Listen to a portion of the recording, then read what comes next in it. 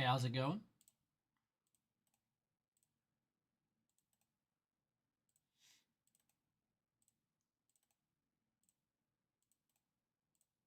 Good evening, Borex, Mano.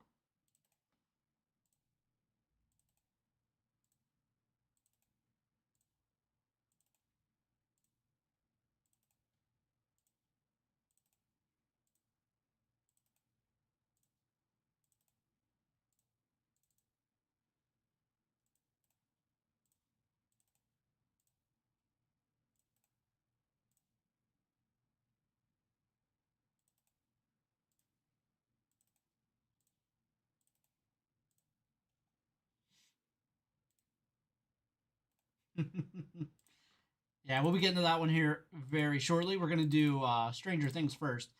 I copied over the Stranger Things list, and it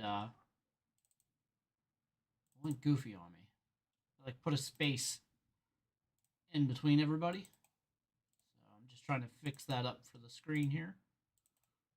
And trying to think of how I'm going to do that better for the Star Wars and the AEW break coming up here in just a little bit. Maybe Word will work better than Excel.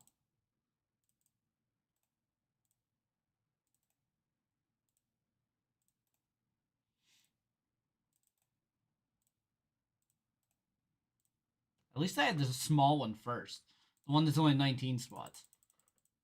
Like, it wasn't the AEW break where I gotta delete 96 spots or 94 spots, whatever it would have been. So at least we have it, so it's not too bad.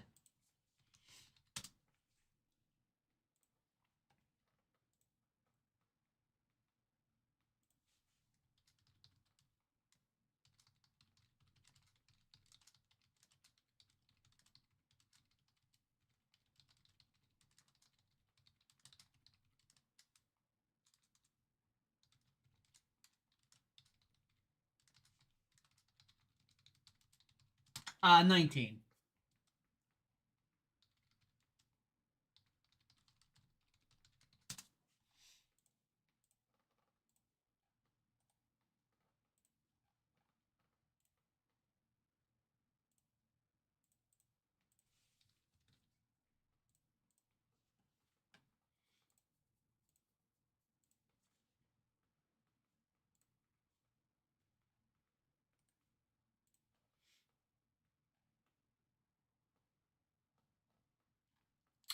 Yeah, yeah.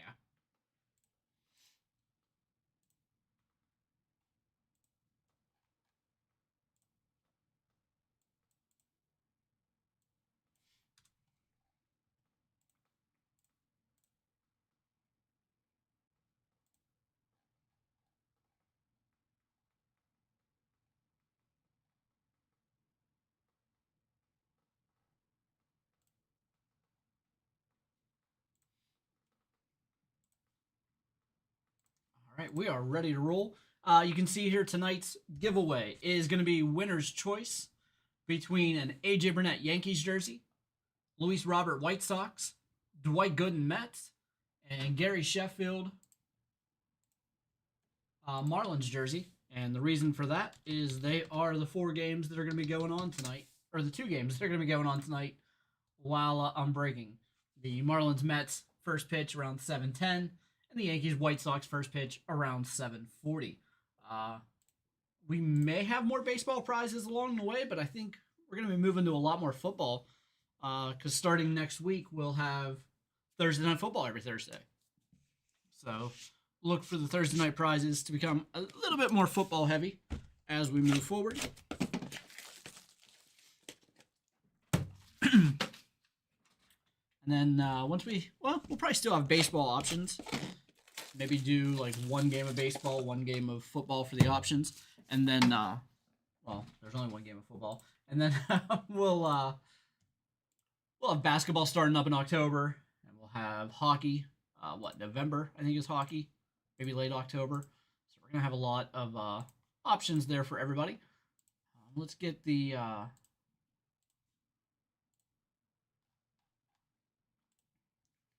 Let's get the link here for everyone to join the breaks.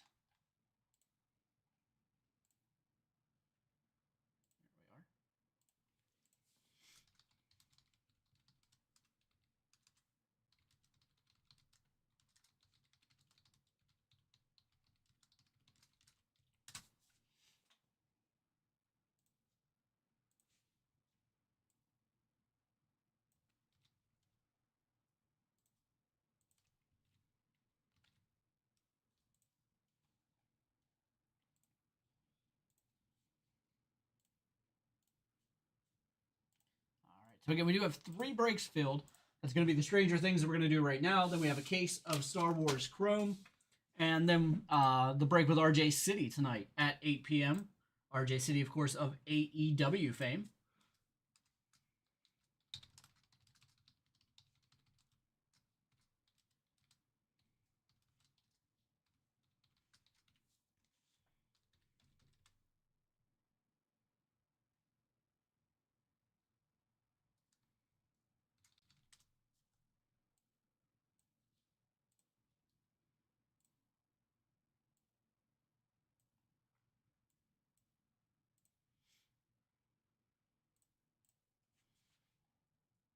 All right.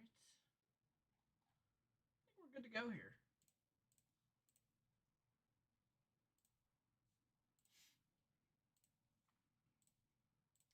All right. Our first break tonight is going to be a 2025 Top Stranger Things High Tech $6. That's half a case. Pick your character break number 1. Let's go ahead and jump over here. All right. Each character or group of characters was priced individually. Customers will receive all cards from those characters. We have Tyler with Angela, Barb, Becky, Dr. Alexi, and Murray Bauman. Argyle, played by Eduardo Franco, and Agents Harmon Wallace and Stinson. Also Billy Hargrove, Max Mayfield, and Heather Holloway. Bob Newby, Joyce Bowers, Lonnie Bowers, Sam Owens, and Scott Clark. Michael with Chrissy Cunningham, played by Grace Van Deen, and Jason Carver, played by Mason Dye. Also Connie Frazier and Dr. Martin Brenner. Tyler, a few in a row here. Dustin Henderson, played by Gatton Matarazzo, and Susie Bingham. Eddie Munson, played by Joseph Quinn. 11, played by Millie Bobby Brown, and Callie Prasad and Terry Ives. And also Enzo Antonov, played by Tom Wallachia. Stacy with Henry Krill Vecna, and played by Jamie Campbell Bauer, and Victor Krill, the Demogorgons, and the Mind Flayer. Michael again, Jack Sullivan and Larry Klein. Tyler with Jim Hopper, played by David Harbour, and Calvin Powell and Phil Callahan. Michael again here with Jonathan Bowers, played by Charlie Heaton. Lucas Sinclair, played by Caleb McLaughlin. Also Erica Sinclair and Patrick McKinney. Mike Wheeler, played by Finn Wolfhand. Also the parents. And Nancy Wheeler, played by Natalie Dyer and Fred Benson. Stacy again with Steve Harrington, played by Joe Keery and Robin Buckley. And Michael, Will Bowers, played by Noah Schnapp. That was a lot. The Star Wars is even bigger to read off. So we'll deal with that whenever we get there. I think AEW is even more to read off. So we just keep growing in size tonight. Let's take that down here. All right. Good luck, everybody.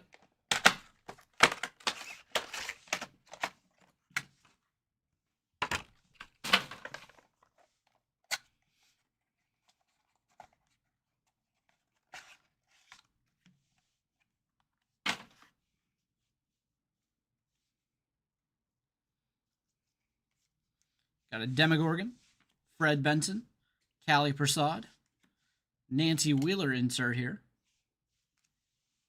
Chapter 1, The Vanishing of Will Byers. We have a Vil Callahan. That's parallel. And we'll get to some numbered cards here. Lucas Sinclair, 18 of 99. Going to Michael.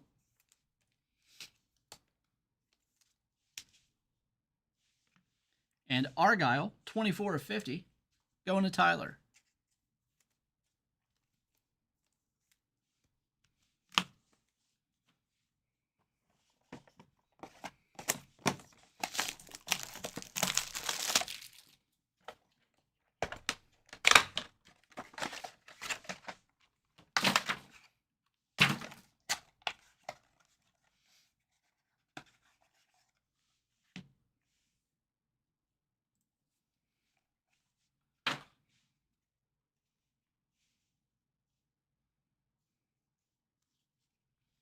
All right. Got Dustin Henderson, Joyce Byers, Max Mayfield, Becky Ives, Chapter 6, The Spy. We have our first autograph. It is Grace Van Deen, played by Chrissy Cunningham.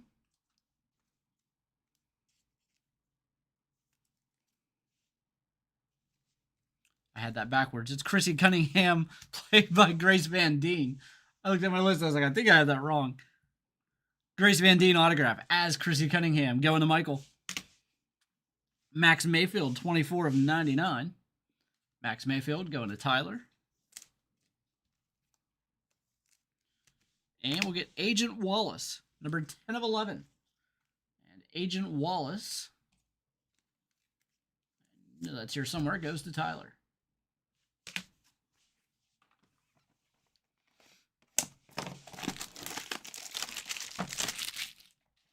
Box number 3. We had our first autograph there.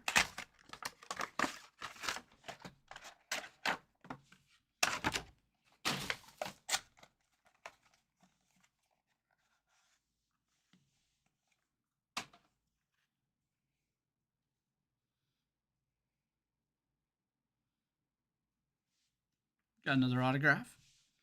First, we have Mike Wheeler, Lonnie Byers, Chapter 9, the piggyback. We have Will Byers, 24 of 25. That's a really nice one. Upside down. It says in the background there. Will Byers out of 25. Going to Michael. Numbered 7 of 11. Agent Wallace. So we have Agent Wallace out of 11 twice.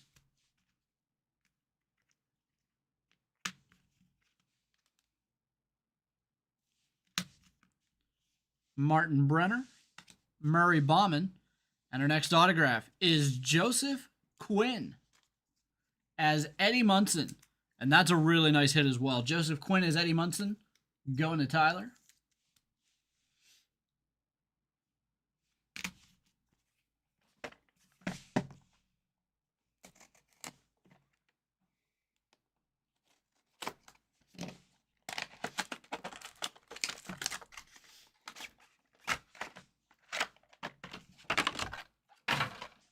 Box number 4.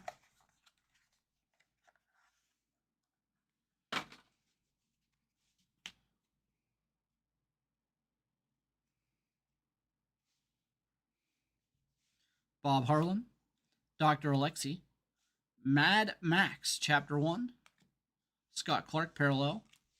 Got a Demogorgon, 34 of 50. Nice card there as well. Demogorgon, going to Stacy. Will Byers, Jonathan Byers. And we've got a 1 of 1, Connie Frazier, going to Michael. 1 of 1, Connie Frazier.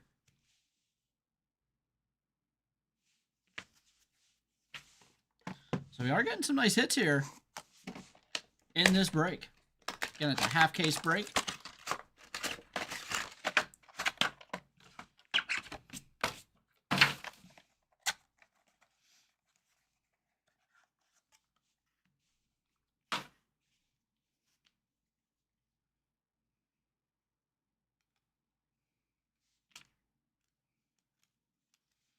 Jack Sullivan, Connie Frazier, 11. Dear Billy, Chapter 4. Got another Fred Benson. Becky Ives, number to 99.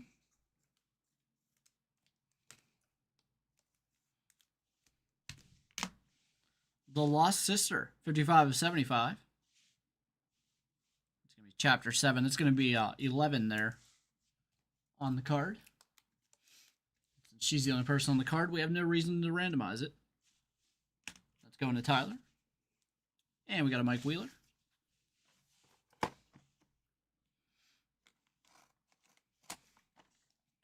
As for the other combinations there, we're going to go with the first person on the card, or if the card has a name on it, we'll go to that.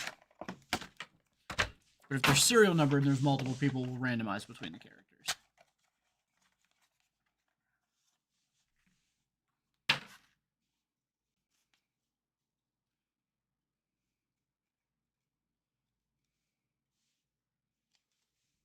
Enzo Antonov.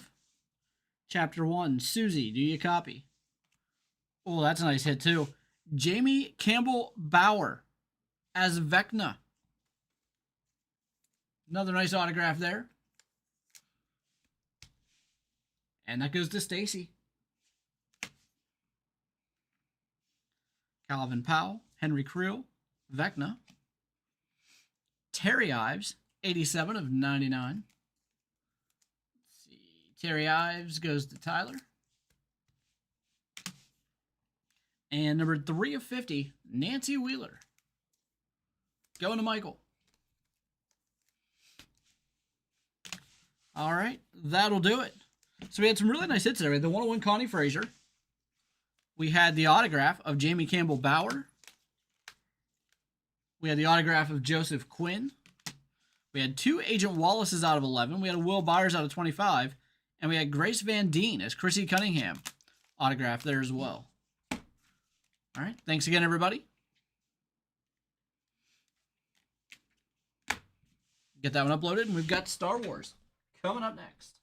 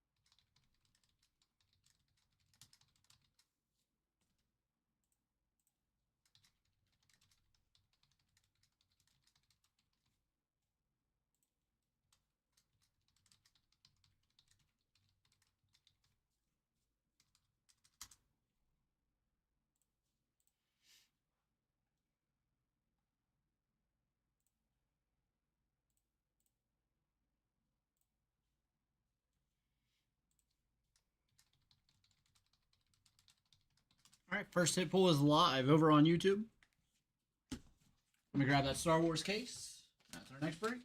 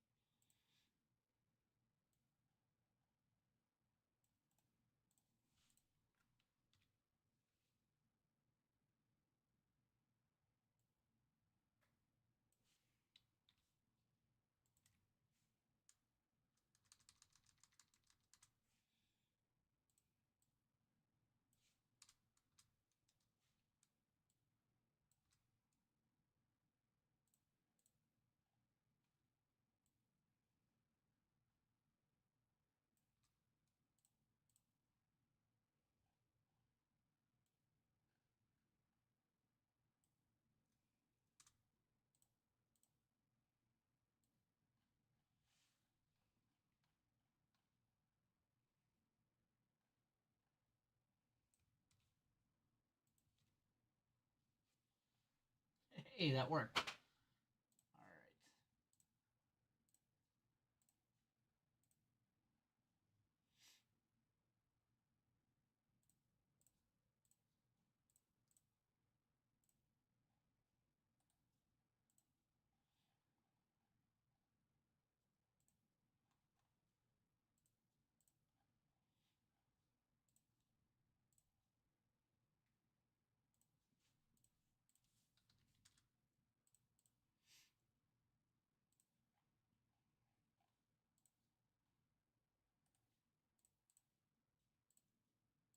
All right, our next break is a 2025 Topps Chrome Star Wars 8-box case.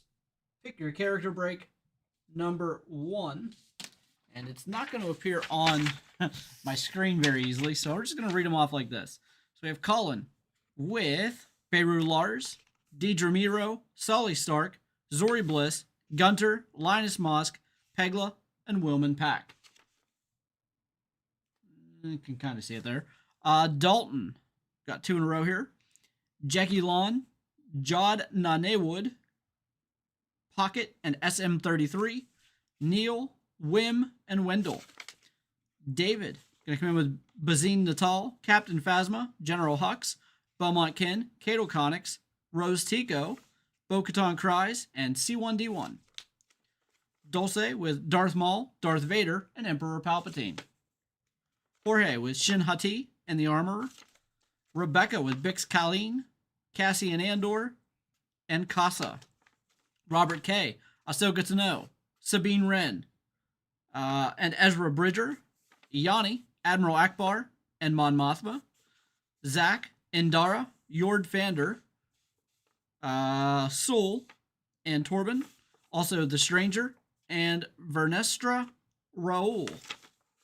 Then Michael has every other character here, as you can see, including autograph-only characters, non-autograph characters, and the sketch cards. So Michael picked up all the rest there. Good luck, everybody.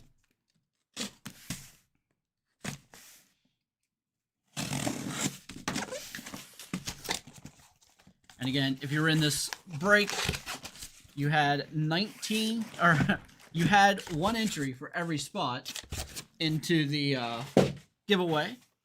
And I can show that off. You can see right there. We had our Stranger Things, and then we have our Star Wars. And again, Michael with those last like 22 spots or so.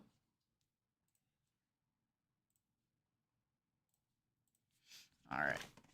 Good luck, everybody.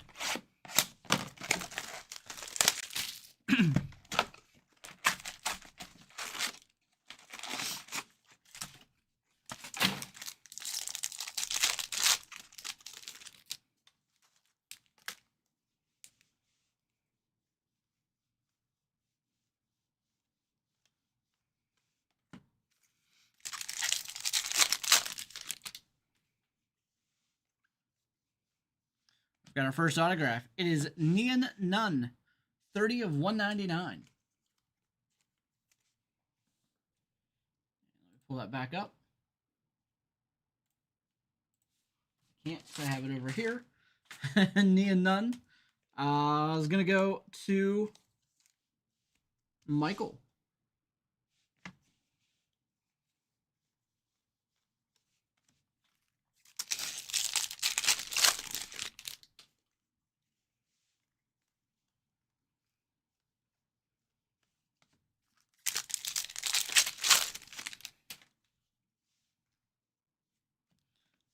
Colored by numbers. That is Darth Vader.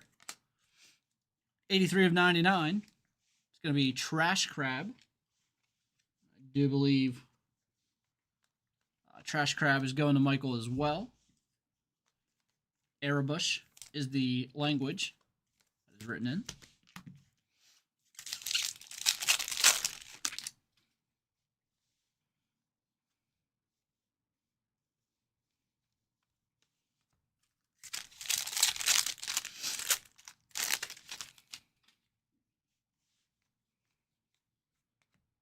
We've got Indara, number to 199.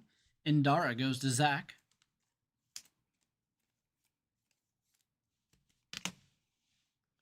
Ravenik. The insert there.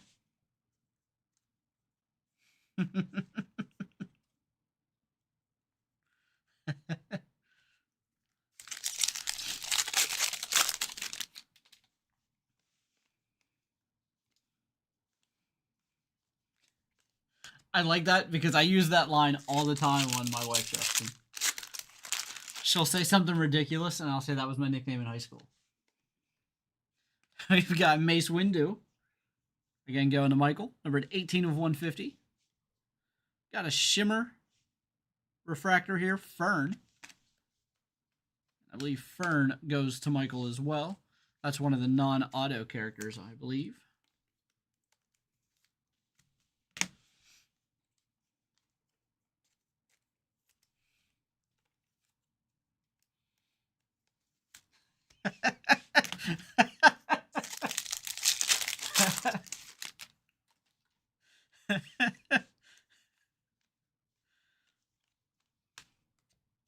All right, the chat's in rare form tonight.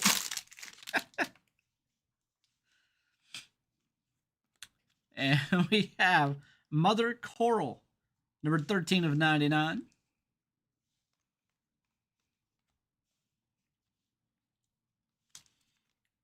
I believe that one is also a non-autograph character.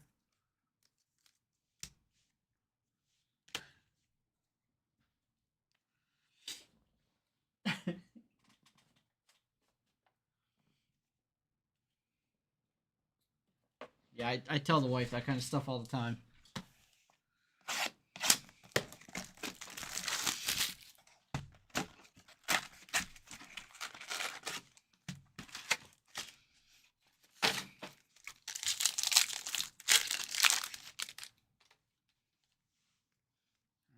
Box number 2 here. We have Professor Hyung, number to 199. I was kind of shocked that he doesn't have any autographs in this one. The guy from Doctor Who. I just can't remember his name. David Tennant.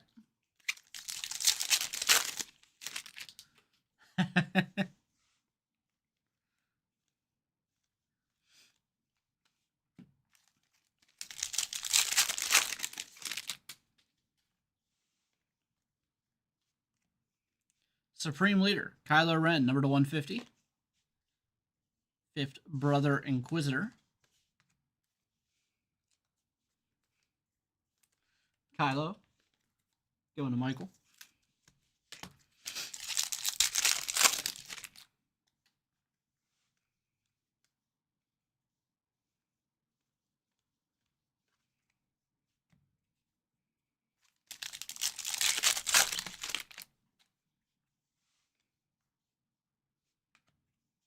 Got IG-11, 21 of 50.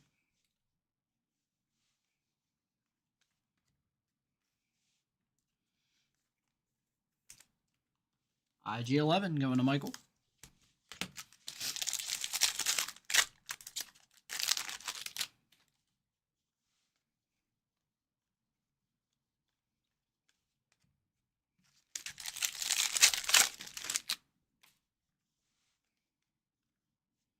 And our autograph is Ayla Secura. That is Amy Allen. And that's an autograph-only character. Going to Michael.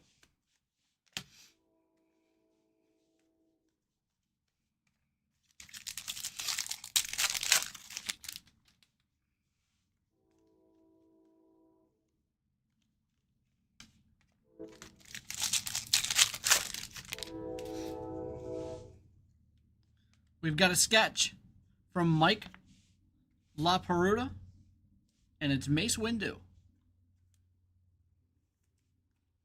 Nice sketch right there.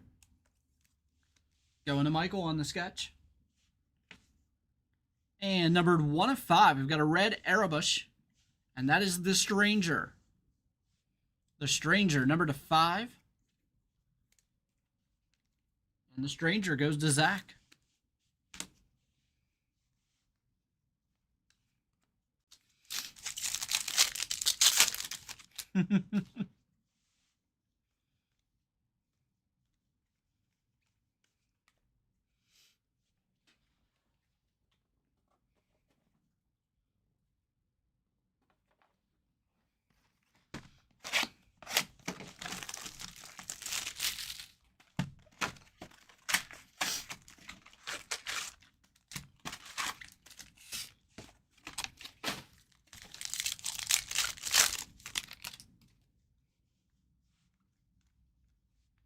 Ooh, this is nice too. Numbered 1 of 10.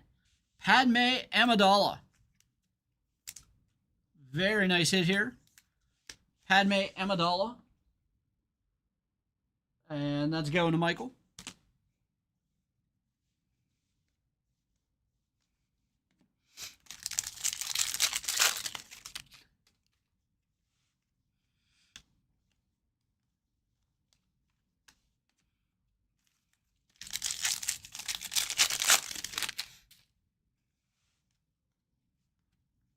Jawas. Amon Grem, number to 199, going to Michael. Vixis.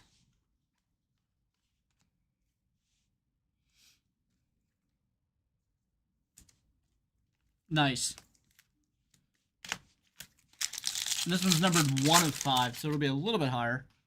I gotta think the Padme Amidala is going to be up there too. Number to 10.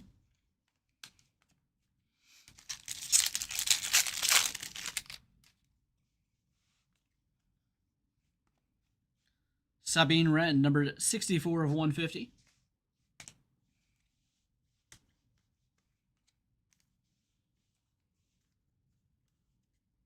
And Sabine Wren is combined with somebody else here. Who was it?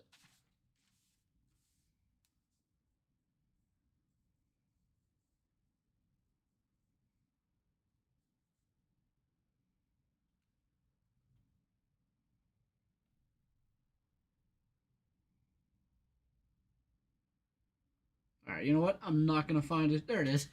It's Ahsoka Tano, Sabine Wren, and Ezra Bridger. Goes to Robert.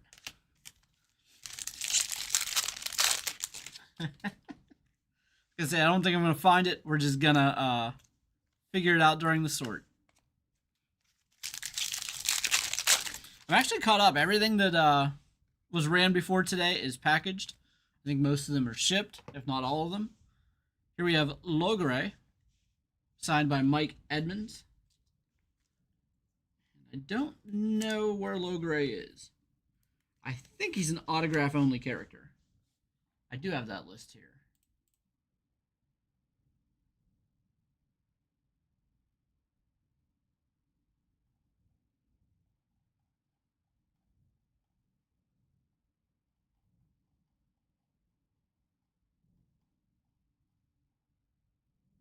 Oh, he's in the non-auto list because it said on the checklist he didn't have an autograph. But that's okay because it's still purchased by Michael there. He bought both autograph only and non-autograph.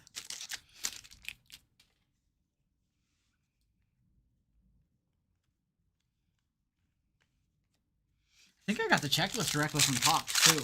That must have just been an oversight on their checklist. Number 46 of 99, we have Neil and Hannah. And Neil goes to Dalton. Hannah, I don't know. There's one we have to search. So I'm just gonna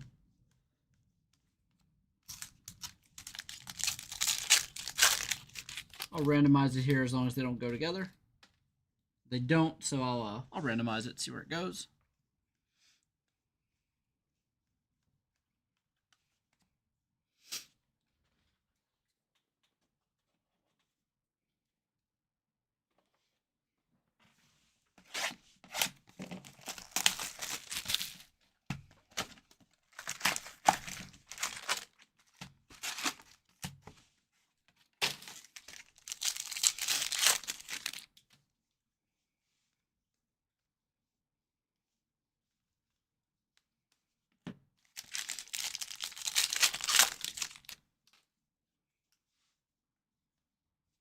We have Bazine Natal, 10 of 99.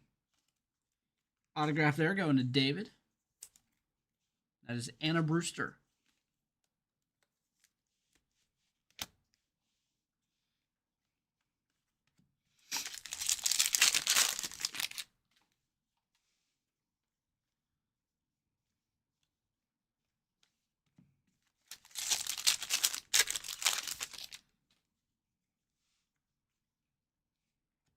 Kaim, numbered 1 of 150.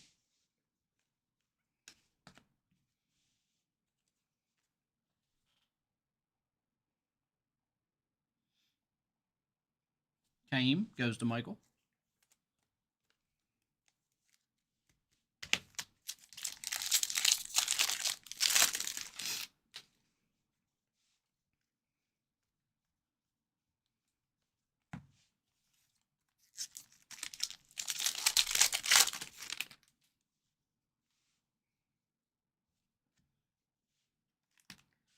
Looks like we have Graffiti, C-3PO, and R2-D2.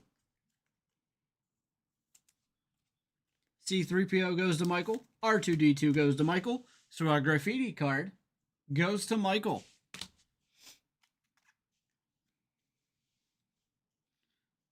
Mog Adana, 5 of 50.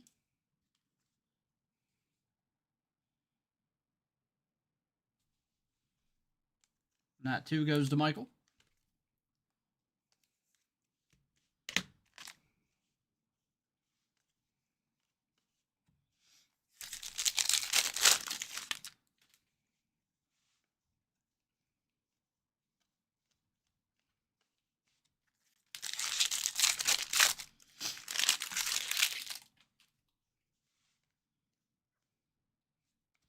$41 of 99.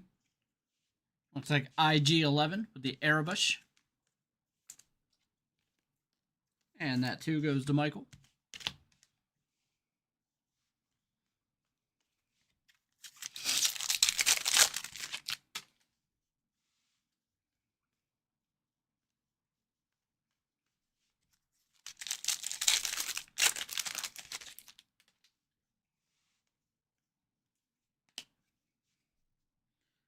Lorsan Tekka, number to 199.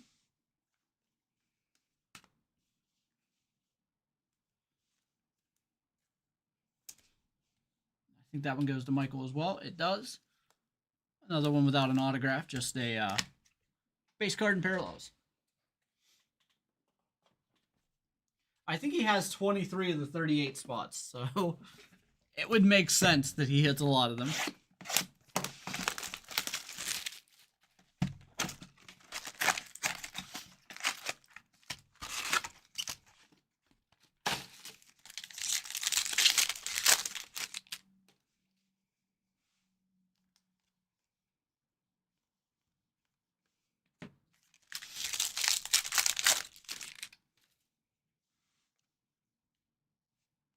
Max Rebo, numbered 18 of 50. That's Simon Williamson. And that one goes to Michael.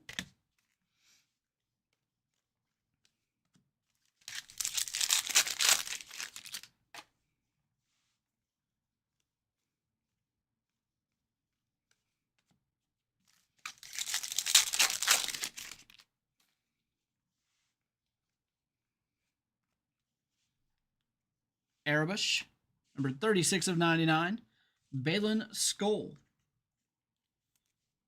And I do believe that goes to Michael. Yeah.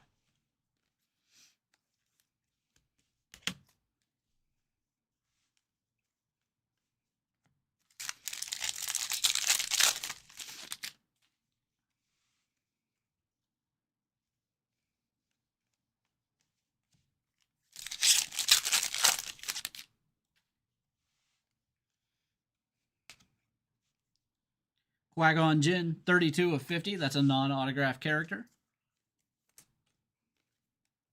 Played by Liam Neeson. Going to Michael.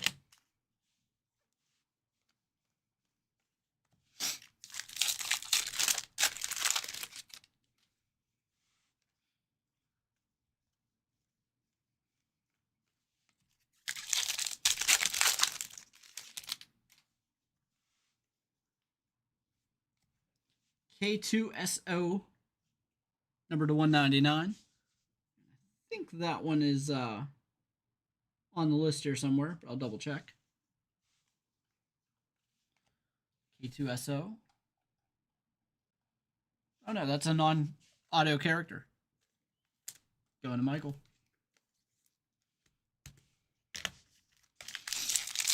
Yeah, it'd be nice, Dalton.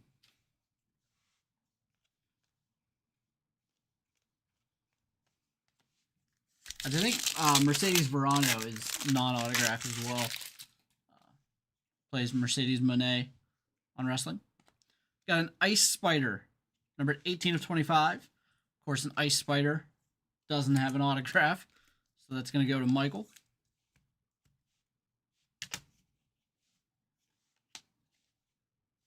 Wampa.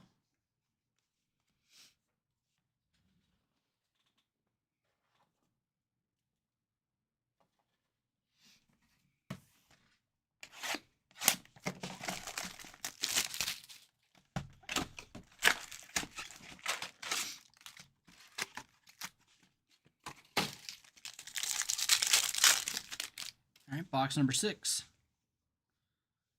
By the numbers, Stormtrooper. Number to 150, Boba Fett. Boba Fett, going to Michael.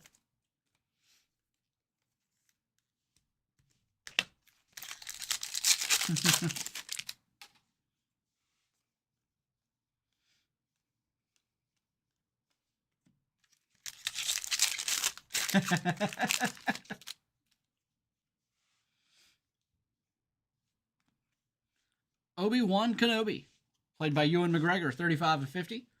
And that one goes to Michael.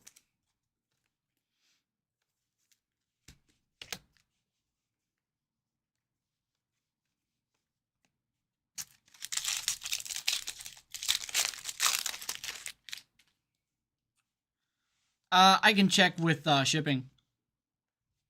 Admiral Akbar Refractor and base.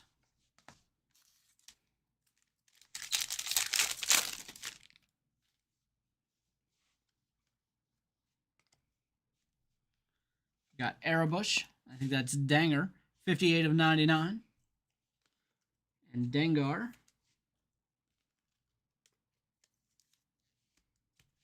I mean, do we really need to look? I think we know where it goes. It is, I think it's Michael. Couldn't find it because he doesn't have autographs in the set.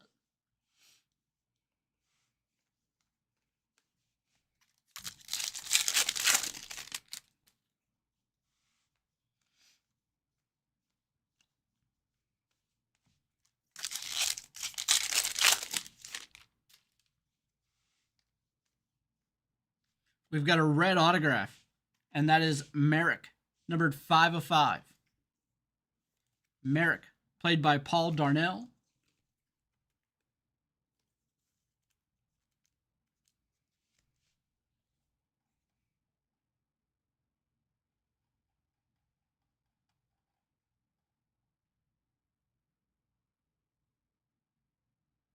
And that's an autograph-only character. Number to 5 here. Going to Michael.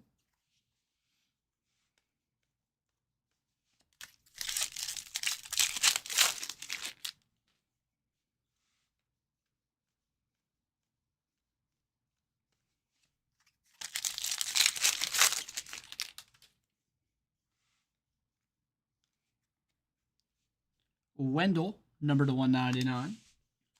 I'm going to go out on a limb and say that's a non-auto character. Going to Michael.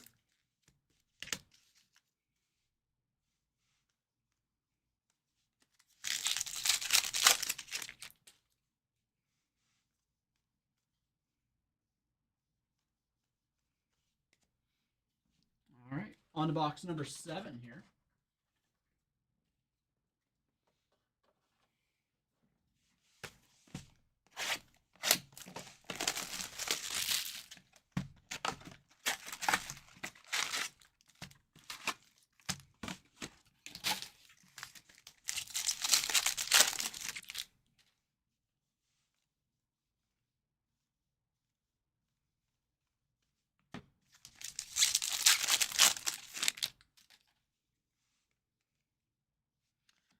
Volt Scaris autograph. 70 of 150. That is Mario Vernazza. That's another auto-only character. Going to Michael. Vexus. What do you have, Dalton? I mean, you got some pretty big ones, so if we hit Jude Law auto, I think you'd be doing all right.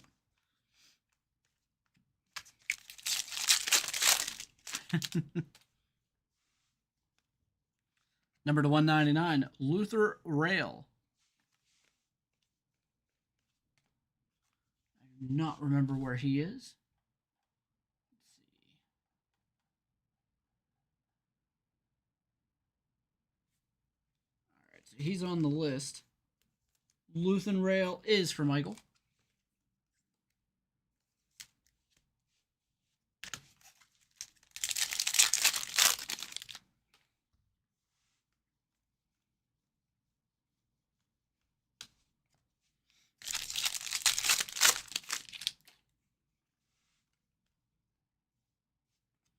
That's neat. Double Vision, Ahsoka Tano. And it's the Clone Wars character and Rosario Dawson. That's really cool. Double Vision, Ahsoka Tano. And who has Ahsoka? Robert has Ahsoka. Very nice hit there.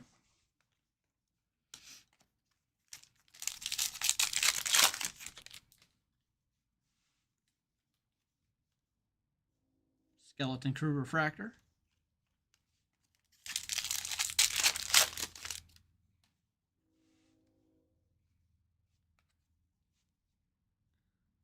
Zonwan, 26 of 99. And I think that one is a non-auto character. Actually, I'd be wrong. So he's in here somewhere. Finding him might be tough, but Zanwan.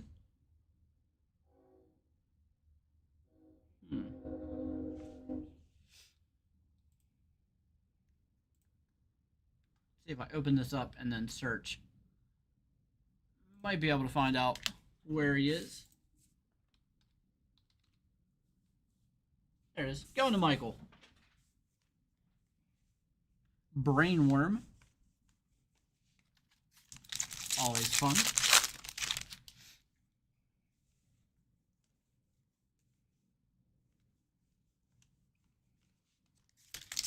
And oh, that's a really nice card. That is a Kyber Light card. Darth Maul. That is really, really nice. Darth Maul goes to Dulce. I like that a lot. Nice. This is a non-auto character, but played by Woody Harrelson. It is Tobias Beckett. Going to Michael. 6 of 25.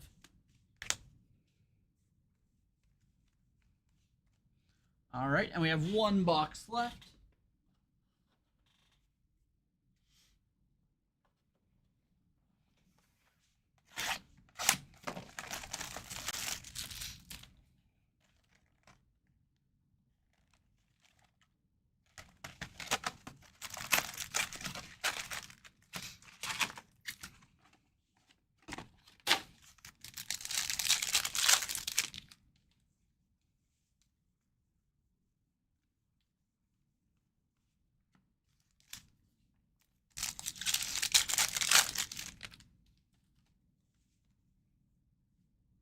By numbers, Han Solo. We have Sebula autograph. Lewis McLeod. I think Sebula might be an auto-only character as well.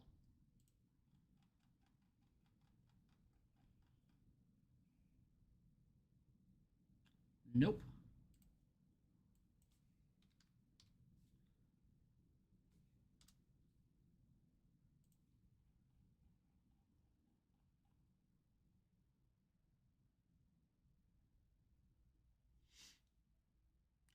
Sebulba.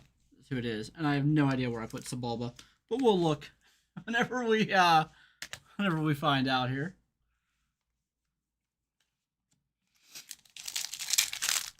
Yeah, I don't know where I put Sebulba.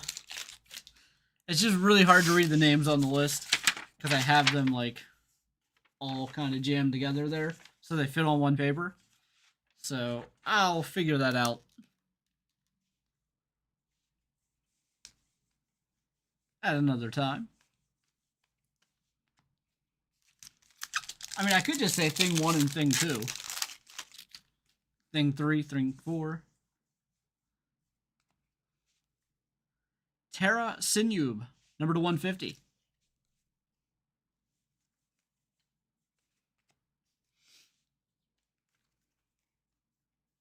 Terra Sinube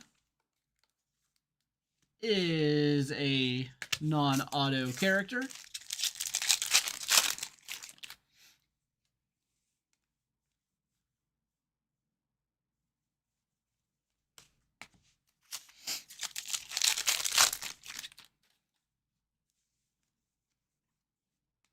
Grand Admiral Thrawn, number to 99. I know Michael bought them today.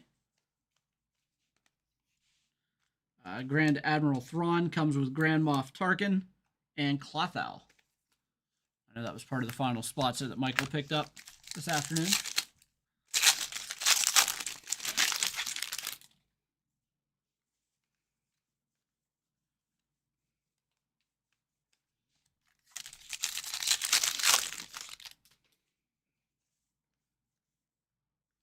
Oh, we got another nice one here.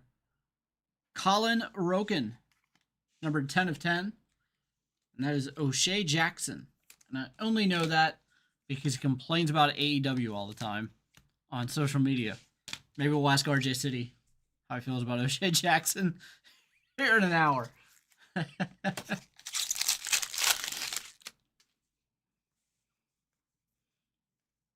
Darth Vader there.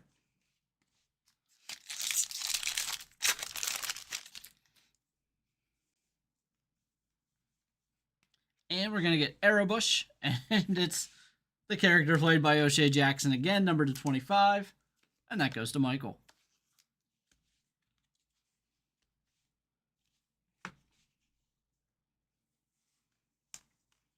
He's one of those people on social media that takes professional wrestling to heart, where it's he will fight you over who you like. O'Shea Jackson, definitely a weirdo. We have Darth Maul, Kyber Light card. Ahsoka Tano Double Vision, which I thought was really cool. The Merrick, 5 of 5 auto of Paul Darnell. Love the graffiti here of R2-D2 and C-3PO. Padme Amidala out of 10. The Stranger out of 5. And we had a Mace Windu sketch by Mike Leparata. We do have to randomize one card here. It is Neil and Hannah. Neil goes to Dalton. Hannah goes to Michael. It's out of 99. Let's jump back over here.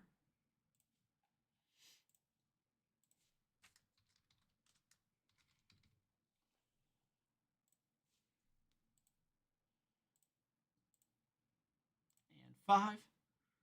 And that's going to Neil. Going to Dalton.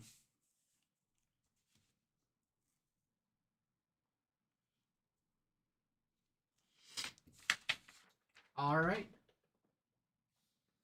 That'll do it. Thanks again there, everybody.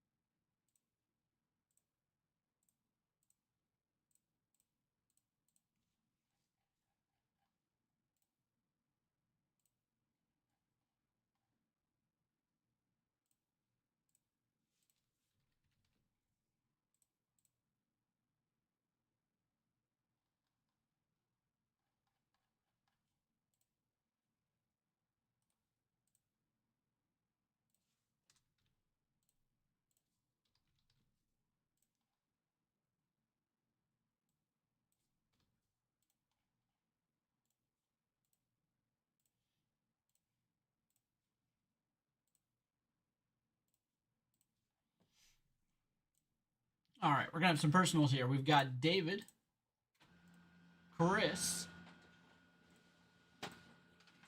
Casey,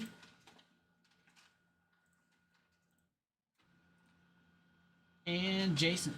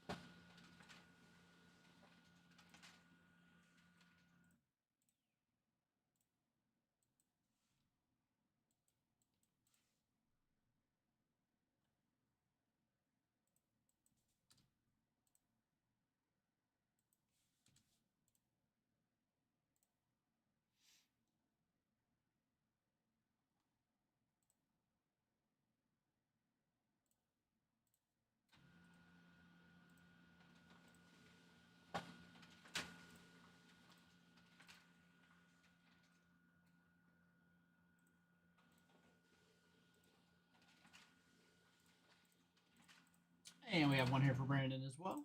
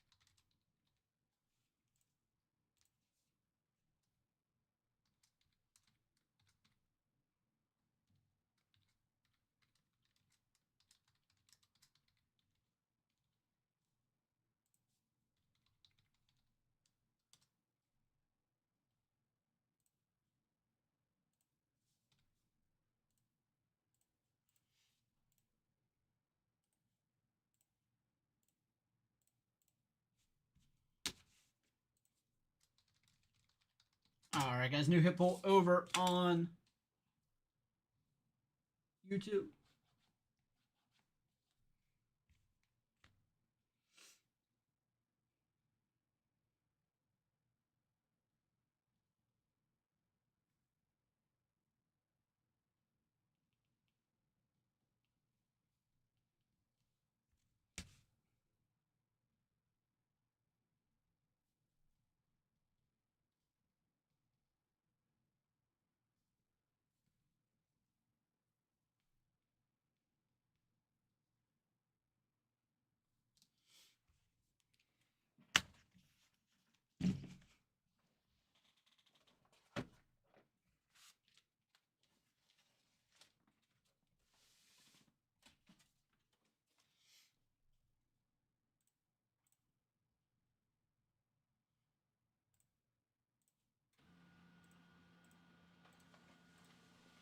All right, let me get these set up here. So again, we've got David, we've got Chris, we have a full break here in Origins, Jason, Casey,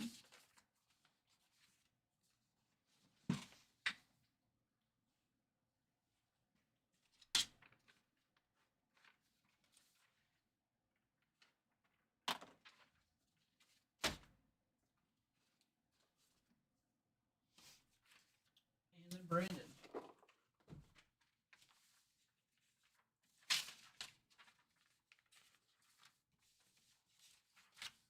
Let me go grab everything here. I'll be right back. We'll get these personals in and then see where we're at, if we can do Origins before RJ City or after. Be right back, guys.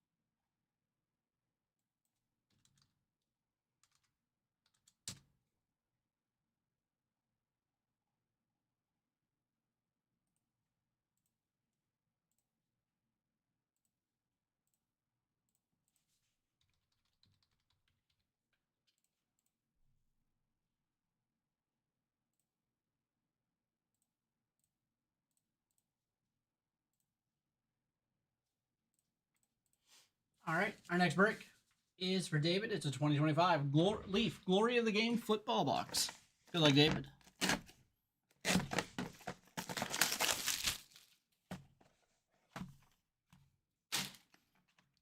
Gonna get a Sam Levitt autograph, 22 of 99.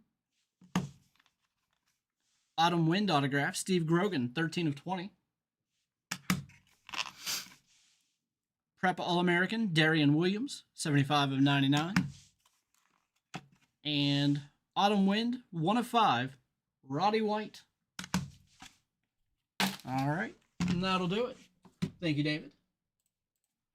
All right, we have 3 boxes here for Chris. 2 Panini Obsidian Soccer, 1 Disney Genesis. Let me grab those.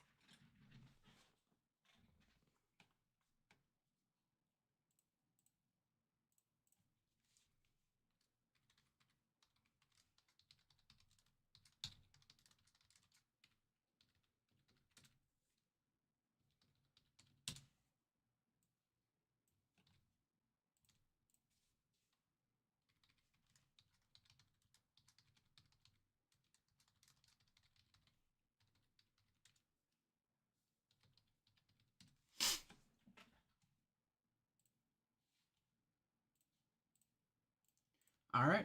Again, the next break here is for Chris. We have 2 24-25 Panini Obsidian Soccer hobby boxes and a 2025 Topps Genesis Disney. Start with the Genesis Disney. Good luck, Chris.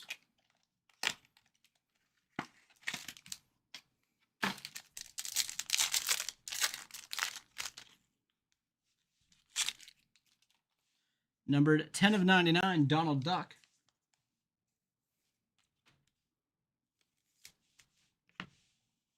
Number 22 of 75, Ant-Man.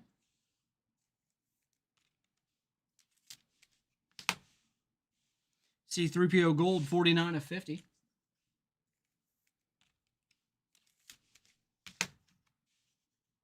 Bell, 10 of 75. And a nice hit here, numbered 5 of 10, Star-Lord.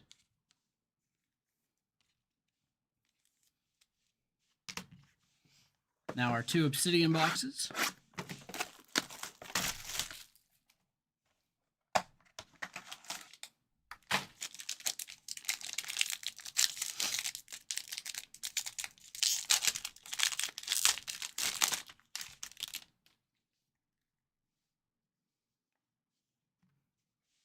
Equinox, Alexander Newell, 69 of 75.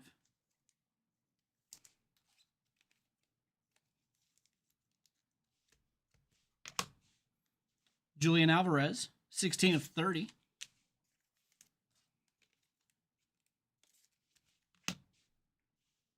Numbered 50 of 59, dual relic auto, Trinity Rodman.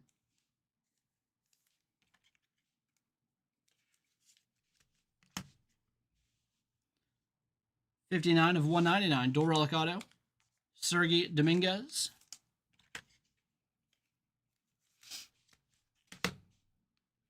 $13 of 50, Ousmane Dembele, Galaxy Year.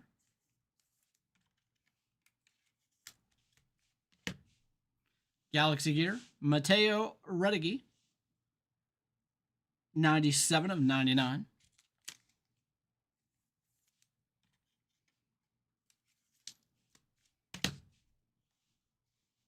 And Gerard Bowen, Atomic Material, number 19 of 50.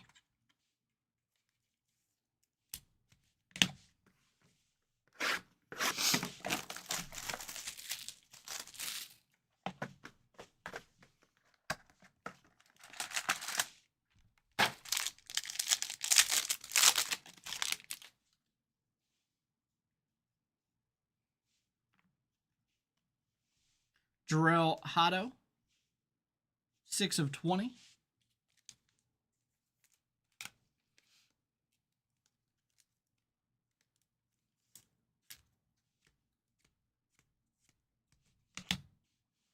Nucleus, Antoine Griezmann, Koki, and Jan Oblak.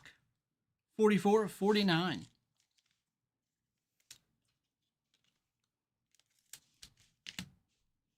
Tyreek George, 52 of 145.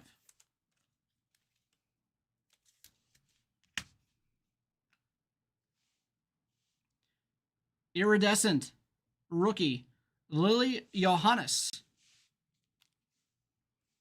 for Team USA. A really nice card. Looks like a case hit, possibly. Class of 2019, 198 of 199. Abby Dahlkemper.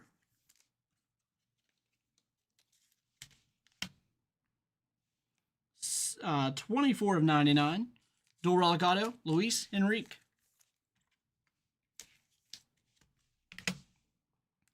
$46 of 199. Triple Relic, Gavi.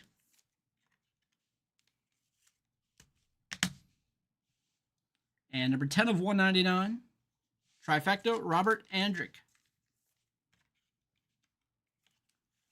All right, and that'll do it. Thank you, Chris.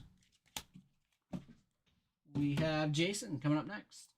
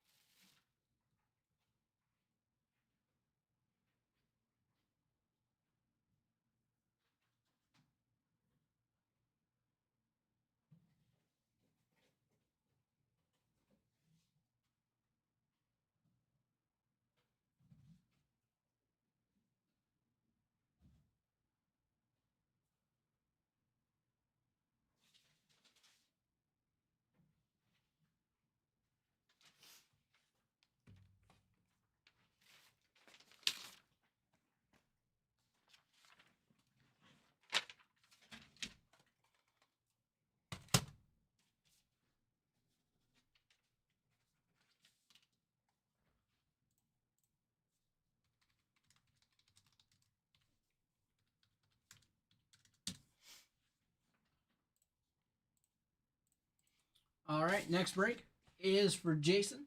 2025 Leaf, or not Leaf, Panini. Boys of Summer Baseball Hobby Box.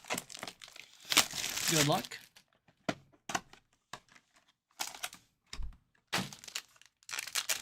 Panini Boys of Summer.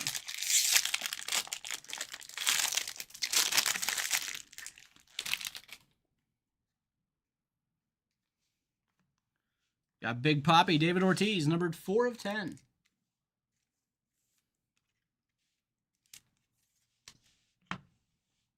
Luis Angel Acuna, number to 175. Tom Seaver, number to 249.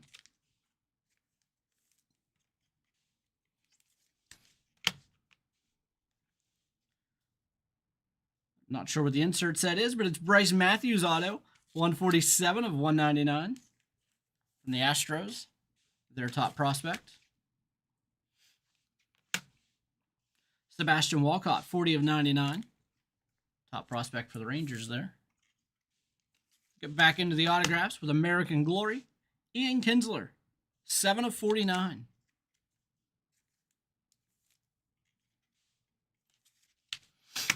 Real nice patch here. Noah Schultz, numbered 7 of 10.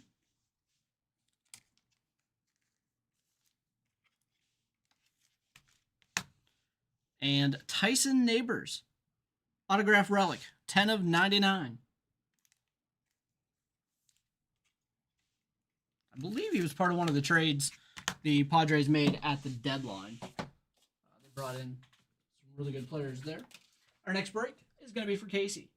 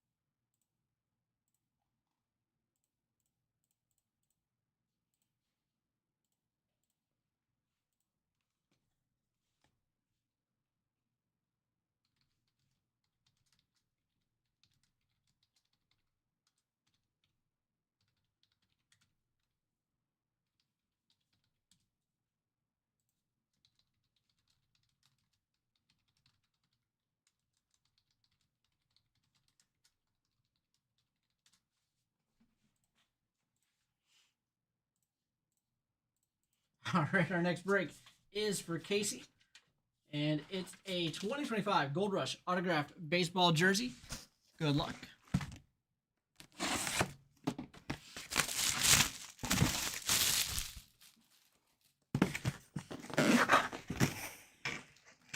And it's JSA certified. It is Vlad Guerrero. Why I'm in that angle. Vlad Guerrero, JSA certified. That's a nice hit. I'm a big Vlad fan, so.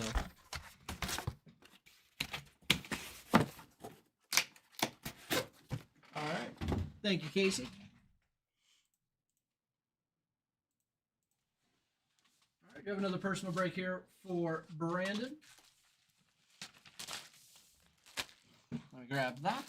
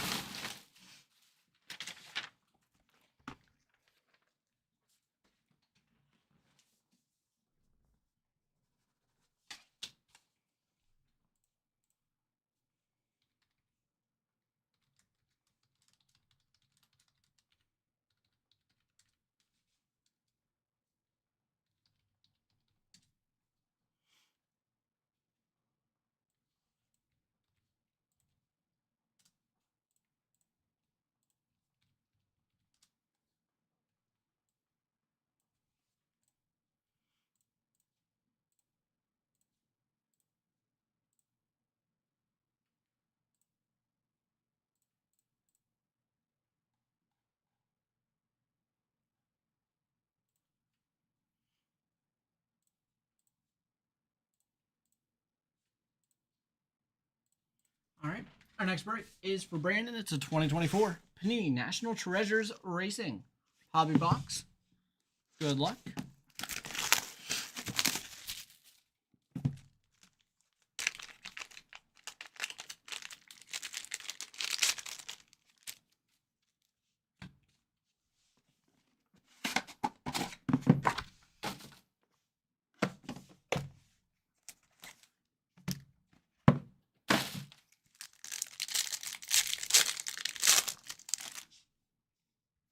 White Sparkle, Ben Rhodes, Michael McDowell, and Michael McDowell's car.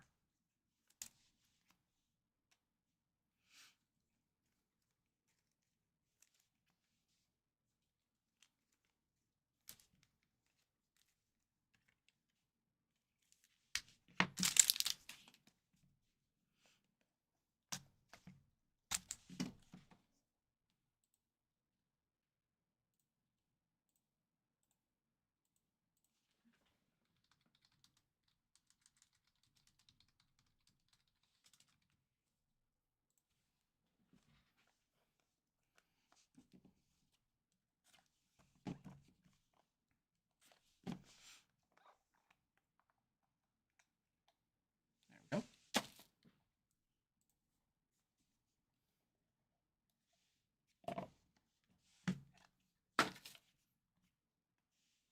Got Alex Bowman rides, 18 of 25.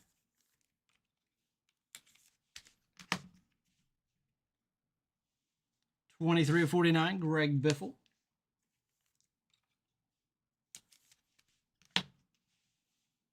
Race used fire suit, 30 of 99, Daniel Dye.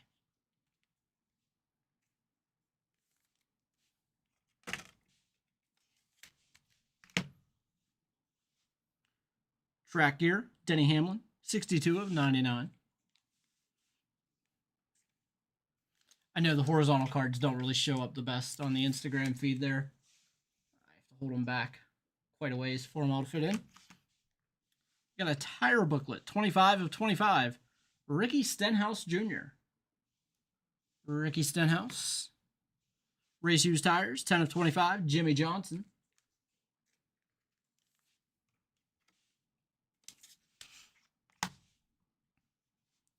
Eckler's Choice, Riley Herbst, 61 of 99.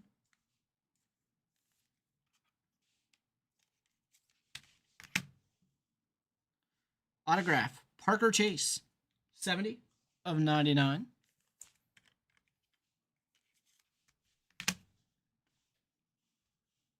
Career wins, Treasured Numbers, 36 of 49, Casey Kane.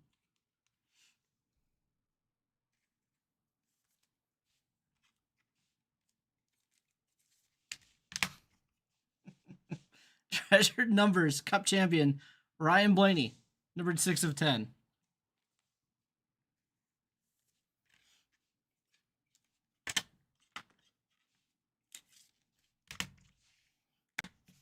All right, and that'll do it. Thank you, Brandon.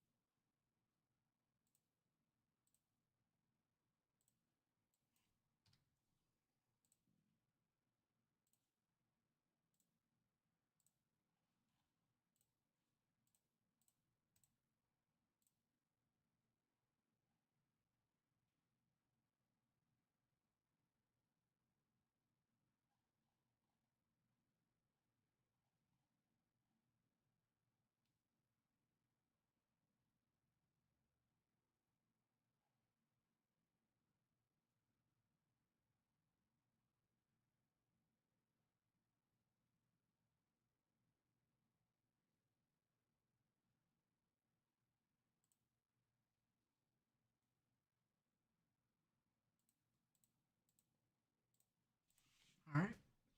Let me get everything set up here. All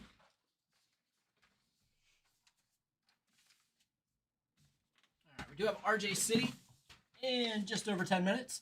So So I'm gonna set the room up for that. I'll be right back.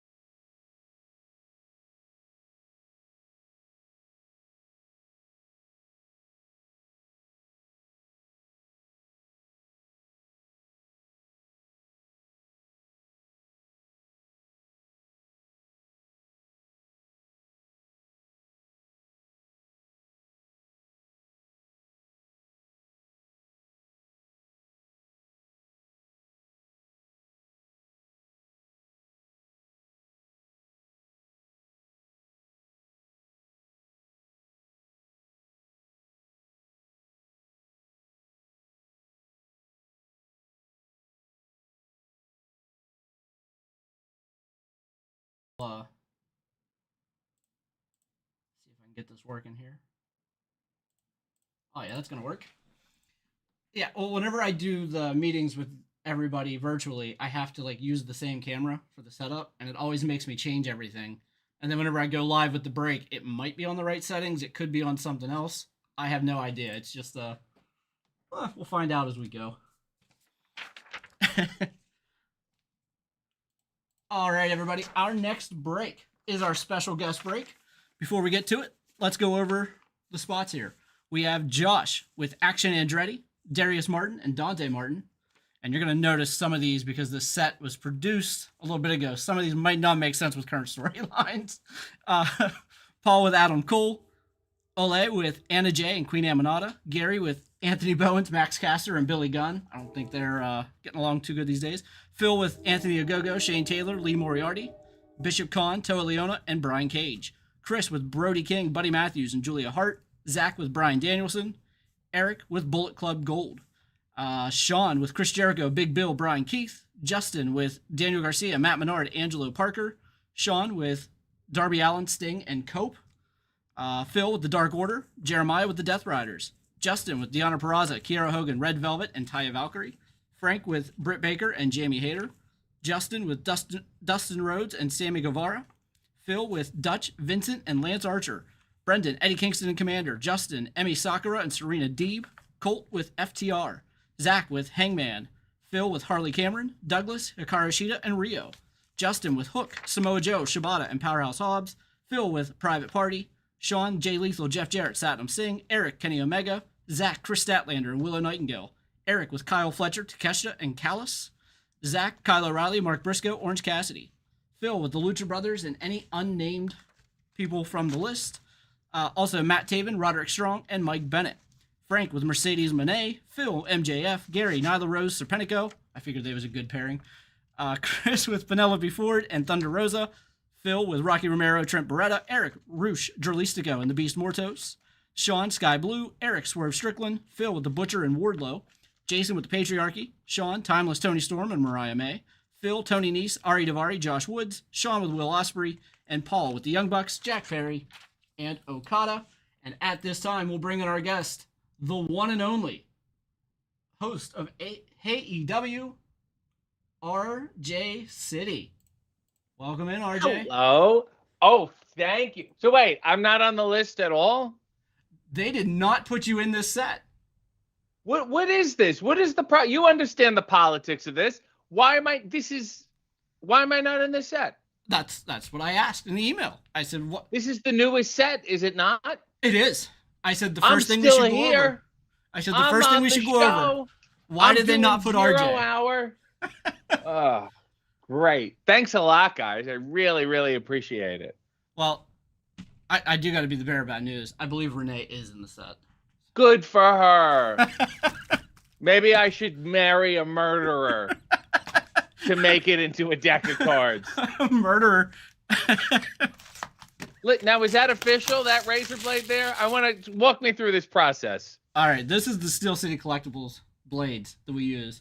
Yeah, we have our own branded blades. Yeah, we because I have cards of my own here, and I won't open them now. But somebody bought me Heroes and Legends of Country Music. You know, you strike me as somebody that would be a big-time country music fan. I need a Merle Haggard so badly. You don't know what I would do for it.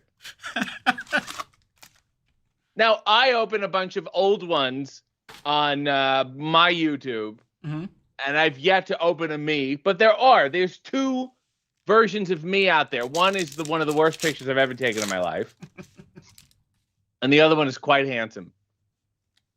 I'd imagine they all are. There's the murderer, John Moxley. There we go. Speaking of. So I don't understand. So let's say Steve picks Pac. Yeah. And then you open it and it's Pac and he gets Pac. Yep, he gets all the Pac cards.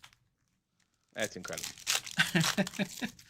Yeah, and Zach, right out of the gate in the chat, throwing shots, said maybe you're not in the set because you still haven't got an All Elite graphic.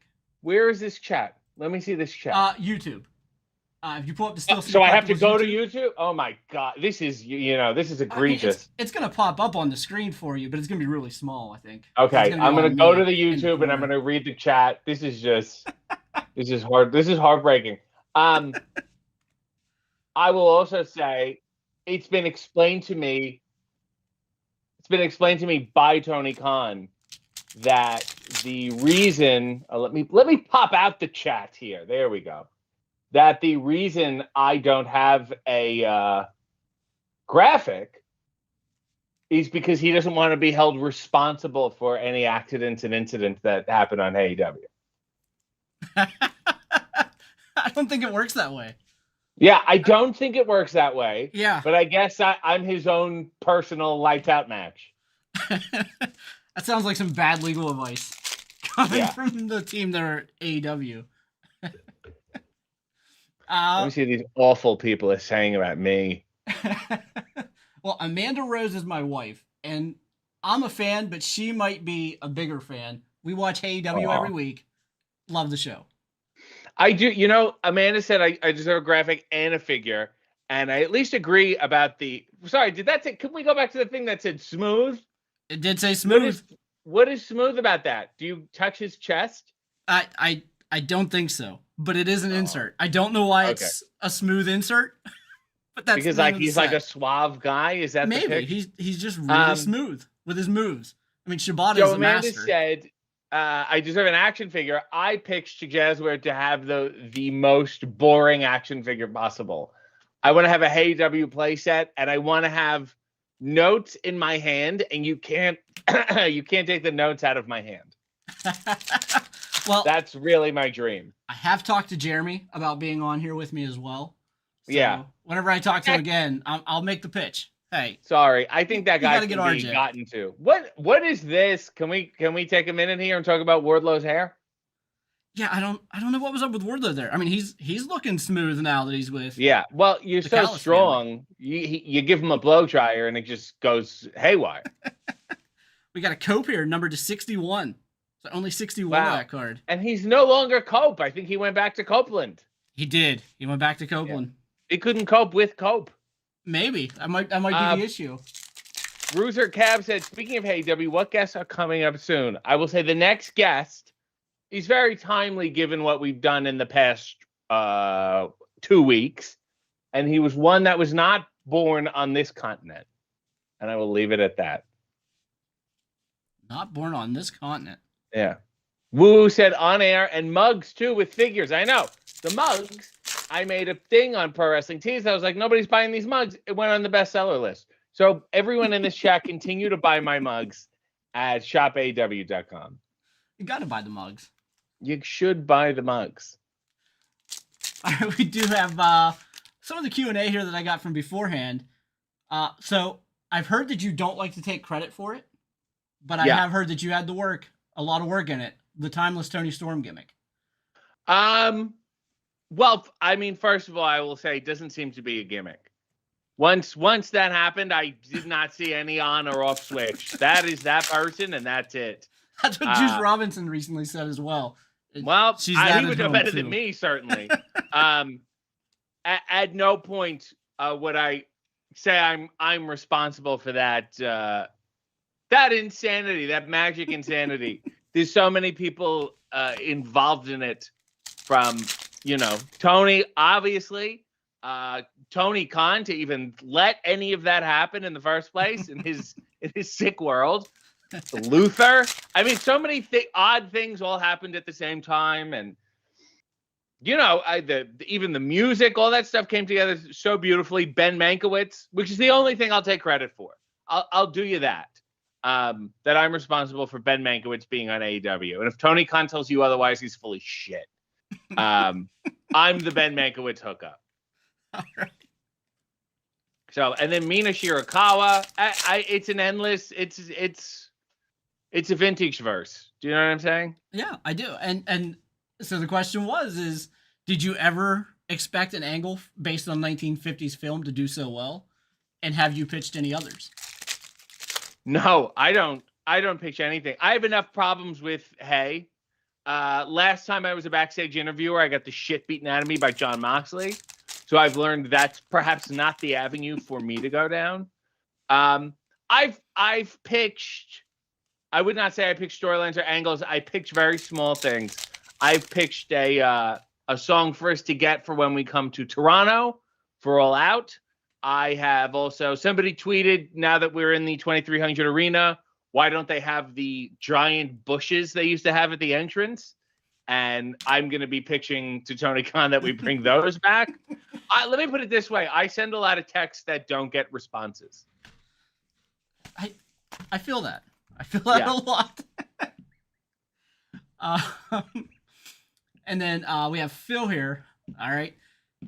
He said if we have any time to fill, which I don't think we do, but he said you worked out for the other guys and you had a funny story about your tryout. I mean, I have many stories about my tryout. So I had a tryout with them 12, 13 years ago now. It was the first tryout under Triple H. It was in FCW, so it was before NXT. It was before they were even in Orlando. And it was... Let me list the list so you can see how great everyone else did. It was me, Mercedes Moné, Dax, Sami Zayn, Elias, Jimmy Jacobs, Angelo Dawkins. It was just a bunch of people like that, and it was very hush-hush. It was very secretive. But at the end of the camp, whatever it was, 2 or 3 days, the last day was promo day, and I got the bright idea to sing Ethel Merman to complete confusion and silence. And Xavier Woods actually filmed it. Footage exists. I don't think it's anywhere, but it certainly exists. And they were like, oh, do you do any improv? I was on a TV show at the time that's on Nickelodeon called Splat-A-Lot. And they're like, can you do something for me show? I said, well, I do some improv. So I started improvising. And Perry Saturn was there.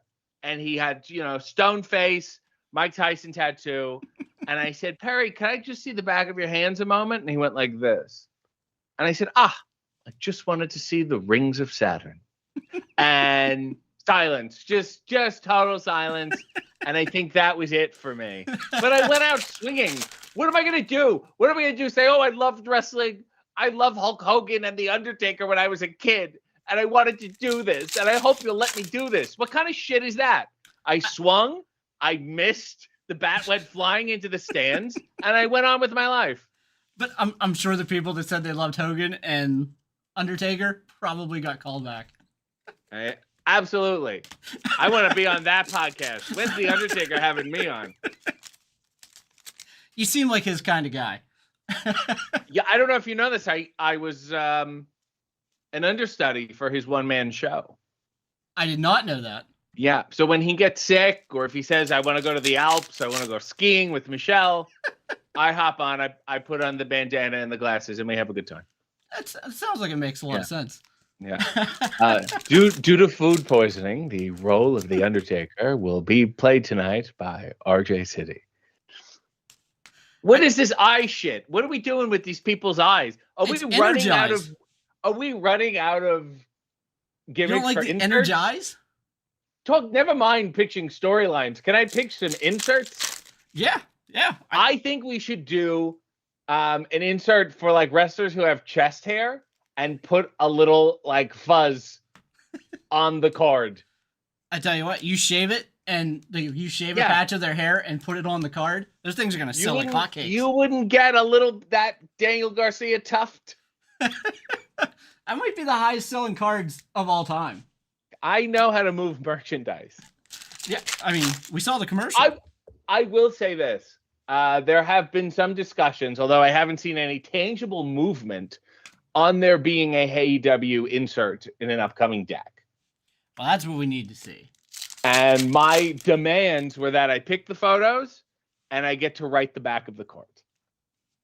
Yeah, I saw you read the back of all the cards whenever you open. And I thought, man, if I would do that, it would take me a month to do a break. Well, that's why I only do a pack at a time. And then 20 minutes go by and I go, oh my God, I've wasted half my life opening Heroes and Legends of Country. Is it a waste of life though? I mean, that's. Yes. I can't think of a better thing to is. do with 20 Yes, minutes. I'm telling you, as someone who does breaks professionally for your whole life, I'm telling you, yes, it is. I have. Look at this. Wonderful person, Christina. I think she's in the chat. She sent me this. Do you see this?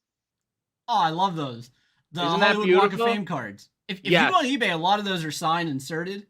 I need to build that set of like everybody's autographs because it's such a cool set. Because it's like everybody that's not in anything else. And I have this. This is the last set I opened. Sometimes I'll just buy old ones on Amazon just to get through them. And just to see how young everyone was. It's like flipping through a yearbook. Now, whenever you open them on your own channel, for the people that are no longer on AEW, do you just like kind of fast forward through those, or do you? Absolutely not. That's insane. No, that's so ridiculous. And it's like, I don't know. Does anyone know how long it takes to like make these cards and package them and ship them? Like, of course they're not up to date. Yeah, it takes a while. It's a stroll down memory lane. Absolutely. You know? And you're like, oh, I remember when that happened. They're not going to come out the week something happens. It is nice to be hit with like, oh my God, do you remember that? Do you remember gray shirt Jack Barry? What does that say? Viva City? We're running out of names for shit, aren't we? I think it's Vivacity, but hey, Viva City works as well. Maybe it's my God. I want to apologize to the Upper Deck people. Maybe it's just named after you. These people are wrestling fans. If I can't pronounce it, neither can they. You're good, though. You have a real casino dealer smoothness to you. I appreciate that. Do you also deal with playing cards, or you only traffic in this? Only traffic in this. I'm so bad at shuffling decks of cards. Really? Yeah, it's terrible. I just bend all the cards and everybody yells at me. You're doing great. Racer said, RJ, I saw you on Broken Skull with Steve Austin. What was up with the underwear? You saw his appearance on my show, my YouTube show, Coffee and Underwear, where I make coffee in my underwear. We filmed it after we did his podcast. So that was on my channel. I think my episode, it's me and David Arquette with Steve Austin, has been completely scrubbed from the internet. When WWE took his podcast, they made him take all his old episodes down. You know, the interesting ones where he sounds like he can think for himself? Yeah, those ones. Ones where he's not shooting out the corporate lines there. Yes. Is that Shayna Wayne? Great jacket. Look at Mother Wayne. Good for her. Now, did you... Beautiful. I know you were in some TV shows. Yeah. And you had the like He-Man type vibe to you. Did they come to you for American Gladiators? Like, did you have to turn them down for them to go to Wardlow? Yeah. Yeah. I said, I only want to do the joust. And they said, absolutely not. No, I was on a show called Splat-A-Lot, which was a long time ago now. It was on Nickelodeon. It was on BBC. And it was like Wipeout for kids, but we would defend the castle from these invading children. And my name was Gildor, and I was a Viking. And I had a big hammer, and I had a gold chest plate. And due to the standards and practices of children's television, they had to file the nipples off the chest plate because you couldn't have nipples on kids' TV. So if you look closely, I have no nipples. Now, this is the kind of information that these interviews bring. The filing down of nipples. Like I did not know that. Who else has been on this as a special guest that'll make me feel good about myself? Robert Flores from MLB Network. Okay. I have a question here from somebody that you might know. His name's Steve, and he said, "Who's your favorite person from DraftKings to work with?" There was when we went to the offices, there was a woman who said, "Do you want any snacks?" And she was great. Steve Buchanan, who operates the DraftKings as far as AEW stuff is concerned, is a piece of shit and a scam artist. And I think we all know that. There's no sense in beating around the bush. He comes on and he says, "Oh, I think you should bet on MJF." Who knows what kind of Pete Rose business he's involved in. And he's not to be trusted. DraftKings is great. Steve Buchanan is not. Steve Buchanan wrote the question, and he's in the chat. Yeah. It's incredible. He's been on with me multiple times. We've done a lot of things with DraftKings. I also want to say, while he's here, I just want to call people out on stream. We filmed a bunch of stuff at the DraftKings offices. I guess they're in Boston. Mm-hmm. And I never saw any of it. Steve, what happened to it? Do you remember when we came and played video games, Steve? It was me and Daddy Magic and like Ty Mello and Angelo. What happened to that? Let's see if he responds. Okay. This is good. He did text me and tell me he would be watching, so. Good. This is the best way to call people out. You lay low and you wait till you're live. Yeah, and he can't say anything back. I mean, you're the one with the microphone. Yeah, exactly. Type something angrily. Yes. While I'm at it, I'm also going to call out Maven. He came to AW when we were in Atlantic City to do one of his vlogs. And I thought I had a good relationship with him. He's like, hey, do you want to come on? I'm like, of course. So I came on, I did one of my bits, and he completely cut me from the vlog. Ah. Yeah, I know. So I got to add him, to this menagerie of shitty people I'm collecting. That's a good Satnam. Yeah, but it's dinged. Did you see the foil? Foil what happened here? He's so big he couldn't fit in the pack. Right. He's even trying to crouch too. He has to. They don't have cameras big enough to get the full Satnam Singh on the card. He's one in a million. They're not gonna make a camera that big. No. The only person from India to figure out how to play basketball. I love it. And he's wrestling. And he's wrestling. That's the Giant Gonzalez route. Well, we did have a random one here. Andrew Zarian on Twitter said, what's your favorite episode of Murder, She Wrote? Oh, boy. There's one with a young, serious Bill Maher. And I can't remember the name of it. Let me look it up right now. Was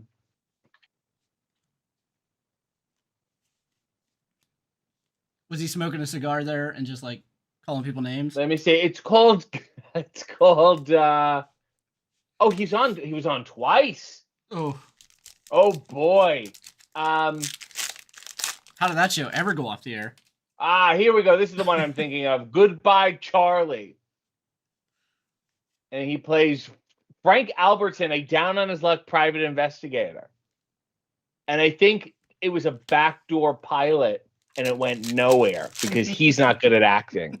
So that's one of my favorite. To see a hopeful Bill Maher, as opposed to let me do the same 8 jokes every week for the rest of my life, Bill Maher. It was it's an exciting thing to see. Hey, some guys have made that very successful for them. Absolutely. Bill Maher is absolutely one of those people. We don't demand enough from our entertainment. We should be more critical. Well, critical. I say critical. A lot of people have opinions and preferences, and that's totally fine. Yeah, just go on social media. A lot of people are very critical. Well, we've made it as easy as possible. I totally get it. But I know a lot of people have opinions. They're not critical. Critical requires some thought and understanding of why and the inner workings, and I would appreciate more of that, specifically directed at Bill Maher. Everybody deals with trolls. Like I had somebody a couple of weeks ago, said something that I'm losing my hair. I was like, do you think I don't see that in the mirror? Right. Am I supposed to be upset about that? Yeah. It doesn't bother me. Somebody said to me yesterday, oh, I know you're not supposed to read the internet. I said, what else are you going to read? You're reading newspapers? Of course you read the internet. Everyone reads the internet. It's the only place to read now. Yep. Yeah, the newspapers aren't really a good business. But I also think, in the 1800s, if you walk down Main Street, Elizabeth, Pennsylvania, chances are out of 1,000 people, one of them would have said, hey, buddy, you're losing your hair. It's possible. Right? It's just people. It's not the internet. That says jambalaya? Jambalaya. That's one of their rare inserts, and that's one of the top hits. That's Timeless Tony Storm. And why does it say jambalaya? Because it looks like she's in some sort of spicy, thick soup. I don't know why they're called jambalaya, but they've had the jambalaya insert for years. That's like one of their It's one of their big inserts. That's Incredible. a big one here for Tony Storm. And Timeless goes to Sean. That's Bruiser in the chat. I think he said earlier he needed a big Tony Storm, and he got one. Now, I was telling you earlier off mic, because I didn't want to get political, that as a child I had the Desert Storm trading cards. Mm-hmm. Is there any market for those? I will tell you, I have seen people say that Saddam Hussein is a rookie card, and Yes. they push that a lot. Yeah. I dispute that. Yes. But yeah, there's a market for people that really want the Saddam card for whatever Isn't it reason. crazy to like look back at when we liked wars? Yeah, it was like yesterday. Yeah. It's a beautiful time. It's like yesterday and tomorrow. Yes. Now, I had a question for you. Please. We did talk. You wrestled local here in Elizabeth at IWC. Yes. Now, you won the Super Indie Tournament in 2014.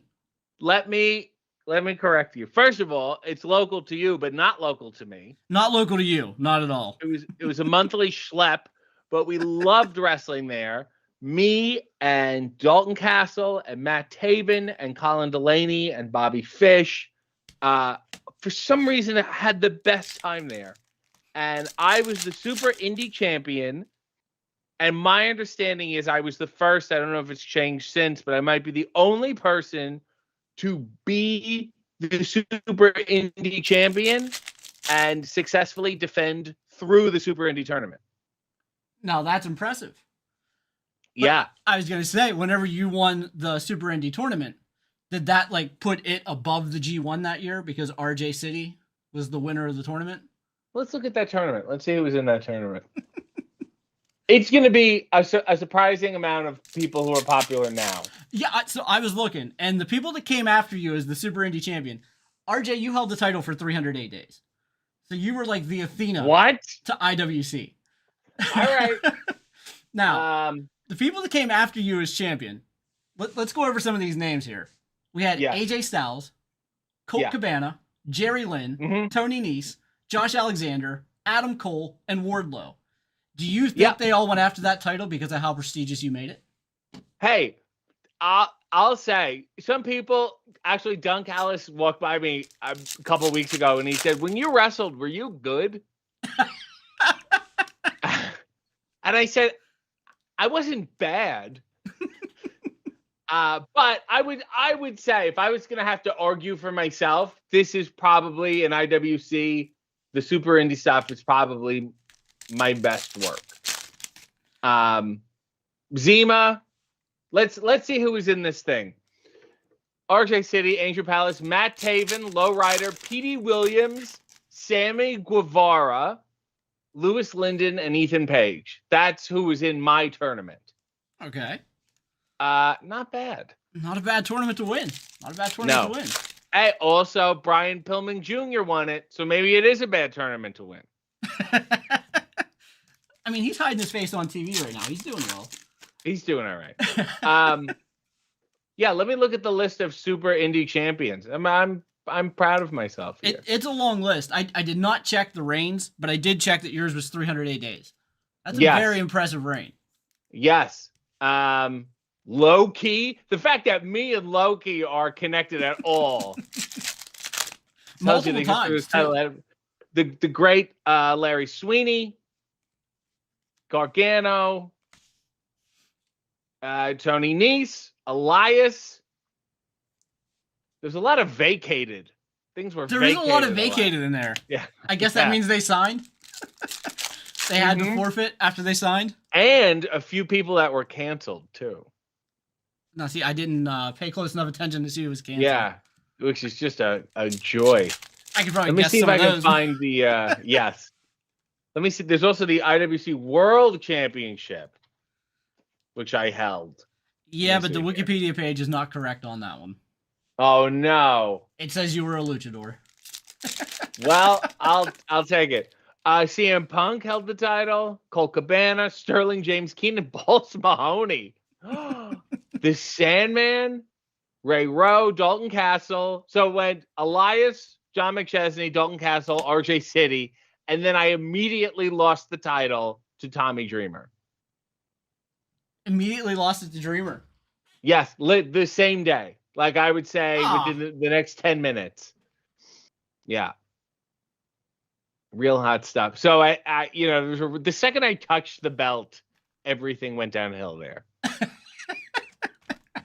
Oh, Steve Buchanan said RJ's acting in the DraftKings commercial was so exquisite, they feared they didn't have enough games to sell to meet the demand, so they buried the commercial. I call bullshit, Steve, and I say release the DraftKings tapes. Yeah, we want to see the tapes.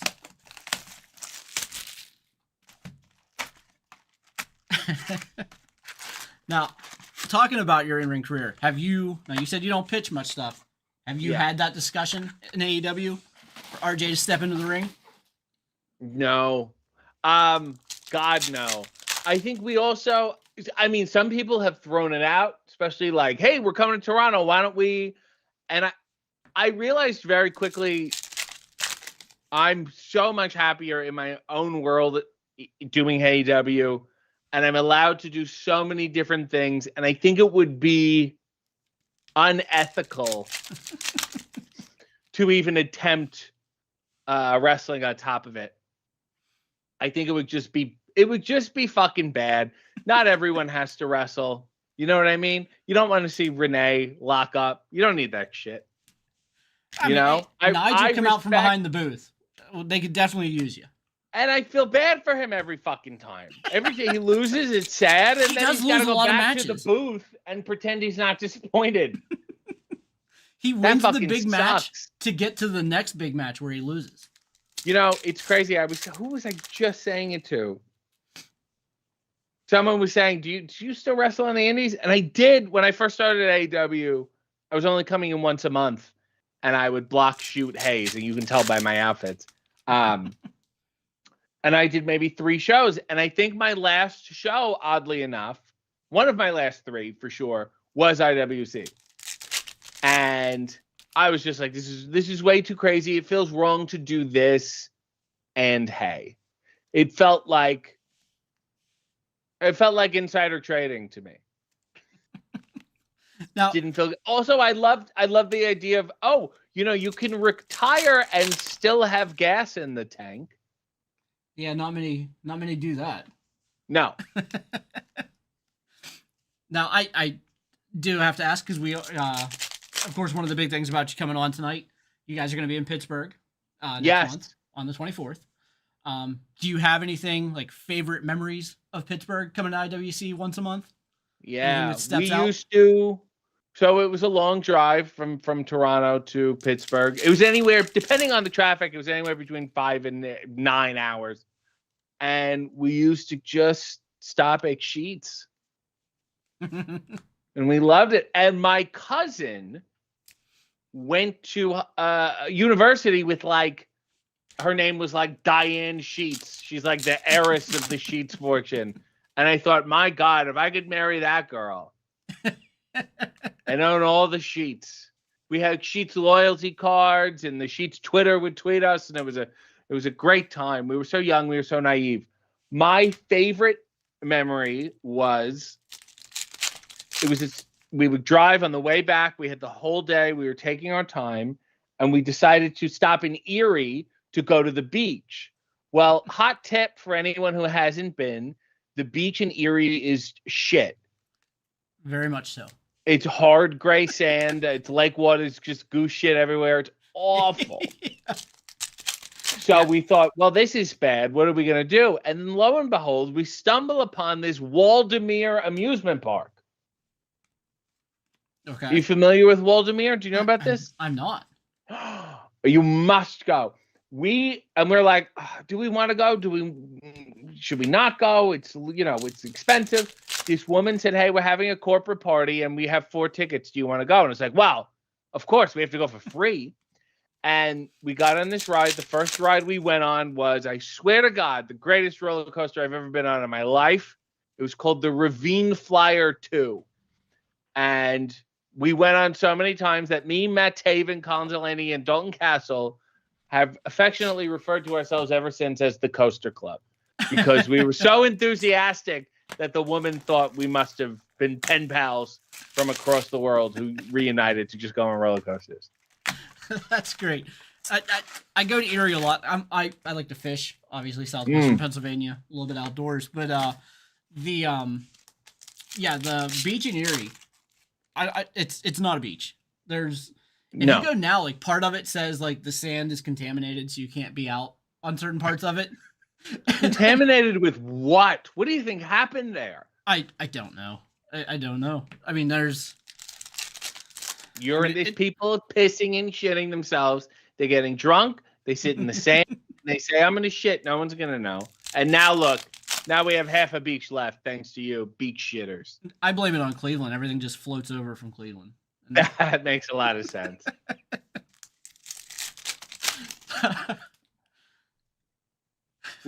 I also wrestled for IWC, and I think West Virginia. I wrestled Swerve in the parking lot of a school. And then there was like some weird, I can't remember. We were like in Chester, West Virginia. Is that a real place? I think it is. It's gotta be. I think it is. And there was something where like they couldn't gamble, so all the bars were like unmarked. It was insane. Yeah, I don't go to West Virginia very often, if I can. Yeah. It's beautiful. Though I will say, the last time I went to IWC, I drove, and on the way back, I stopped in Morgantown, West Virginia, which is the hometown of Don Knotts. And there is a Don Knotts star in front of the theater, and there are 2 Don Knotts statues. The first one they hated so much that they just put it inside and then made another one outside.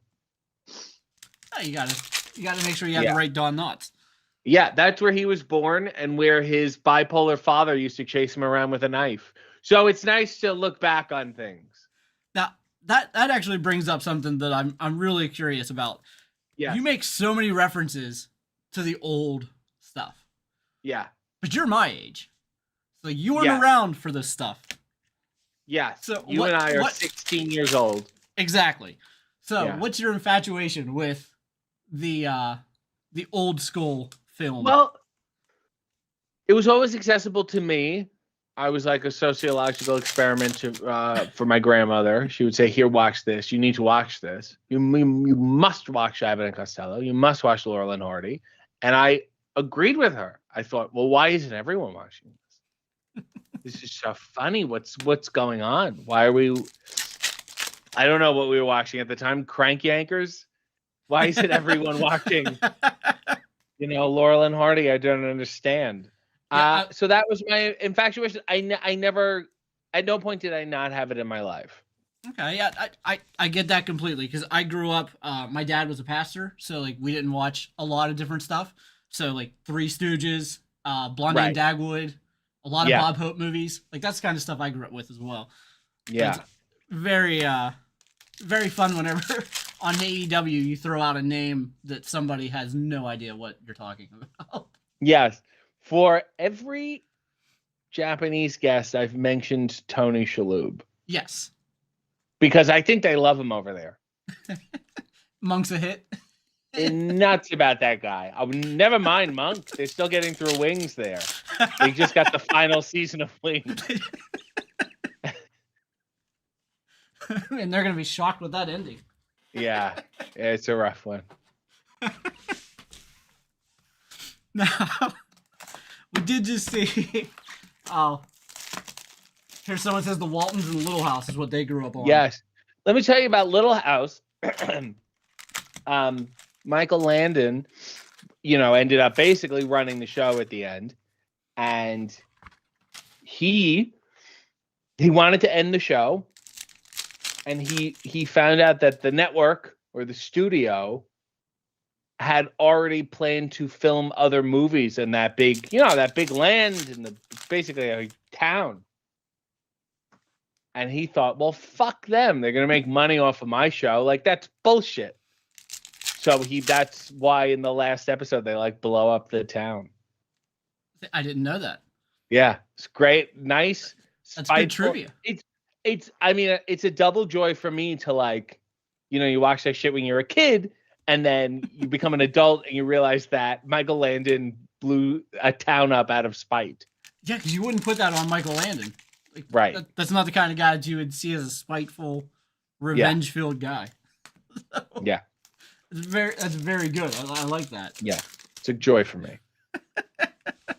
But we just had I guess we do got to promote the Go back. Sorry. Can you go back to that pack you just had? There was like commentators there. Yep. Can you show me what that is? Okay. Trios. So there's trios. Okay. Tony Schiavone, Nigel McGuinness, who isn't even wearing a collared shirt. How unprofessional. And Daddy Magic, who isn't even wearing a shirt. And you can't have me in the pack. I just wanted to point that out. That's all. Go on, please. Yeah, I don't get it. I don't get it. Yeah. Whenever I was going through the checklist after we set all this up, which I don't think anybody realizes it took us, I think, like 6 months to get this set up. So it wasn't an easy task. No, but it's so worth it now. Absolutely. Yeah. We get RJ City, and who else can say that they've got RJ City on their air right now? Plenty of people. I have quite accessible ultimately. Not to our competitors. You haven't been on with any of them, so. You have competitors? Oh yeah. Really? Trading cards. Yeah, there's a lot of competitors in the trading card market. Wow. There's politics? A little bit, yeah. Yeah. That's what I like to hear. Oh, there's politics and everything, RJ. Yeah, I know, that's for sure. There's politics and everything. Yes. But no, I had a list that I found. Somebody actually ranked the top breakers in the world. And they ranked me at 7th. Wow. And I said, you know what? I'm not upset with that because my favorite football player is Big Ben. And that's number 7. Bad. I'll take it. So I took number 7. I mean, how many are there if you're just going to ballpark it? Oh, there's thousands. So to be in the top 7. That's not bad. Is there like a PWI 500 of breakers? You know what? I don't know what the name of it was, but yeah, that's basically what it was a PWI. Yeah. And it was only a top like 15. But I was in it. That's beautiful. So yeah. They didn't ask me about it, but they put me in it. So. Yeah. I don't know what the publication was called. I don't know who the people are, and I no longer have the link. But it happened. It's reputable, I'm sure. Yeah, absolutely. Yeah. I'm sure they did due diligence with their research. Yeah. But yeah, they put me up there, so I'll take it. Yeah. Now, have you ever ranked highly in the PWI 500? I mean, let me look. I certainly ranked. I don't know if I would consider it highly. Did you like call up the editors? One of them was Dan Murphy, who was in Buffalo. When we would do, here we go, PWI ratings for RJ City. So I did speak to him a lot. 2011, first year I was rated. I went from 387 to 368 to 356 to 349. So we're getting better. To 375. I don't know what happened in 2015, but I fucking plummeted. Then I went lost to the belt. 2, probably. Then 343. And then, huge jump, 265, 226, which was my best year, and then 382, which is not that bad. 226, let's see who was number 1 that year. Seth Rollins and Bryan Danielson. I mean, that's not bad. I can live with it. Yeah, I don't think there are a lot of wrestlers that are okay ranking behind Seth Rollins and Bryan Danielson. So yeah, I beat Pepper Parks, Trent Beretta, Tyler Breeze, Sean Spears. I'm okay with this. Rocky Romero, fuck him.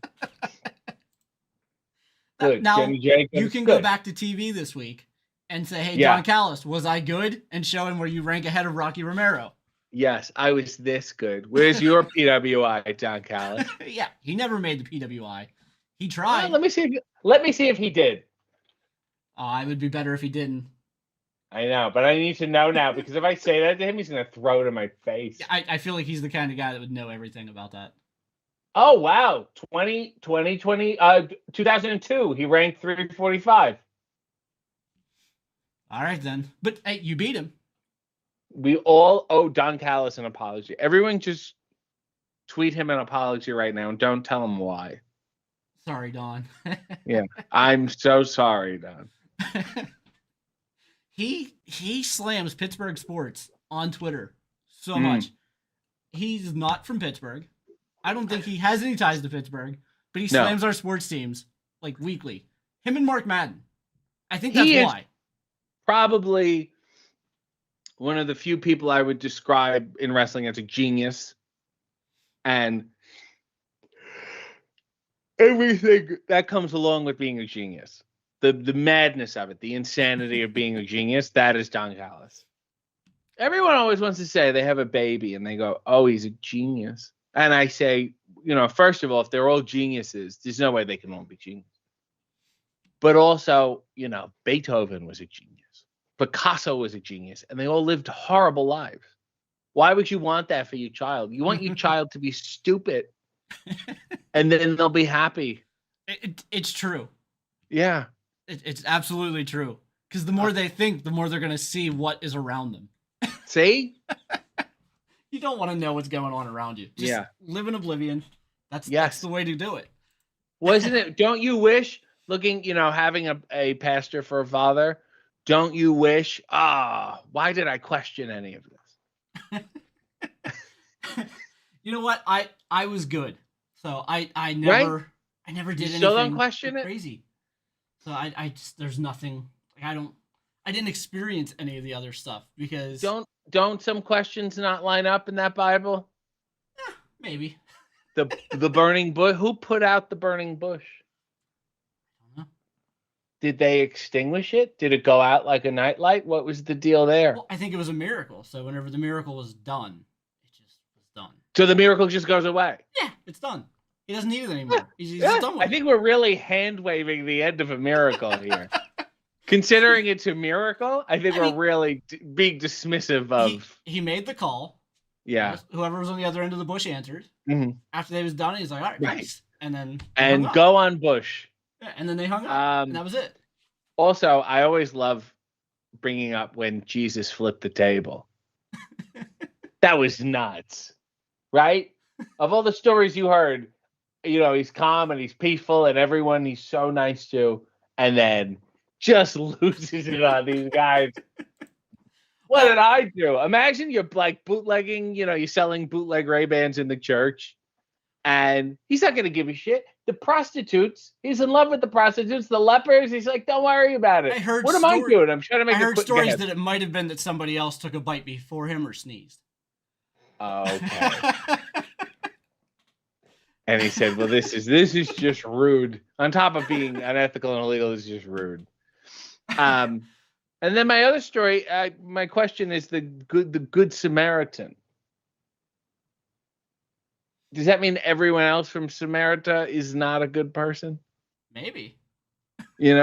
Just a town full of the rudest, most ignorant people. They're like, that's the one good one. Aren't you there right now? Like Philly? Oh, man. Can I tell you some of the rudest people in the airport? In the airport, it's like, what did I do? What shirt am I wearing that everyone is so mean to me? And it was like at 5 o'clock in the morning this morning. I had a flight, and everyone's just so.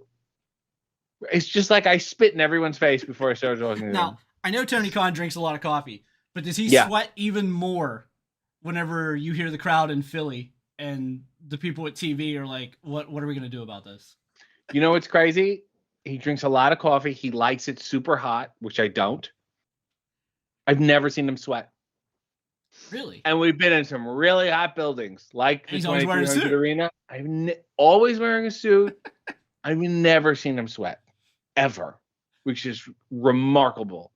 I will say last night in that opening segment, Dax and Cash came out there, and Cash got into words in the entranceway with a guy. With the FedEx guy. Yep. And I heard the director hearing, "Can we get the camera off this, please? We're gonna have to bleep this whole thing." You know, they have the 7-second delay, and that guy did not care that he was on TBS. Well, yeah, I mean the FCC is not going after him. They're going after. That's for sure. They're going after AEW. I will say the last time I was in that building, and this, why don't you have a card commemorating this? It was me and David Arquette against Robbie E. and Tyrus. I saw you tweeted something about you and David Arquette wrestling Tyrus in your last match there. Yeah. It's my first and last match there, which tells you how well it went. Now, do you keep up, like you and Tyrus are tight now? Yeah, I want to get on Gutfeld. I could see that for you. Yes. You know what? Absolutely. He has Jim Norton on there all the time. And Jim Norton's got some stuff that does not align with Gutfeld. So they could definitely use you. Right. I think that's the conceit of it. If they say, "Hey, this guy likes trans people," it's fine. That means we're okay with them too, I guess. Yeah, he's just running cover for everybody. I think it's brave of Gutfeld to do a whole comedy show without being funny. I think that takes guts. My in-laws are watching this right now because they told me they was going to watch my guest tonight. And I can guarantee you that they're not happy that you just Gutfeld. Would you, hey Gutfeld, would you tell a fucking joke, please? Like a fully structured joke? I don't even care what it's about. Just give me a joke. You know what? He is funny because he reads the news and he gives those looks. I mean, the people on the show that are funny are like Cat Tiff, Jim Norton, you know, all the guests are the funny ones. Yeah. But when you get that look. Yeah, he reads it, he gives the look to the crowd, and it's like, and then it's funny, and then everybody else just goes off that.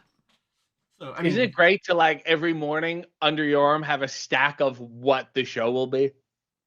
Yeah, I mean, you just read a headline and you're like, and then I'll look in the camera. That's all it is. He doesn't need it. Yeah, it works. I'm so glad that I'm covering the middle of the card breaking and Gutfeld criticism Venn diagram. Oh yeah, I knew there was a demo out there. I'm sure it's massive. Yes. Now we did mention it. You guys are going to be in Pittsburgh. Yes. At the Pete on September 24th. Yes. Hey, you know what I love about Pittsburgh? What's that? Also, a couple of other things I just remembered. The 3 Mr. Rogers statues. Okay. The giant T-Rex with the sweater on it. That ugly one that's made out of copper. That ugly giant Mr. Rogers by the river. And I also I don't love it, but I love how people love it. Permantes. I love Permantes. I love how they're like, they put the French fries in the sandwich. And I'm like, yeah, I could do that too. Yeah, I can put whatever. I can order a salad. I can put the salad in my sandwich. But I love their coleslaw. The vinegar-based coleslaw. I love it. I don't know why. Yeah. I just love it. Yeah. So. I have not been in years. Every time it was after a show, and people would rave about it like it was we were going to the moon. I tell you what, whenever you guys are in, if you have time, we'll hit Permantes. Yeah, or I could go to any other restaurant and order a sandwich with fries. No, you got to go to fries Permantes. in my sandwich. And you got to get the number 2. And I ask somebody at Permantes, why is the sandwich called the number 2 bestseller? Mm-hmm. Because there's no number 1 bestseller on the menu. And she said, because beer is our number 1 bestseller. It's the inside joke. And I said, well, should you have an inside joke that the customers don't know about? Yeah. It doesn't seem like it really adds to your experience there. Yeah. No. But they open the bread and then they go like this and then they close the bread. Yeah. It's amazing. It's like a magic trick. They also use a specific kind of Italian bread. Yeah, they have that great. They have. I will be on advertisements for Permantes. I love Permantes.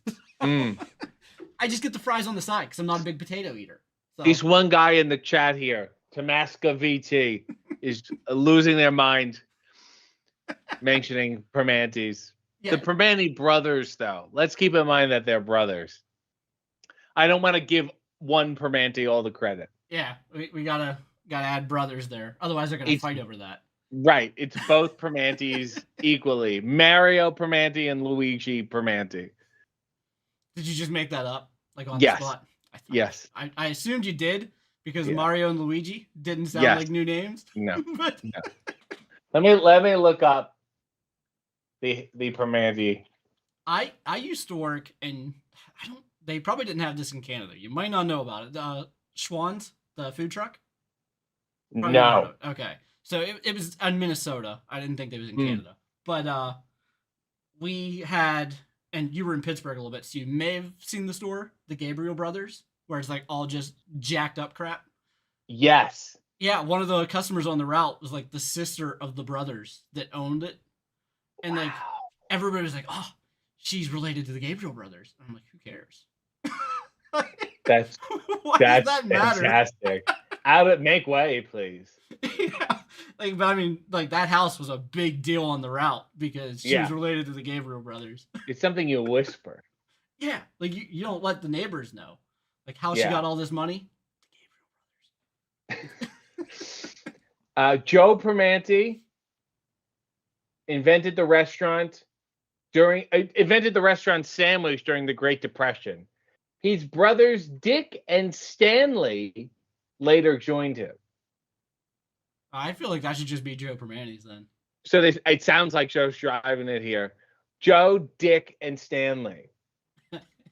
That sounds more fake than Mario and Luigi. The tradition of their signature sandwich was to combine the typical sandwich with its usual sides, added onto the sandwich to form, wait a minute, this is the Wikipedia, to form a singular binding unit. Did you need that much technical explanation of this? You know what? That's a hard recipe to follow. A singular binding unit. That's a very tough recipe to follow. In 2020, no, in 2022, Permane's was visited by President Joe Biden and Senator John Fetterman. So it's now become a stop when you're trying to get people from Pittsburgh to vote. In 2022, did either one of those guys know they were there? I think their intestines did. They may have later, yeah. But I doubt either of the two men did. Yeah. I think that was like right after the stroke for Fetterman, and that was some sketchy time for Joe Biden. So yes. Do you have dual citizenship? Good. Yes, I do. You do? Do you live in the U.S. now, or do you still live in? I live in Toronto.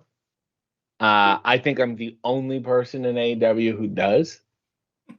Actually, no. There's one crew member who does. Oh, okay. And I don't know what he does. Something high end in the truck. But yeah, I'm the only one. Josh Alexander doesn't even live there anymore. Well, Omega still lives in Canada, right? Who? Kenny Omega. I guess, but also not Toronto. Not Toronto, no. Because I remember his I think they did a BTE where he lost his passport in the airport. Wow. So. Yes. I'm pretty sure he still comes from Canada. Yes. And I think maybe Evil Uno does. But as far as Toronto's concerned, I'm the only one. So you got the whole city to yourself. Yeah, I just walk around all day. And oh my God, boy, do I love not running into people. As opposed to like when I go to Orlando and I'm like, I go to the gym and I run into people and think, oh my God. It's terrible. Now, do you get stopped everywhere in Toronto? Like, are you that big in Toronto? I don't go out. I'll say we got stopped in England a lot. We went to Edinburgh for 2 days. We went to Edinburgh Fringe, and I was enjoying a street performer, fat guy who was walking a tightrope, and he was fitting his whole body through a tennis racket. That was the gimmick. And he was good. He made me watch him for an hour just to see this fucking ludicrous, freakish act. And then he wrestled in a lights out match in the cage. Yes. Yes. And then I was watching him. And then people were like, oh, are you Ocean City? And I was like, oh, yeah. And I was like, okay, that's nice. But then I'm also like, then you're hyper aware that people are around that may recognize you. But I'm at this. I tweeted this the other day, too. no one seems to be excited to take a picture with me. They go, "Oh, can we take a picture?" Yeah, that's... Yeah, I mean, I get. Why do you want this? I have been asked for exactly one picture. Yeah. Somebody actually came to our warehouse. Well, because you're number 7 on the list. Exactly. Yeah. But out of state came here, Right. And then we go to like some of the national shows and stuff, and we've Yeah. been stopped a few times, and they're like, "Hey, I know you. You're Steve." And I told my wife, I was like, "How does that make you feel that you're dating a celebrity that's known by literally tens of people?" Yeah. So I've got literally in the tens that know who I am outside of here, and that's a big deal. I just had coffee near the O2 with Brian Danielson, who no-showed our 0 hour because he's an unreliable piece of shit. But then he did commentary on the show. That's why he wasn't on 0 hour? He just didn't show? Well, he was running around, he was getting notes for commentary and talking to wrestlers and making, oh, I'm so prepared that I missed out on this. Thanks a lot. He should have just had a folder with all those notes. Yeah, the blame goes to him. And we had a coffee. It was like really early in the morning. We're sitting in this coffee shop having coffee and talking for maybe an hour about, whatever, the conspiracy theory bullshit he talks about. And then we get up, and the second we go to get up, like everyone in the shop is like, "Brian, can I take a picture with you?" And I was like, have these people been lying in wait? This entire, like, it felt like a prank show. It was very bizarre. And then you're like, but then you would feel like such an asshole to assume everyone knows who you are and wants to take a picture with you. So you can't win. Yeah, I could imagine that. Like, yeah. For me, like, whenever I go to like the small local events, like everybody there knows that I work at this company. I mean, I broadcast everywhere. Yeah, so you're number 7. Yeah, you so put, like, you I put always tell Pittsburgh my on the wife, map. Because we'll be walking through somewhere and I'll hear people whispering and looking at us, and I'm like, yeah, they know who I am. That's the fucking guy. Yeah, that's him. Yeah. They might not remember my name, but they know the face. They know. Yeah, they know your hands. Yeah, that's what it is. It's the they hands. know the back of your hands. Yeah. Yes. It's like was that? Is it Zoolander? Yeah, David Duchovny's the hand model. Yes. Texas hands. Eerily similar. I was thinking about this the other day, which tells you how much time I have in my hands. Eerily similar to the George Costanza hand modeling arc on that one Seinfeld episode. I did not watch a lot of Seinfeld. Yeah, well, be ready for it. One day you're gonna go through it, and then this will hit you like a ton of bricks. I love the Larry David show, Curb Your Enthusiasm on yes HBO. Yes. Of course, HBO Max. Get that out there. But hate Seinfeld. Not a fan. Wow. I think it's Seinfeld himself. If Larry David had been playing the part, I'd have been okay with it. Not really an actor. Sort of coasting through it. Yeah, I mean, they kind of go off everybody else. Like, it's for everybody. I like when they make up a new word and then, like, repeat it 8 times. Is that what you're gonna...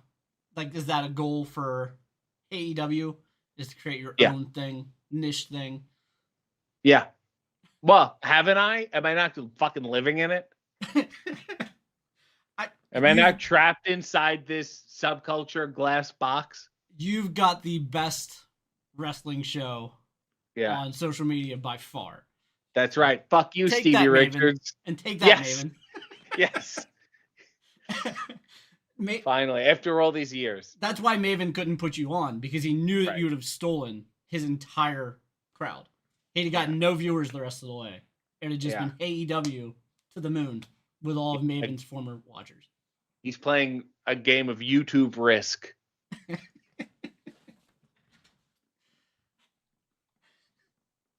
The Woo Woo says they need a pic with you next time you're in DC. Fine. Christine said not only does she get excited, she also gets anxious, nervous, and weird around you. Yeah, that's her problem. I hopefully I can hold up a mirror to people. and let them think about why they act the way they do as they go home and they have that picture as a reminder of self-awareness. Now, for AEW, and I've asked Ty Mello this about her dancing back in her old gimmick. Yes. I asked her, like, was it spontaneous, planned or whatever?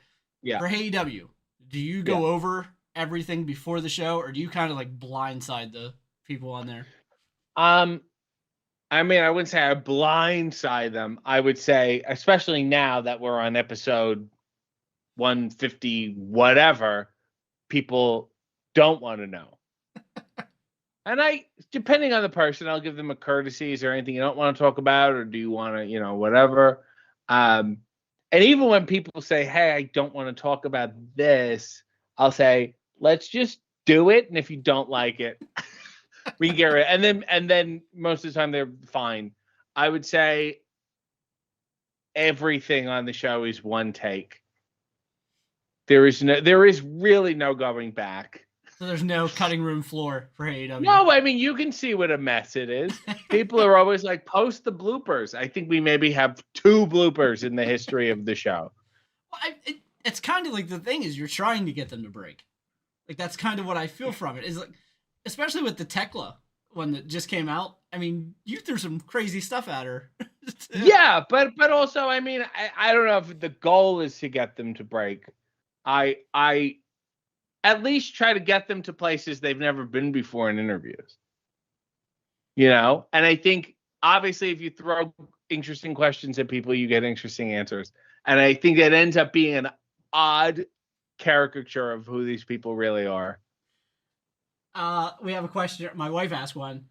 Did you have it planned for Megan Bain to break so many mugs, or did she go overboard? She broke more than we thought she was going to break. Absolutely. But you did have a whole box there. I would say that episode cost me at least $100. And considering the episodes normally cost nothing, that was a very high budgeted episode. It looks like it's such a high budgeted show.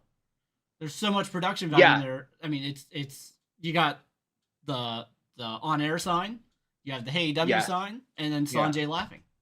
And to make those beautiful buildings look so shitty is a real testament to our set designers. Woo says the entire budget for 2025 was then spent on Megan Bain. Oh my God, yes.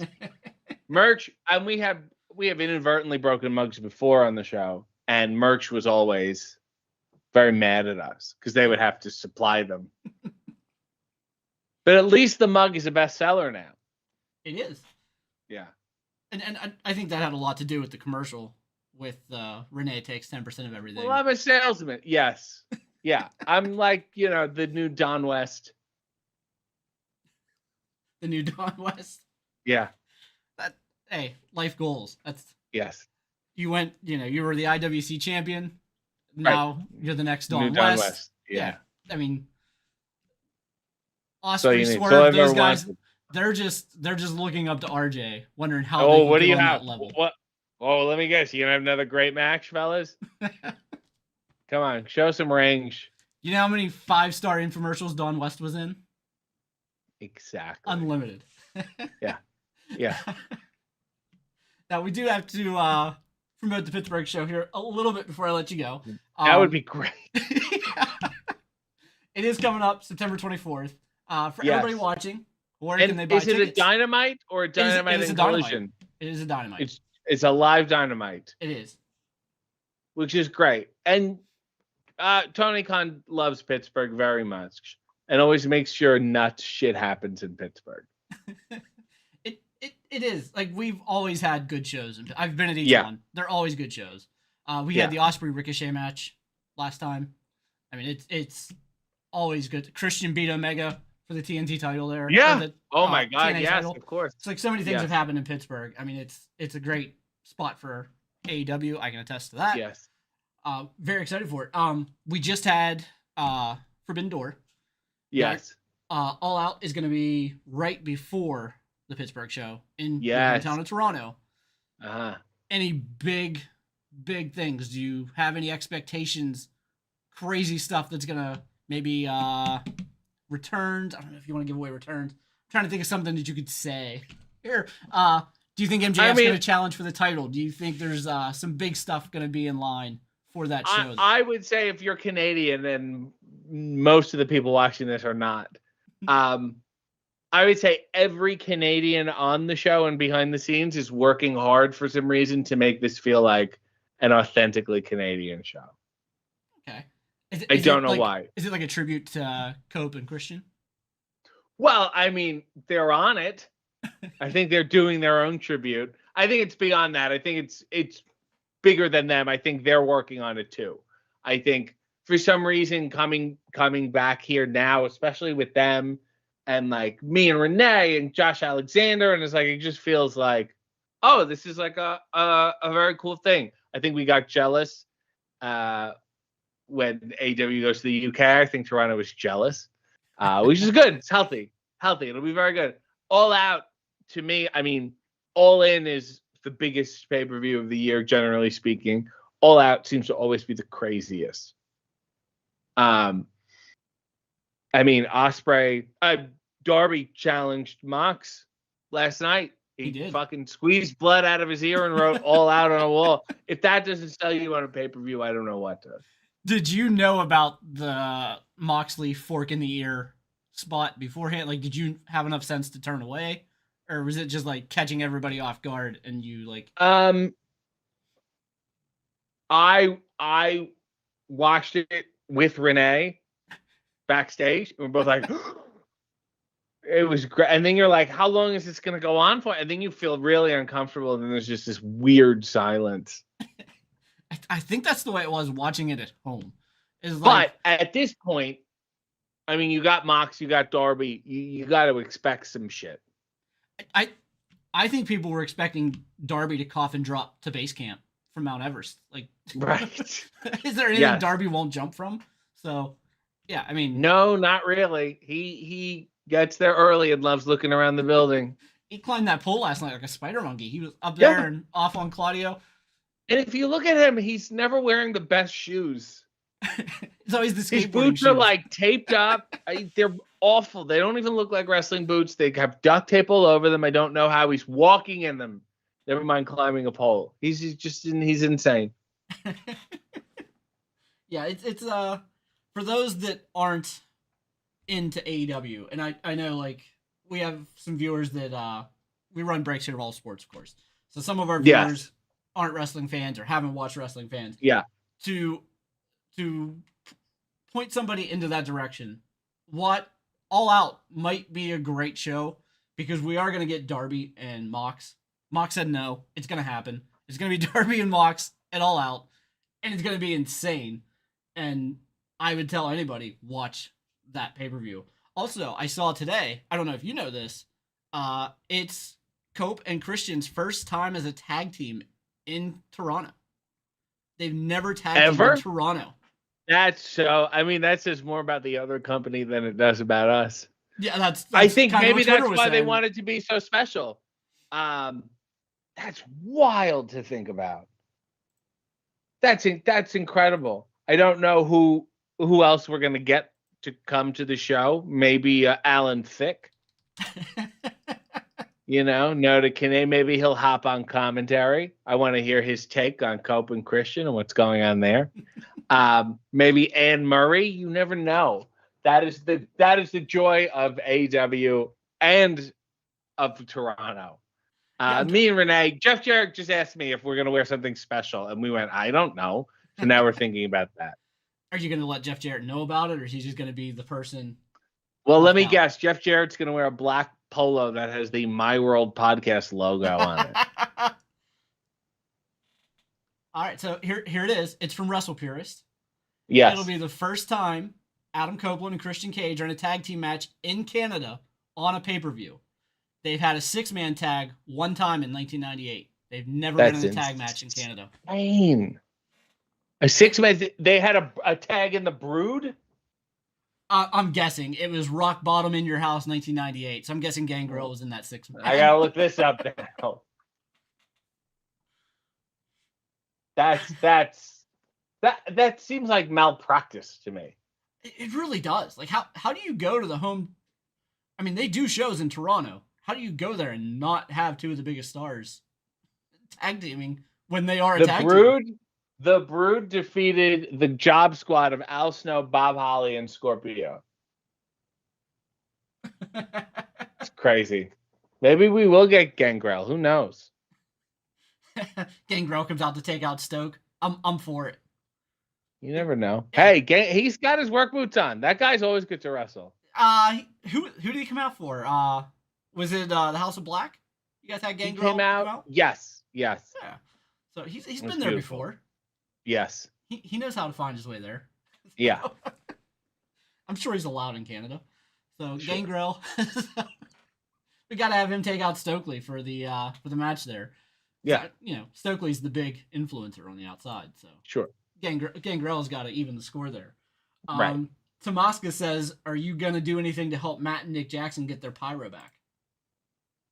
I mean, I don't have a graphic. I feel like they're in the same boat I am now. Well, they might actually be below you now on TV with the. Well, it's hard because I'm never really on TV. Not on TV. Yeah, you're not on TV enough. Yeah. Not on TV enough. Not really approved by WBD. Well, I mean, the last time we got anything close to television, we advertised Bryan Danielson, and we just did not deliver. That's how viable I am of a co-host. Like Brian, have I been canceled? Like, you had coffee with me in secret, but you won't stand next to me publicly on television? It hurt me. I mean, yeah. Brian's a weird guy, so yeah. What are you gonna do? But you know what I love about this show? Even when the card breaking is done, you still leave this giant screen up of a blank table.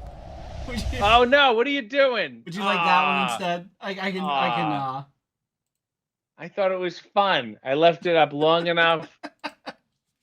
Yeah, I can bring it up to me, but I mean, I love it. Yeah, we leave the table. That was smooth. Look at you. You're operating that board on your own. Do you have a star wipe? A star wipe? Yeah.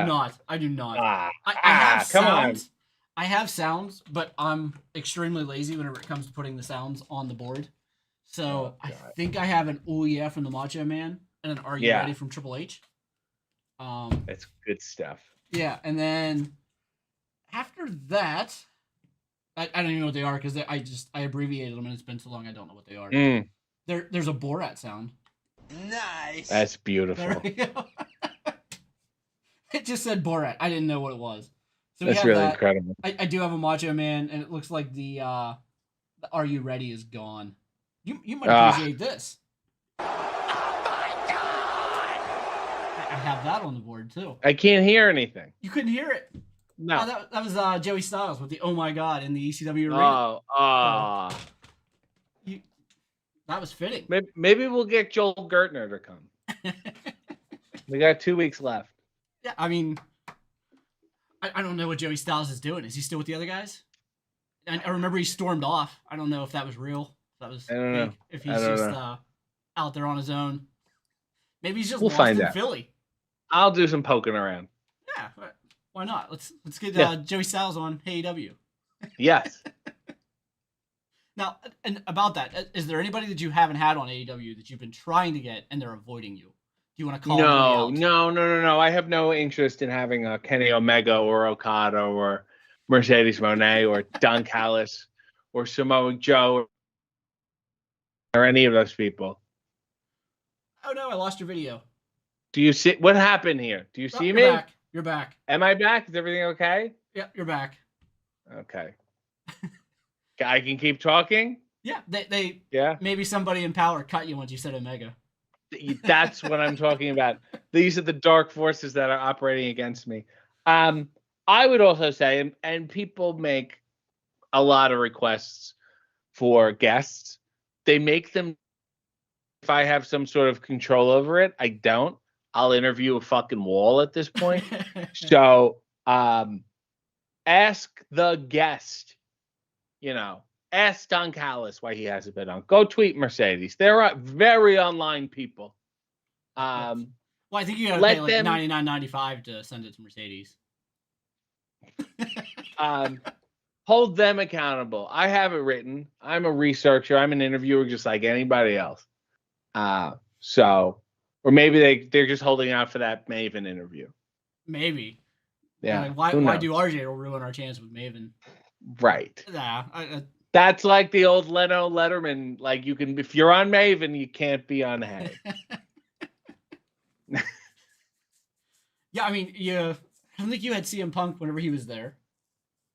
That was probably a he big was one that didn't get. He was down to do it. We just never got a real chance to do it. And then there was also, I mean, when I got there were so many people to get through, and there always is. And that's the whole reason why the show exists, is that it's always bringing in good, nice people, and also, I mean, being flexible enough that I can have David Arquette on, or Shark Boy. Like, what a weird world. But that's why AEW is great. That's why I enjoy being there, and I hope that's why people enjoy watching it, because you never know. I mean, especially if it wasn't clear from the video they posted from last night of Tony Khan honoring Taz in that arena, and posting the picture of himself when he was at the Tony Khan hasn't been to the arena since he was 13 years old.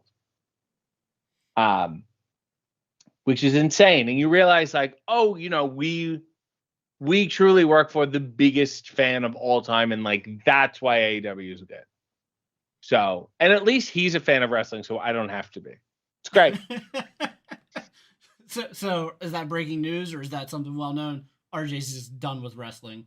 You see one hip toss, you've seen them all. Just over it. Yeah.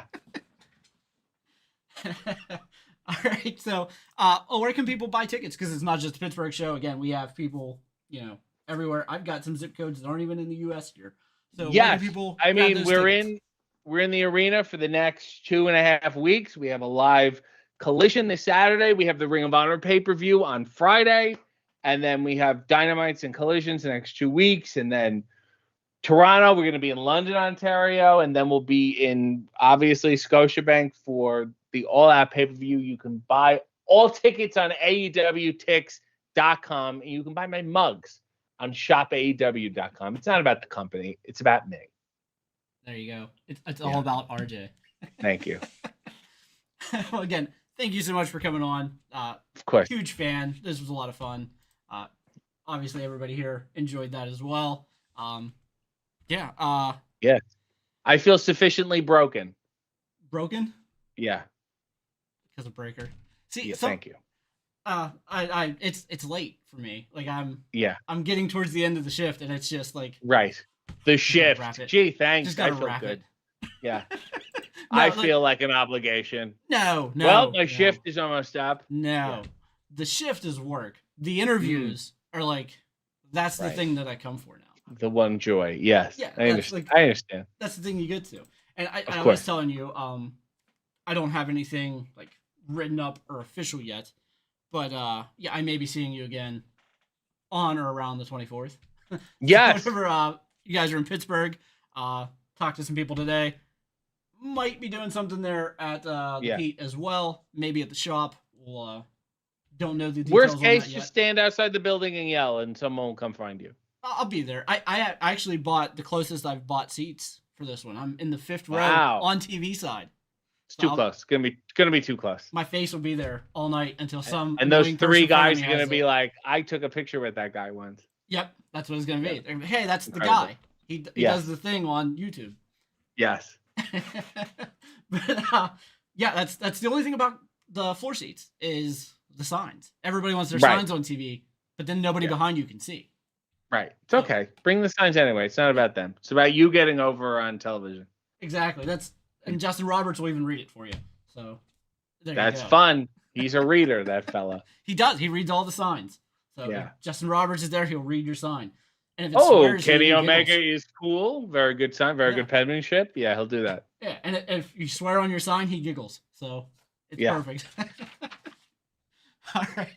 Thanks again, RJ. Of course. If we get something narrowed down, I'll let you know about that Pittsburgh show. Hopefully, we'll absolutely be able to do something there. But yes, this was really fun. Everybody, watch HeyEW on Sundays on YouTube. Got to watch RJ City on HeyEW. Thank you. Goodbye.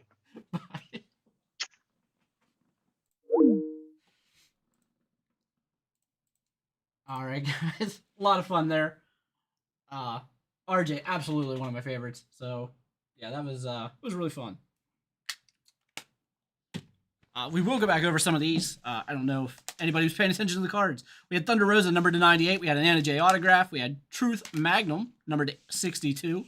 We had a Trios, numbered to 333. Nick Wayne, Christian Cage, Killswitch. We had some of these nice metal cards here. Britt Baker. We had Serena Deeb, numbered to 99. We had Soraya. Nice one there. I'm only showing that on Instagram, so of course nobody on YouTube seeing that. But Soraya with the metal, Serena Deeb, Britt Baker, the Trios of the Patriarchy, Truth Magnum, Anna J, Thunder Rosa, Sky Blue. We had the Jambalaya, which I believe is the case hit, and that was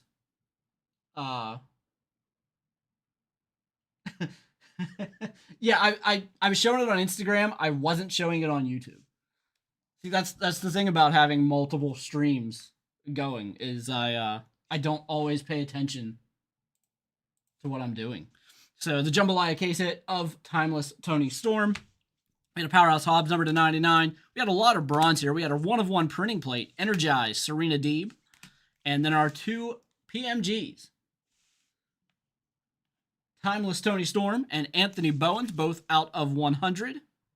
And I did set some cards off to the side here. I mentioned it in the thing. Some of these EX Sentry in this case had some foil peeling. So I did set some of those off. Some of the other ones are in the box there with the foil is peeling up on those. But yeah, those were 3 big hits. We had 2 really nice PMGs, Bowens and Timeless, and then the Jambalaya Timeless Tony Storm, which is a really big hit. That one went to Sean. All right, thanks again, everybody. Again, thanks to RJ for jumping on there with us. That was a lot of fun. And yeah, if you have the opportunity, I mean, they're on YouTube. You obviously have the opportunity. Go on, watch AEW. There's, like he said, 150 shows. You're gonna find a lot of funny material there. One of the top things that AEW has to offer, in my opinion, is the AEW Weekly Show.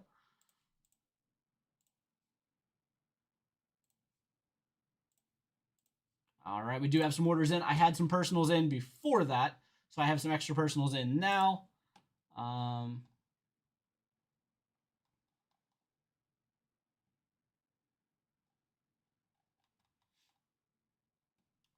see.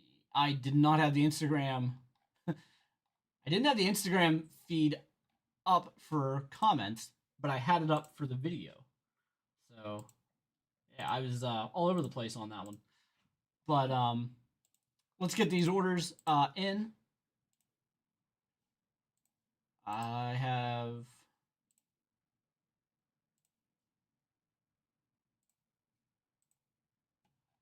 some names to add into our giveaway for tonight. Again, it was a guest break, so everybody that was in that break, you get 2 entries per spot. I'll get all those in. I'll get those personals that were in earlier into the giveaway, and then I'll add the new personals. I haven't been paying attention to the spots. Let's see here. We have 5 left in Bowman, 3 left in Upper Deck Clear Spot, 4 left in Chrome Cactus Jack, 5 in Impeccable Soccer. I said soccer. It's golf. Sold out in Blitz. 7 left in Contenders. And then looks like the rest of those might be some personal breaks. So we'll hop in on those.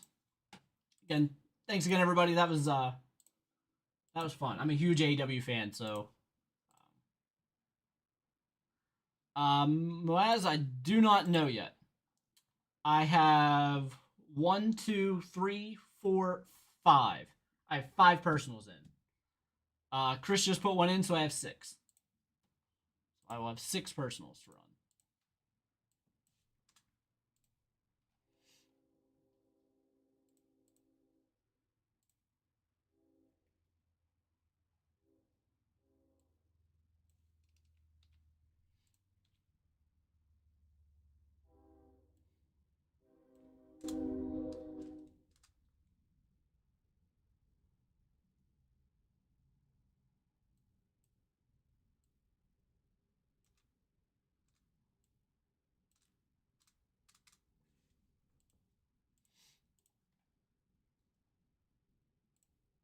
There's not a long line. It's probably going to be rather quick.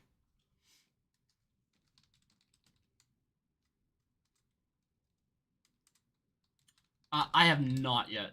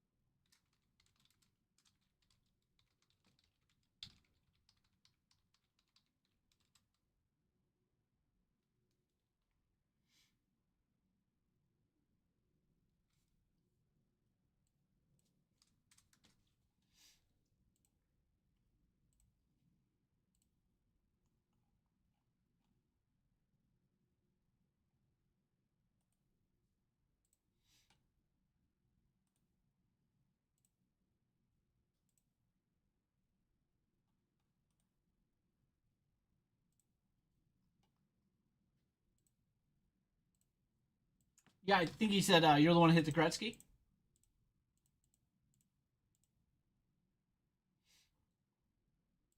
I didn't really get to talk to Brett too much today because right after his stream ended, I had to be at a meeting, so kind of like I think we had like 20 minutes where we could talk, and we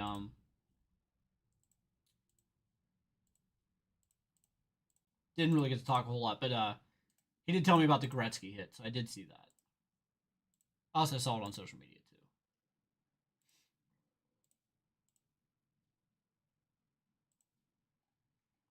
All right, let's see what else we have here.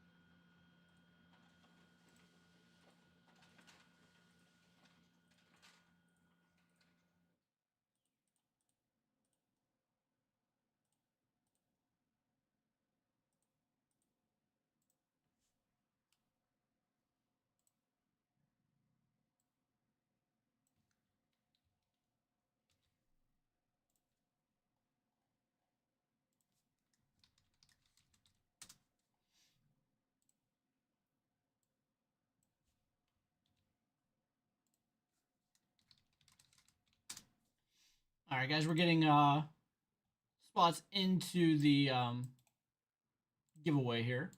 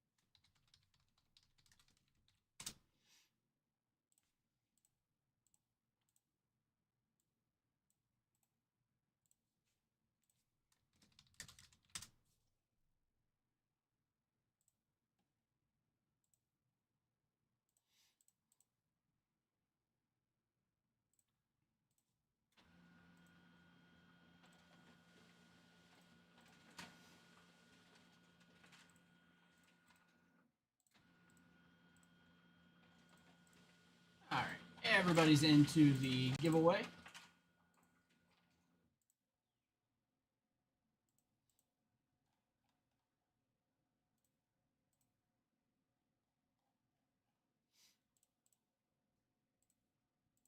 All right, let me go grab everything. I will be right back, and we'll get back to the personals.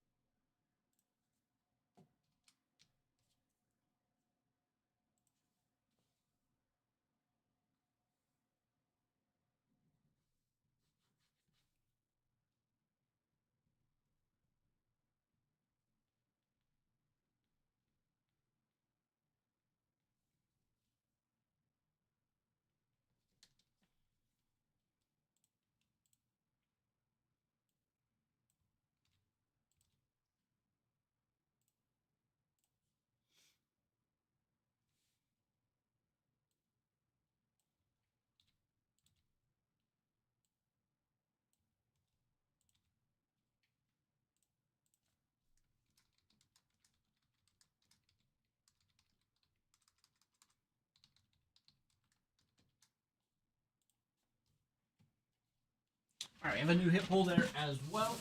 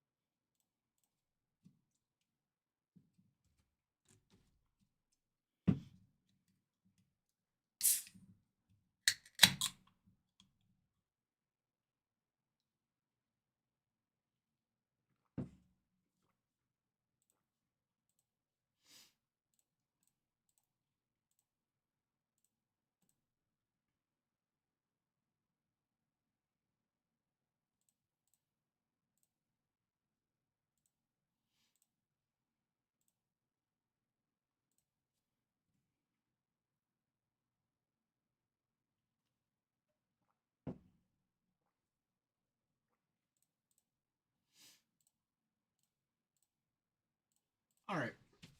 We have some personals here to get to. We're going to start that with 2 for David. They are 2024-25. Panini Donruss Optic.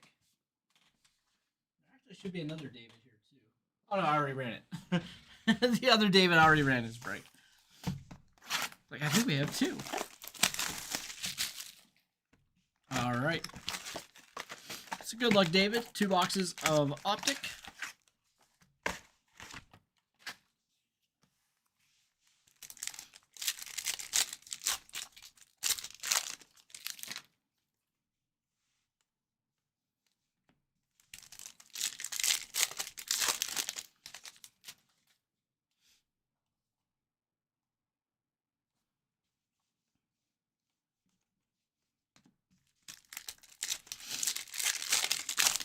Looks like we have a couple of full breaks as well. Here we have Jamie Jaquez, numbered 55 of 79.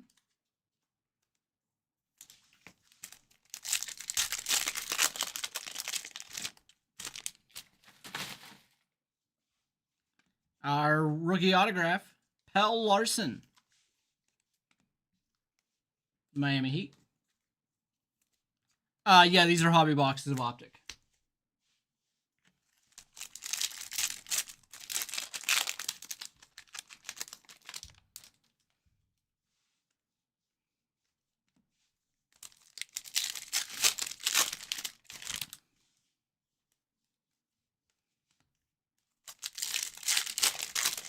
I think we have a lot more. So we sold out and then we got some cases back in.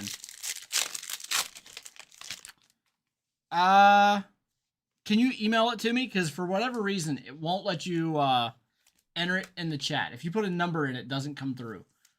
I don't know if it reads it like a phone number or what it does, but it won't let numbers come through. So if you just email it to me, I can look it up. Or if it's under the name Garrett Tracy, I can look it up for that too. Elite Dominators, Tyrese Halliburton, 64 of 79.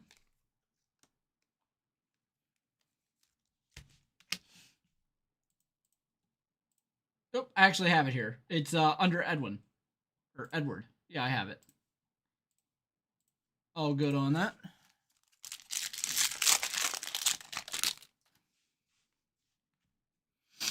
Devin Booker, number to 225.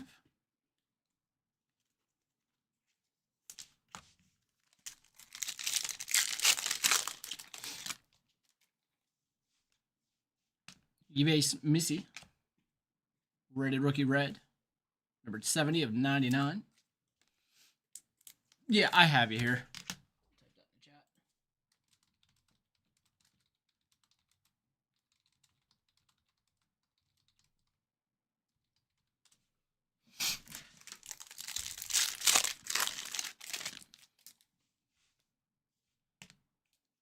We have a Crystals Julian Champagne, 4 of 25.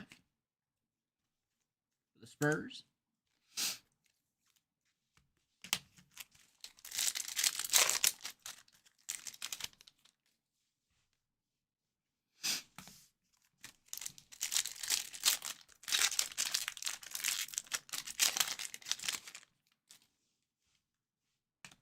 Anthony Davis, number to 175.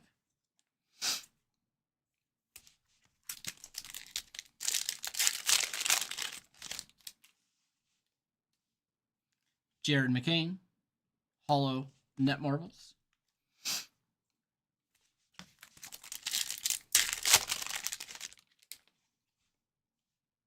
Red Hot Rookies, Dalton Connect. Looks like we have a 3-way tie for our hit of the night so far.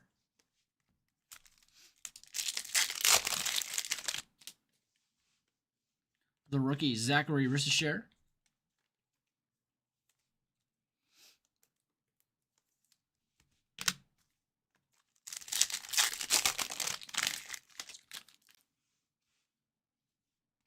Jimmy Butler, number 12 of 225.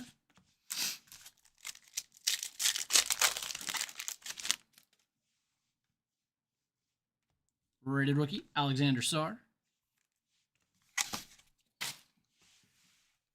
box number 2.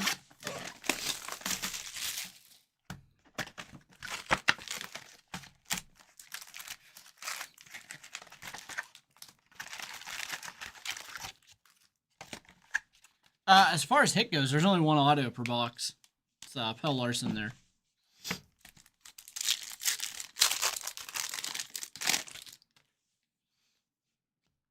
Baylor Shireman, number to 225.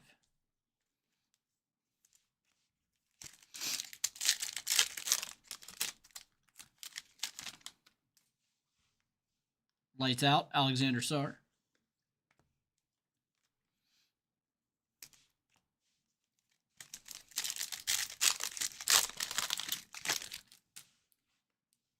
Red, Anthony Black, number 9 of 99.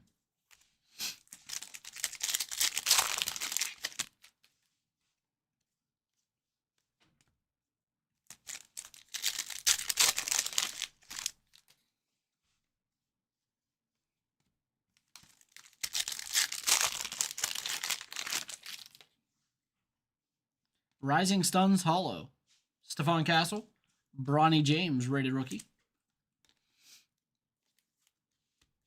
Guys, if you're watching on Instagram, that feed is going to time out. We only get to do 4 hours on Instagram, so that one's going to time out here.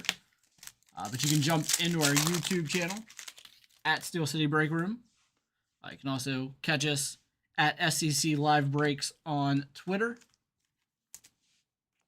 And I think it's at Steel City Break Room on Twitch. For whatever reason, the name of the Twitch feed is not not coming to me at the moment. Gary Trent Jr., number to 175.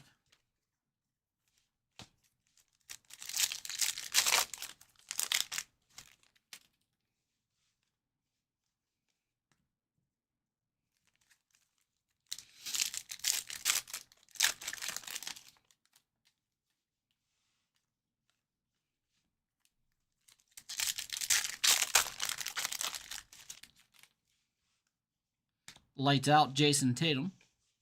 Hollow.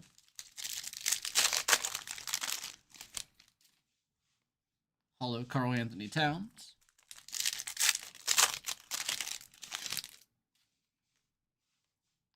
We have a Dominator signature, Isaiah Thomas. 80 of 99. That's going to be the young Isaiah Thomas for the Boston Celtics. Derek White, also for the Celtics, number to 175.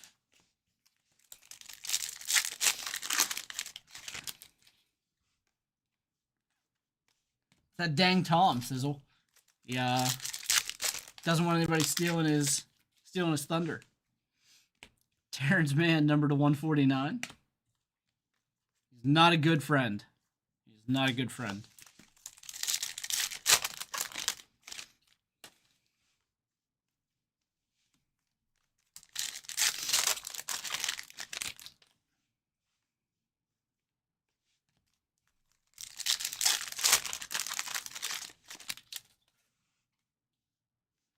Shireman, rated rookie hollow.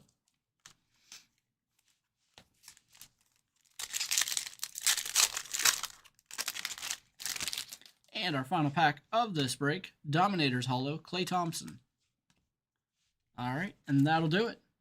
Thank you, David. We've got a Panini 10-pack lot, a Leaf Eclectic football, and 2 Leaf Glory of the Game footballs for Trish coming up next.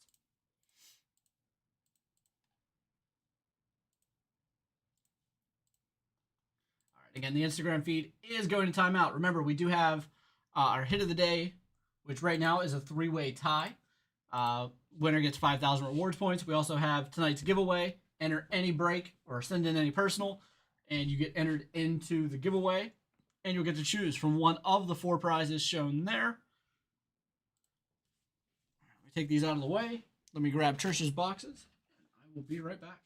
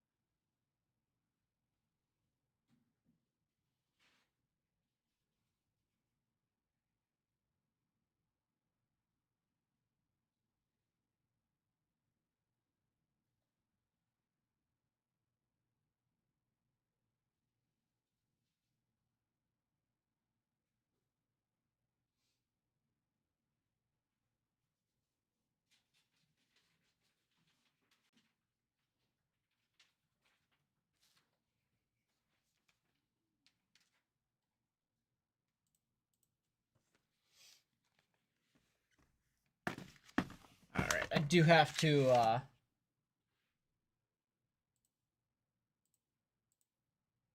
change the trash can here.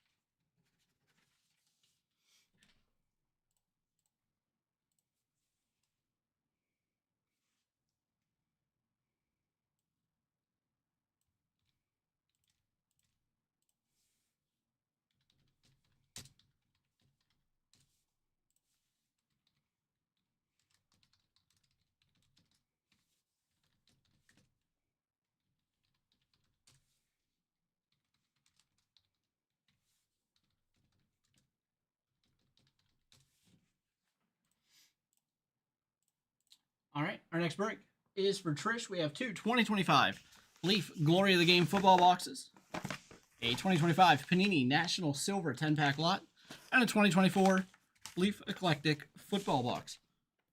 Let's start with the Leaf Eclectic football.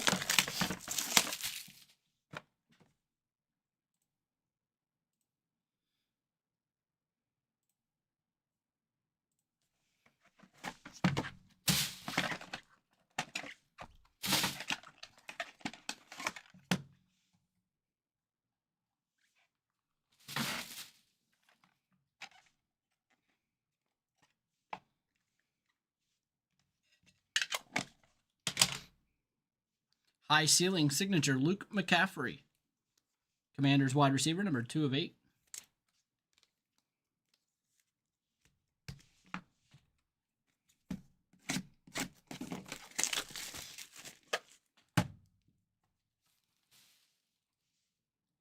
Jake Briningstool, 2/3. Eccentric.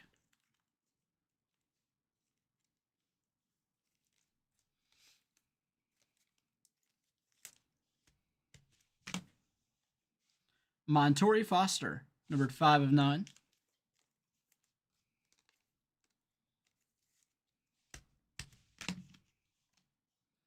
Keelan Marion, 5/6. Dylan Jones, 1 of 4.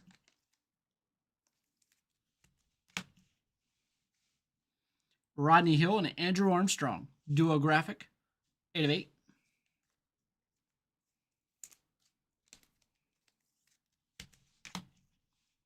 Nick Singleton from the Penn State Nittany Lions.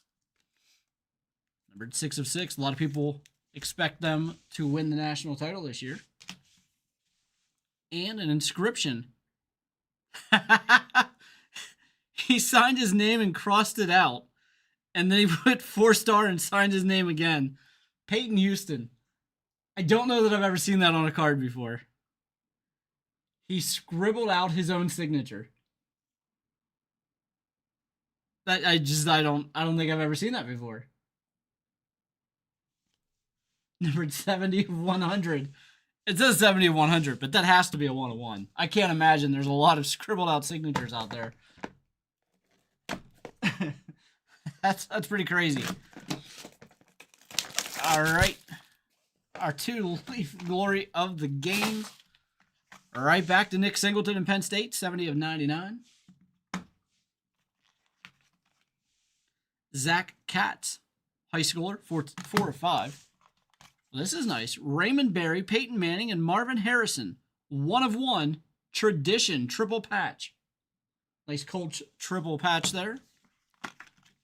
And Marv Levy, 24 of 25. Autumn Wind.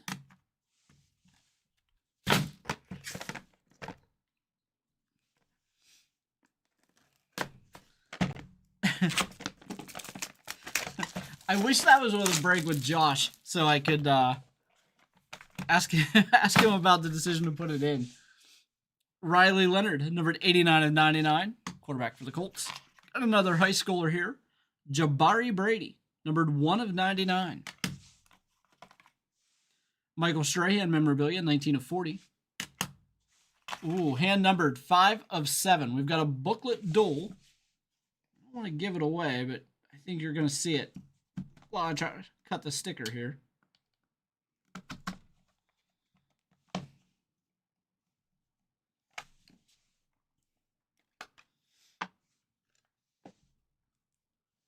Ooh. Quad relics of both Emmitt Smith and Barry Sanders. 5 of 7, hand numbered. And that is a thing of beauty. Emmitt and Sanders. Love that booklet. Then we have our silver packs from Panini.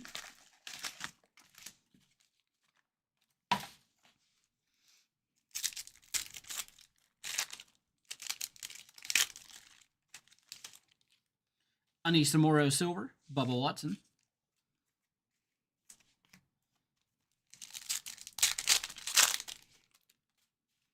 Donovan Clingan silver rookie, Travis Bazzana rated prospect.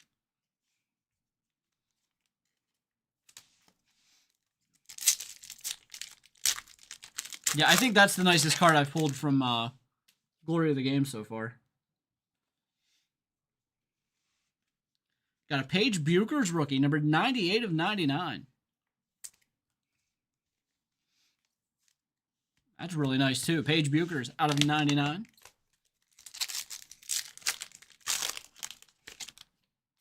John Rahm, Luka Doncic out of 199.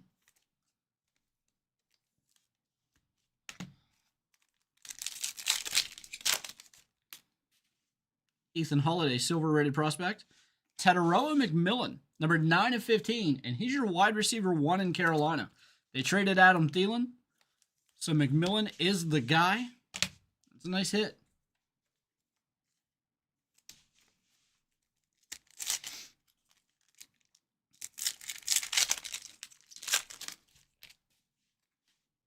Leo Messi, silver, Bazzana rated prospect.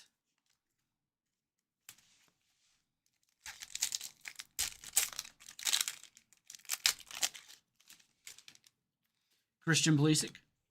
Tyron Stokes, number to 199. NIL bronze.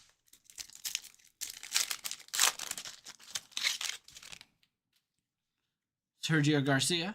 Dominic Malanga, rookie, number to 399.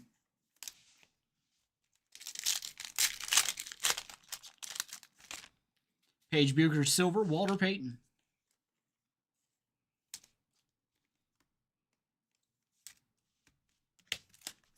And final pack.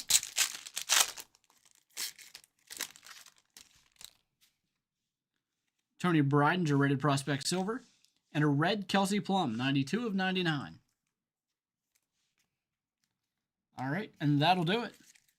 Thank you, Trish. A lot of nice hits there. I like the Tedero and McMillan out of 15. The Buchers out of 99. Love the Emmett and Barry Sanders booklet. Nice one-of-one triple patch there. The crazy scribbled out signature and then signed again. Peyton Houston. It was a great break. Thanks again, Trish.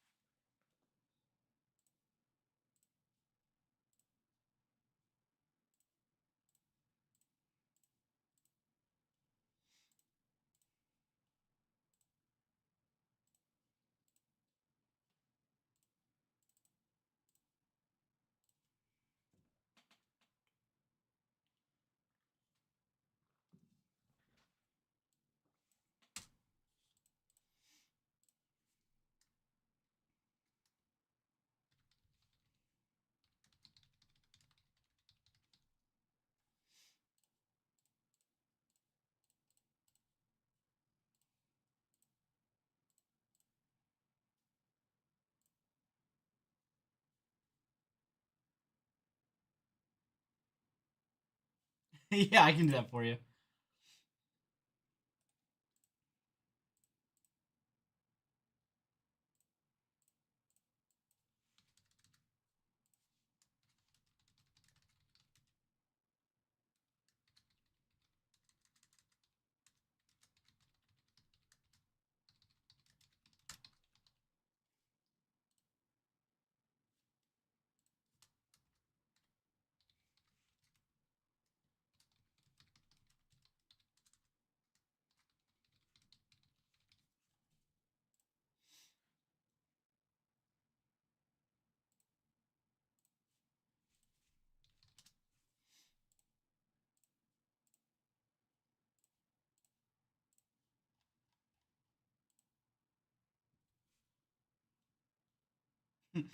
But does he have any where he scribbles it out and then redoes it? That's pretty crazy to me. All right, we have a personal break for Jason coming up next.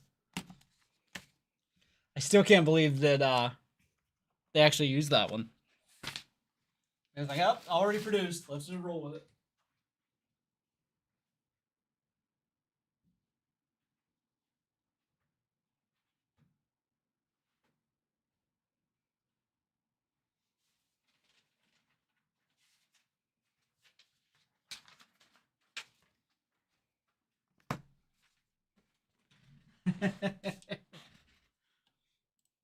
That's the key, the scribble. All right, so we have a three-way tie here for our hit of the night so far.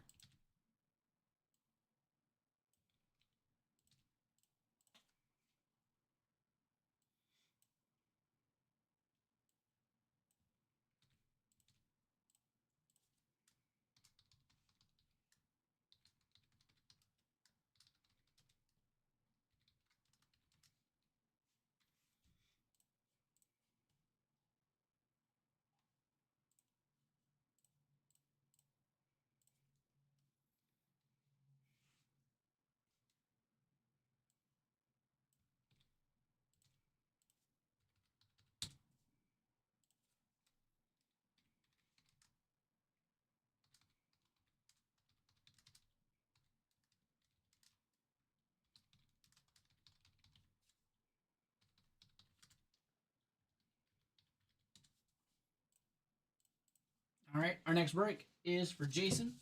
We have a 2025 Leaf Boy. I don't know why I keep saying Leaf. 2025 Panini Boys of Summer Baseball Hobby Box and a 2004 Topps Retired Signature Edition Baseball 5-card pack.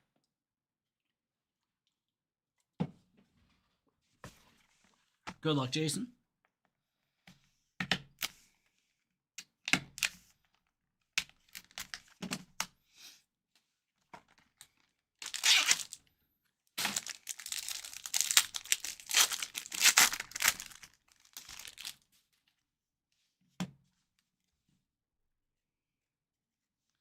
Dave Lopez, Willie Mays, Don Zimmer, Ron Guidry.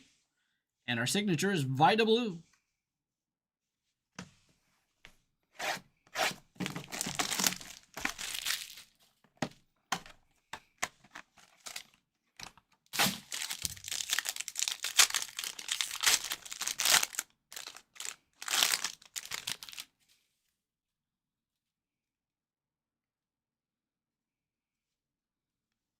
So we do have a redemption here. A couple of base cards. Michael Young, 8 of 25.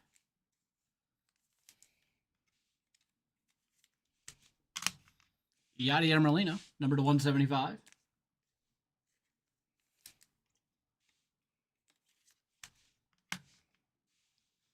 Number to 249, Andrew Jones.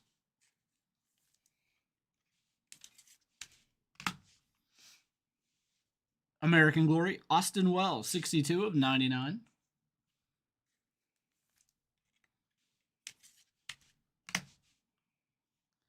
'73 of 99, Joe Jackson.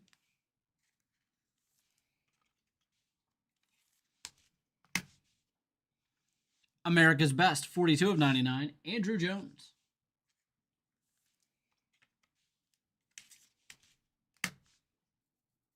Pastime Materials, 36 of 99, Harmon Killebrew. And we'll get a redemption here. America's Best Signatures, James Triantos. James Triantos. Our final hit is a redemption. All right. Thanks again, Jason. All right, we have a couple of boxes here for Robert. Coming up next.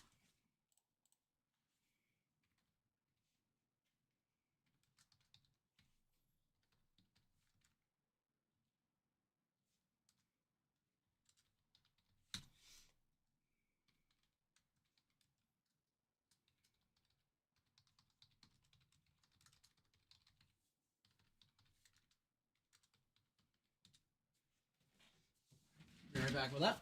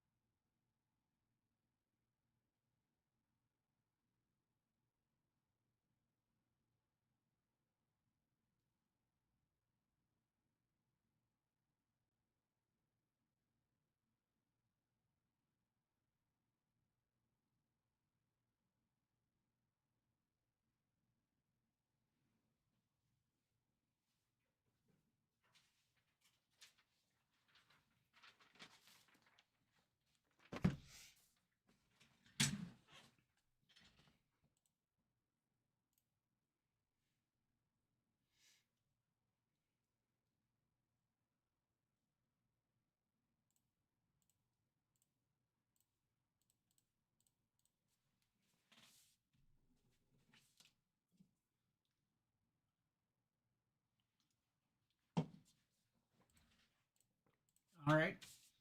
Next break for Robert. 2024 Leaf Eclectic Football Hobby and 2024 Leaf Collective Hobby. Let's do the collective first. See if I don't cut my hand off.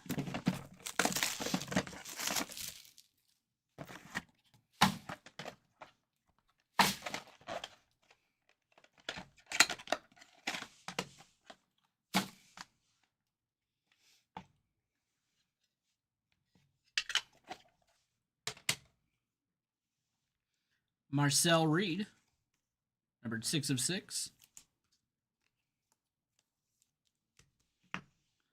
Jaden O'Neal, 5/10.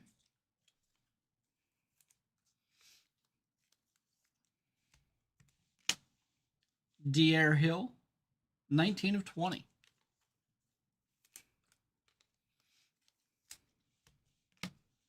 First autograph, Tony Baselli, 3/8.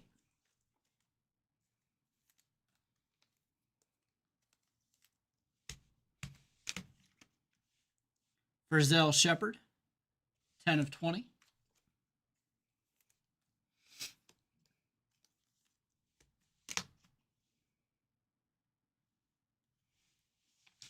Antonio Williams, 19/20.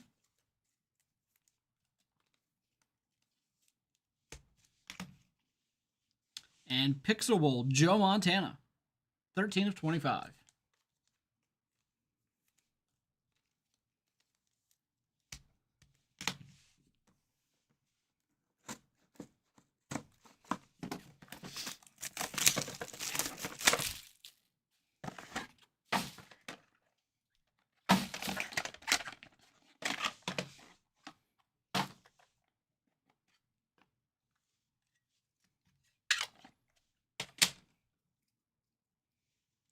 We have Eccentric Randy White, Gem Cutters, 3/10.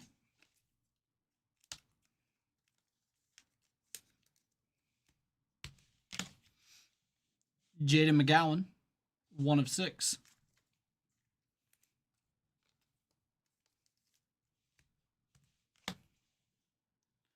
Montori Foster, 4/9.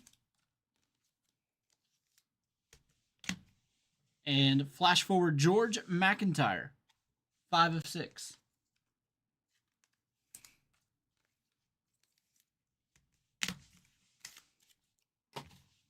All right, thank you, Robert.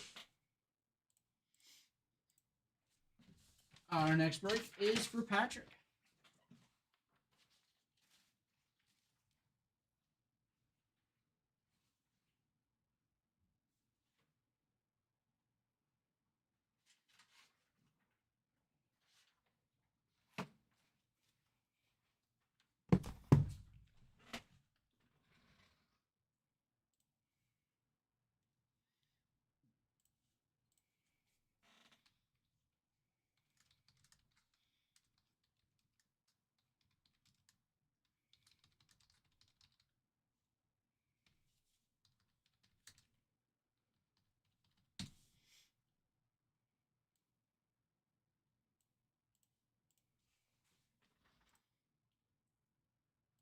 All right, next break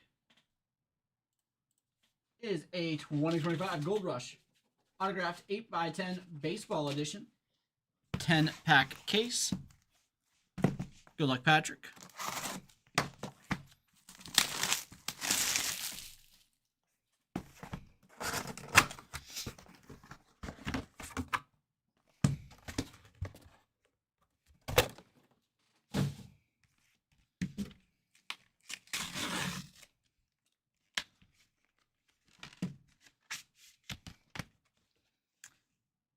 We have Beckett certified here. I don't know who that is.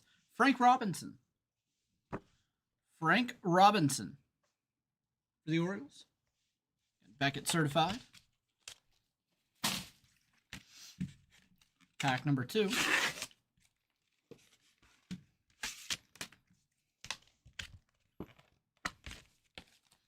That's Steve Garvey, maybe? Yeah. Steve Garvey. Also Beckett certified.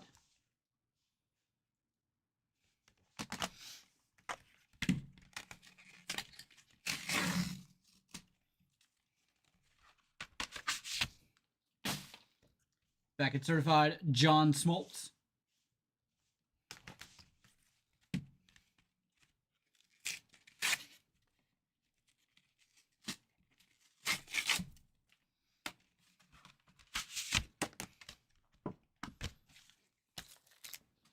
Yeah, some pretty nice stuff here. Beckett certified, Robin Yount.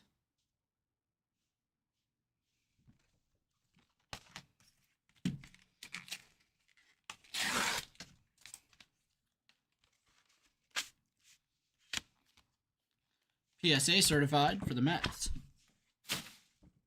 Matt Harvey.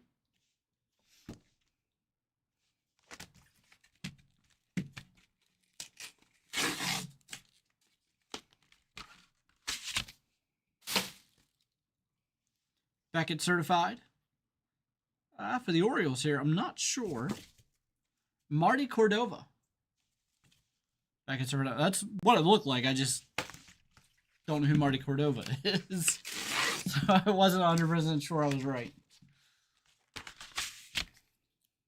Next up, I know that signature. I think it's Nico Horner. Beckett certified. And that is who it is.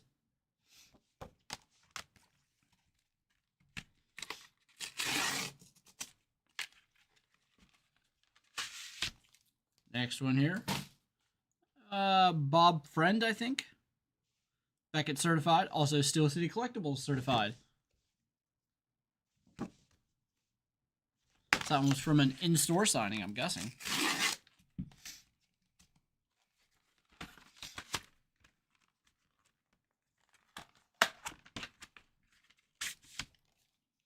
Nice hit here.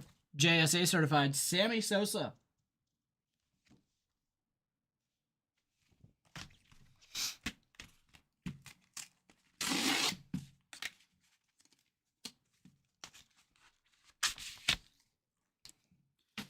And PSA certified.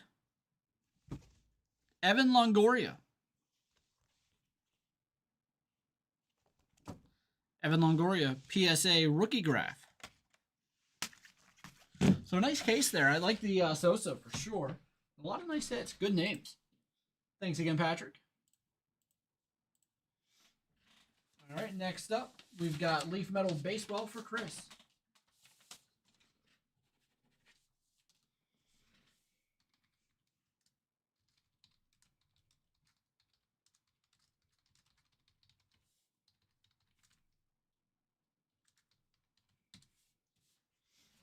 Grab those, be right back.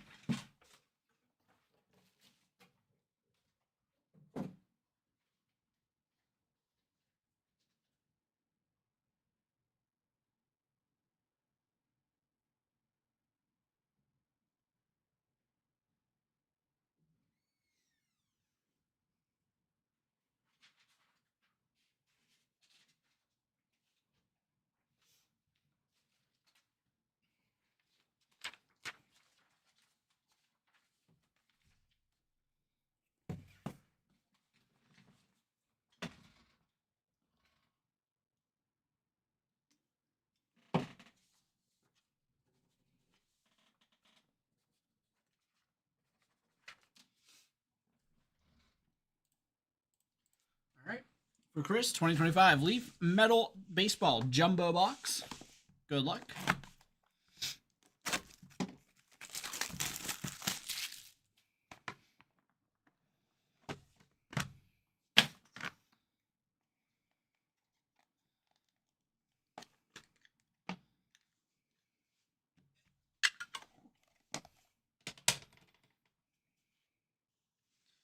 Caden Bodine. 28 of 49. Dean Moss, 65 of 99. Trey Phelps, 79 of 99. Diamonds in the Rough, Caleb Lamavita, numbered 5 of 5.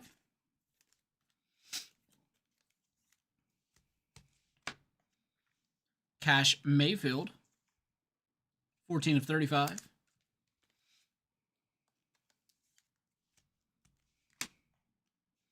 First round gems, Ben Hess, 2 of 10. I believe he's for the Yankees. Cash Mayfield for the Padres. Emmanuel Rodriguez, 5 of 7.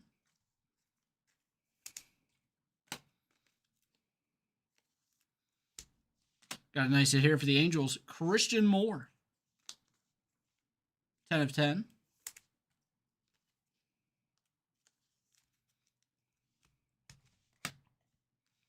Diamonds in the Rough, Brandon Sproat, 5 of 49. Top 100. Hagen Smith, magenta, 1 of 1 printing plate. Hagen Smith, I think 5th overall pick for the White Sox. Hagen Smith and Noah Schultz, dynamite tandem there for the White Sox. 5 of 5. And Ethan Conrad, next in line. 5 of 15.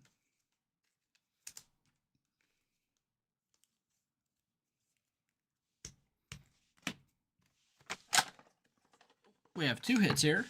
Next in line, 1 of 1, Crystal Purple, production proof, Dexter McLean. And a 1 of 1 production proof, Diamonds in the Rough, Rintaro Sasaki, Crystal Green. All right, and that'll do it. Thank you, Chris.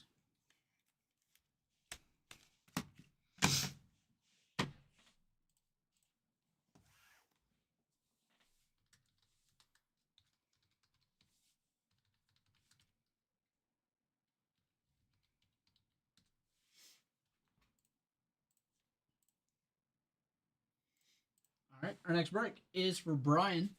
2024 Panini Contenders Optic Football Hobby Box. Yeah, no problem. Thank you. This one is for Brian.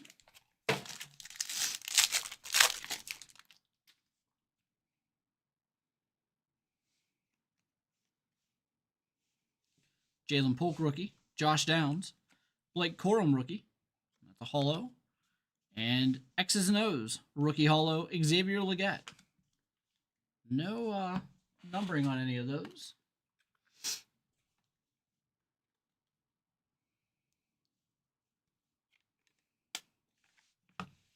Numbered 30 of 75. Rookie ticket, Jordan Travis.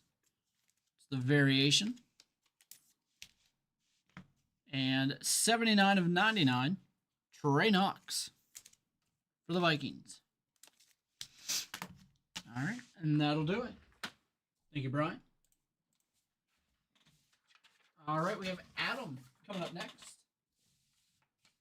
And then we're going to do some group breaks, I believe.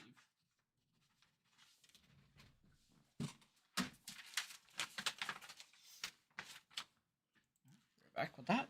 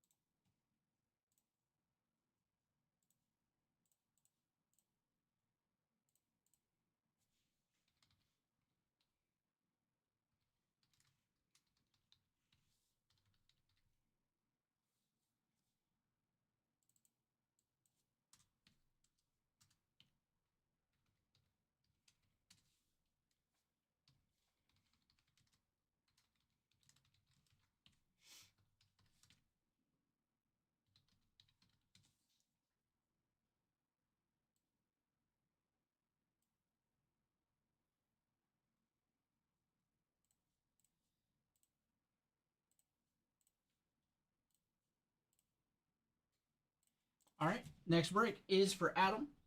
We have a 2024-25 Panini Donruss Optic Basketball Hobby Box and a 2023-24 Topps Motif Basketball Hobby Box.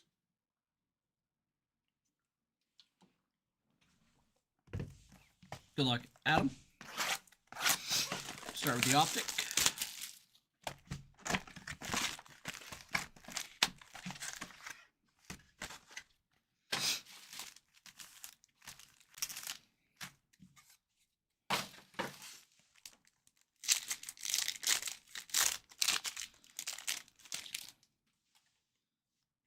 Scottie Pippen Jr., number to 175. Alexander Sarr.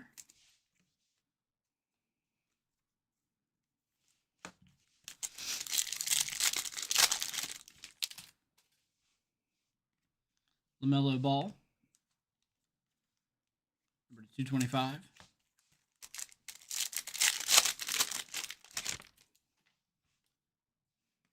Reed Shepherd, the Rookies, Hollow.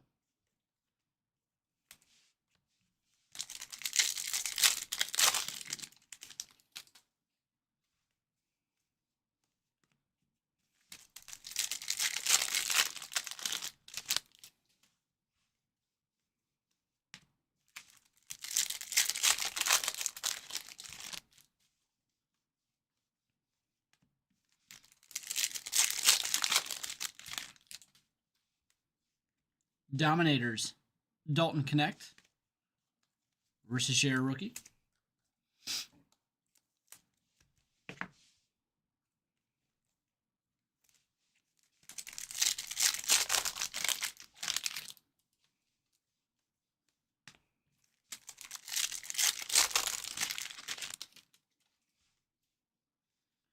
Red Hot Rookies, Bronny James Jr.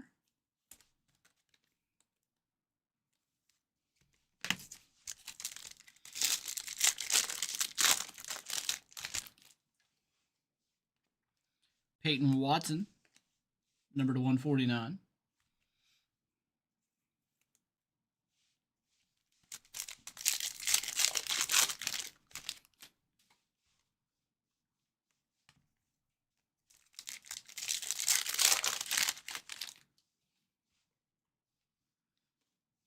Bronny James, Rising Suns rookie.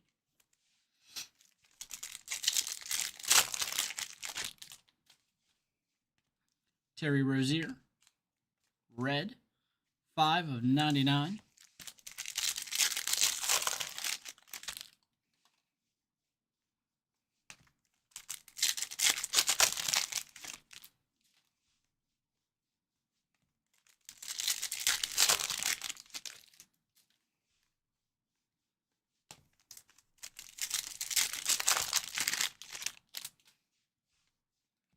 Jeremy Sohan for the Spurs with the black squares, 1 of 15.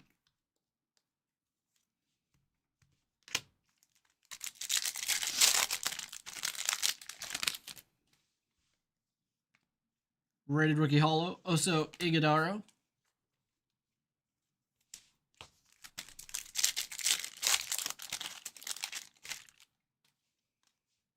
Net Marvels laser, Jared McCain. Nice hit. It's going to be numbered low, too. Number 77 of 79.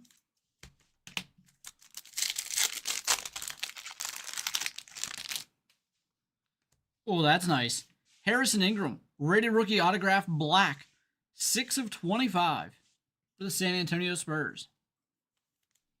Nice color match. Kelly Olynyk with the photon. All right, and then we have our Topps motif from 23-24.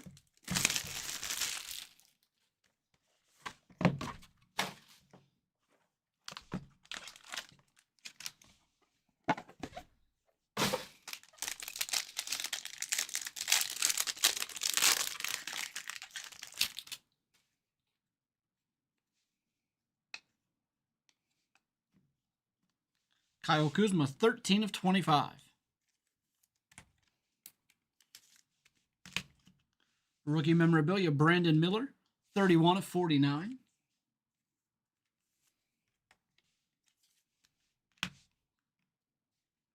94 of 99, DeMar DeRozan.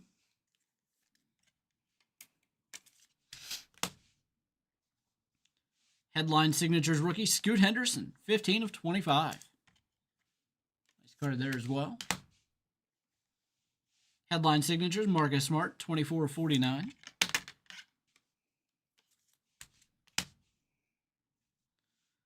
Anthony Simons, autograph, 16 of 49.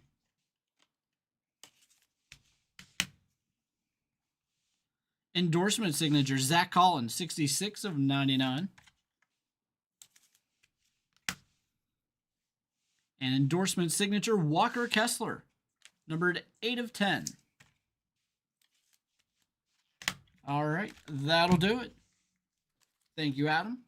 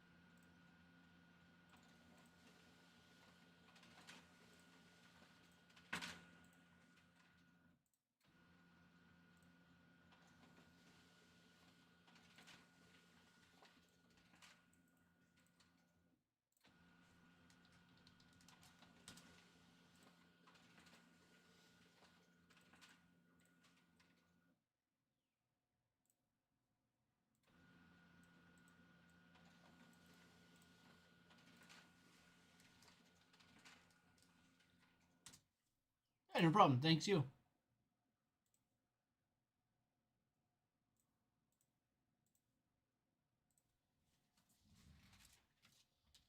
right, let's see.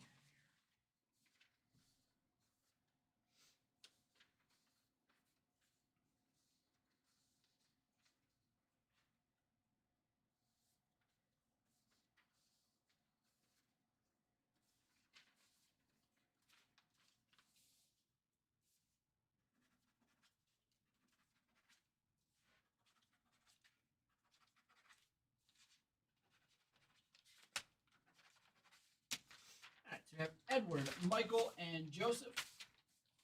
Let me go grab those. I will be right back. We also have Origins and Gold Rush Blitz.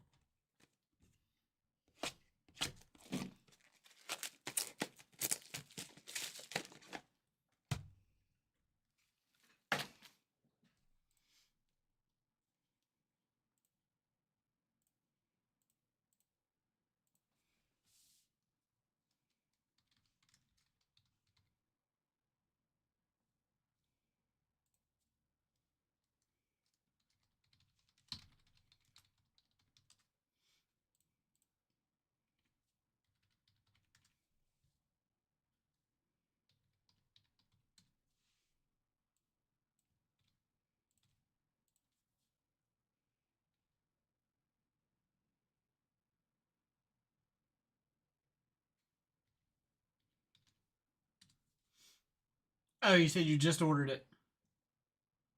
I'd have to look into it.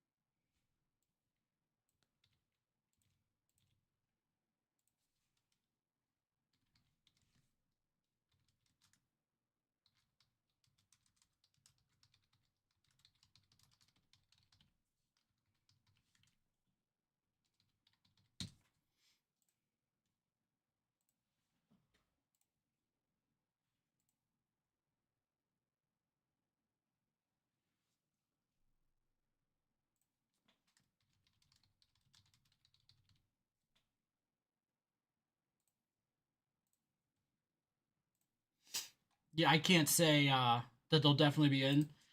It is an Onyx product, and sometimes we don't get those in on release day. Sometimes they come a day or two late. Um, it's really hard to predict on those, and I don't get the tracking information, so I don't have an answer there for you. But yeah, if you check with Brett, he'll be able to look and see if they came in.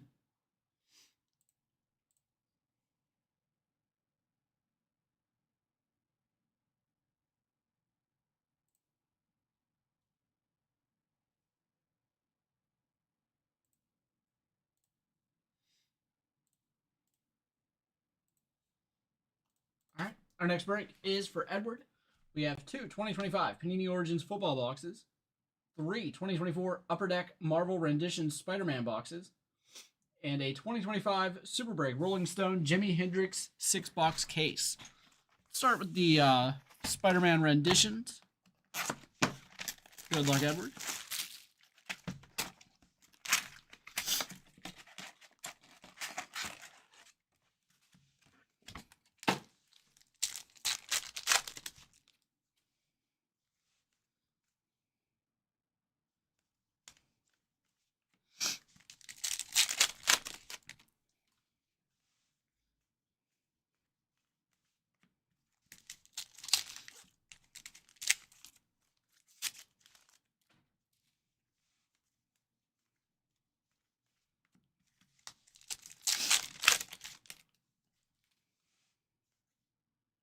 Venomverse, Hydro Man, a legendary card.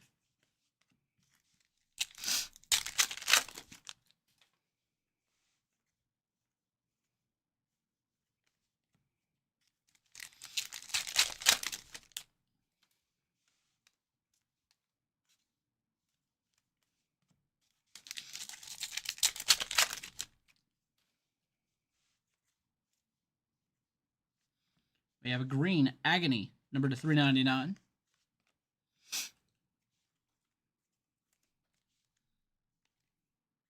That is Goblin Green for our parallel.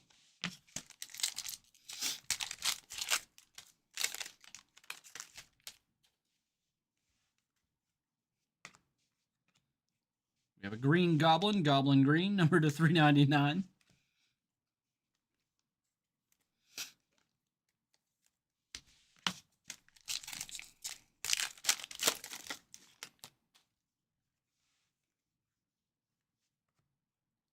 Doppelganger, Ghost Spider Pink, number to 199.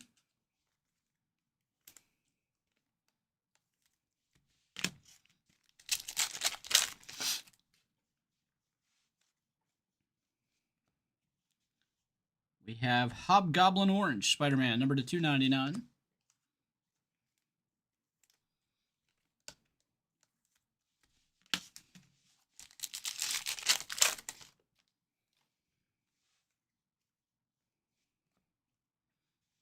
Nova, Ghost Spider Pink, number to 199.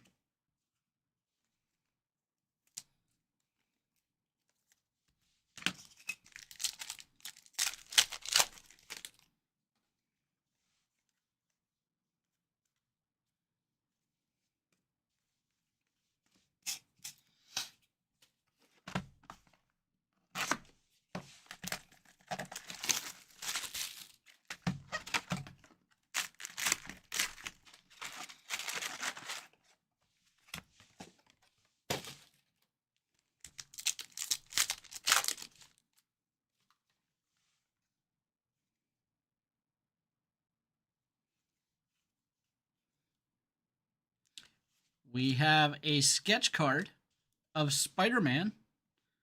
It's a 1/1, and Carson Swadinsky is our artist. That's a really nice sketch.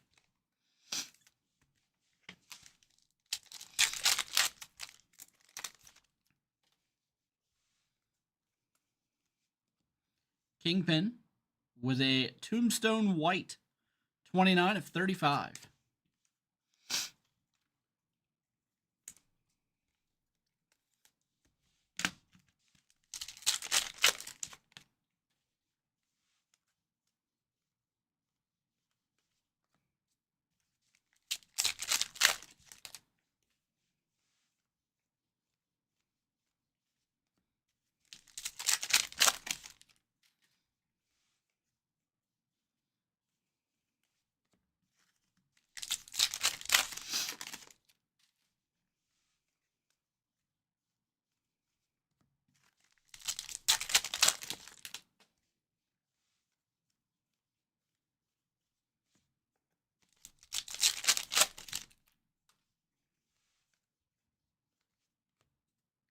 Craven the Hunter with a Goblin Green, number to 399.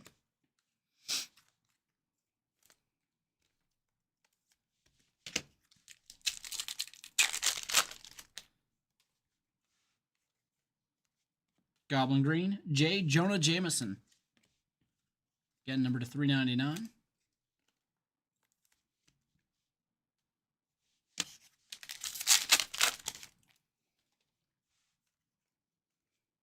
Got the pink Venom, number to 199.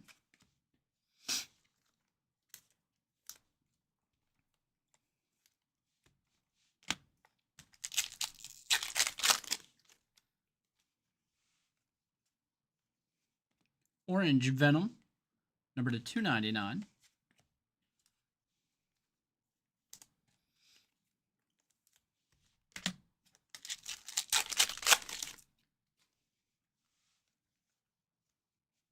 Purple Wolverine, 86/99. That's Kingpin Purple Tie.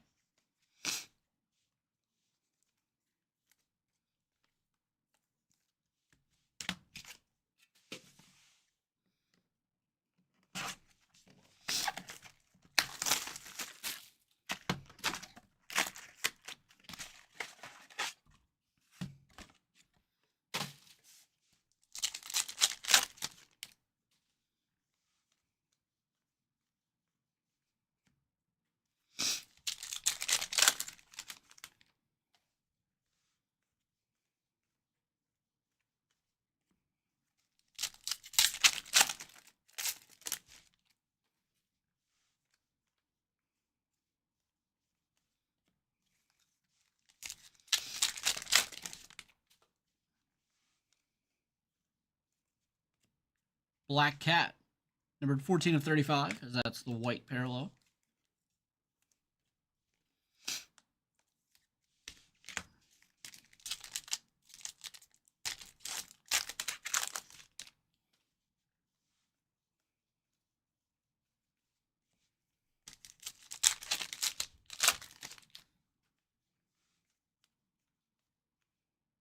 We've got an autograph. She-Hulk. And the autograph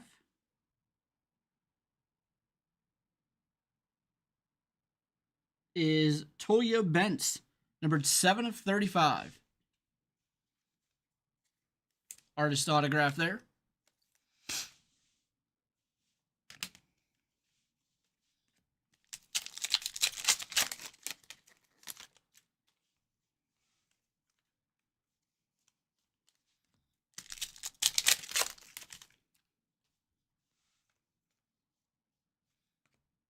Iron Spider, number to 399.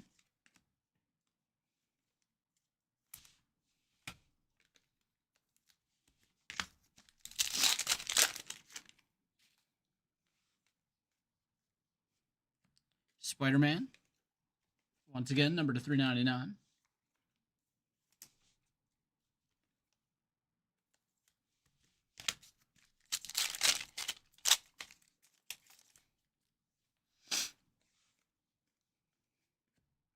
Venom, purple, numbered 86 of 99.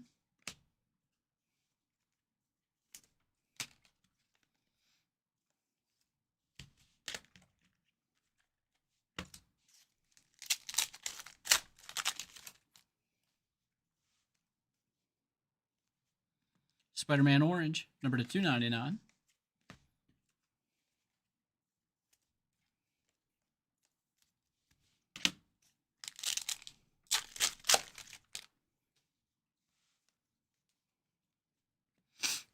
Nova, number to 399.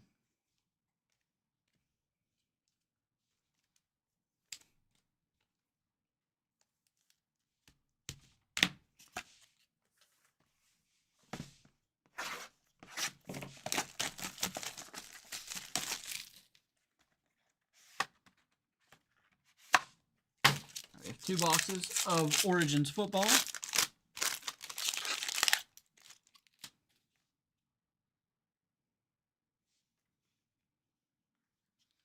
Caleb Williams base, Mason Taylor rookie. We're going to get a Ladd McConkey out of 225 and a Joe Burrow out of 75. There's Burrow there out of 75.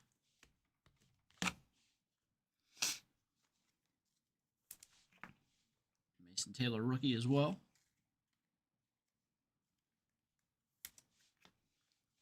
Trevion Henderson, rookie patches blue, 25 of 49. Terrence Ferguson, rookie autograph, hometown inscriptions, Denver, Colorado, number 13 of 25. And rookie autograph jersey, Jalen Milroe.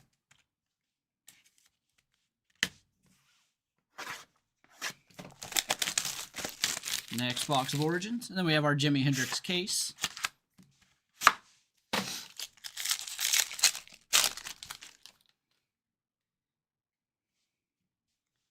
Justin Jefferson base.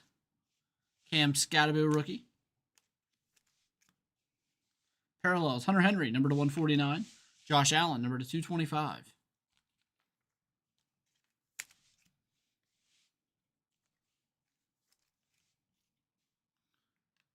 Rookie memorabilia, number to 199. Kyle Williams. Rookie autograph, Jalen Lane for the Commanders. And rookie jersey autograph, Jalen Milroe. Back-to-back boxes there. All right, and that'll do it. Now we have our Rolling Stone Jimi Hendrix case. A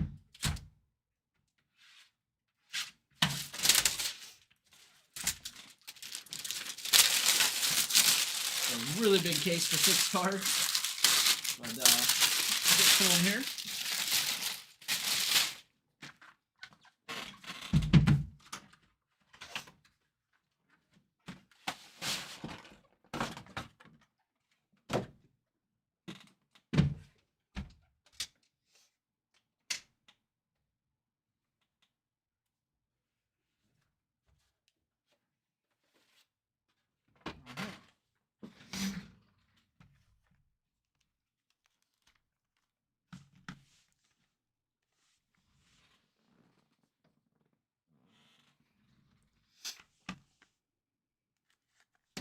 First box here.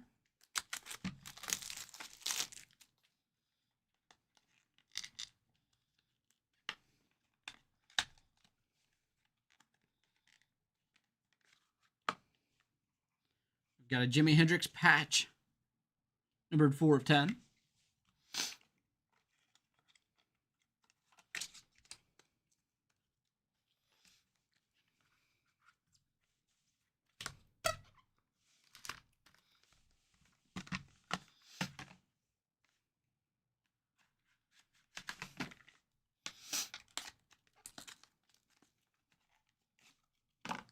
Number 13 of 15, we have a red Jimi Hendrix.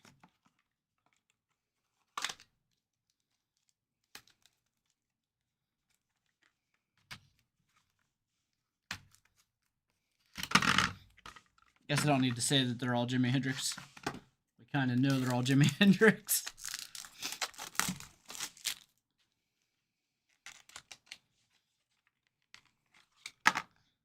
And this is a 101.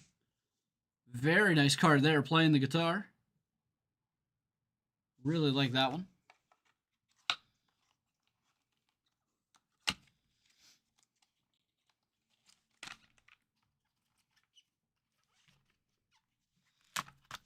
Fourth box.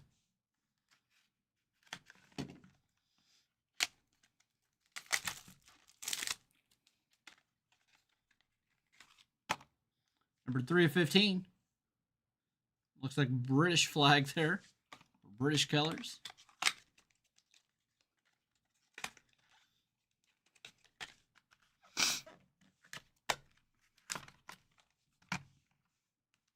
Of course, Jimmy got big in the UK first.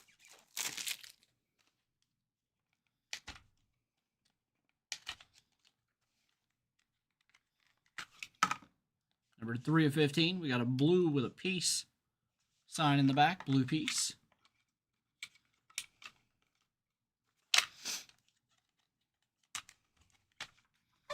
And final box of the break.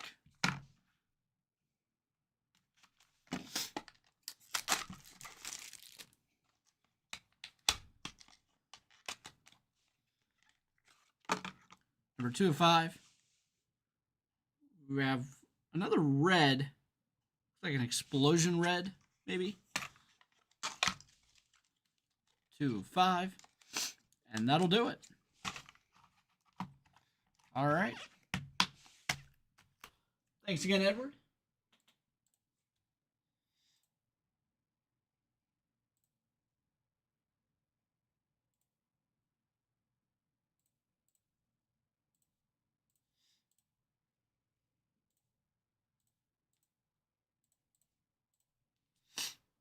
All right.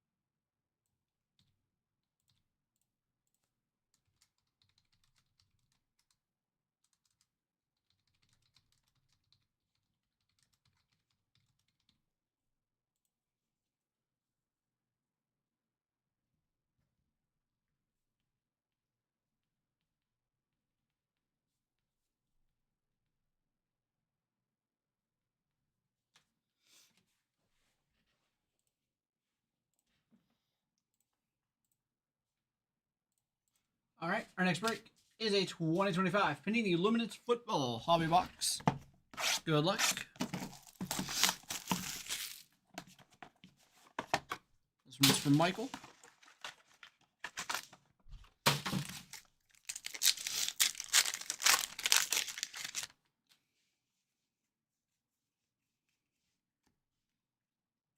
Tui Molau, number to 299. Got a Marvin Harrison Jr. XL jerseys, 14 of 25. Nice patch.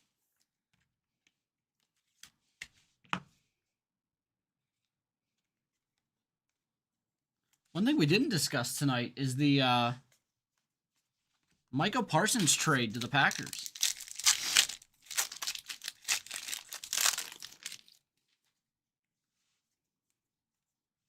Number to 299, Tank Dell.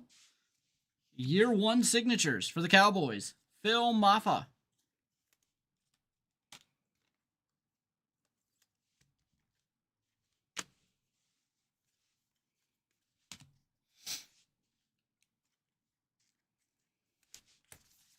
Pack number 3.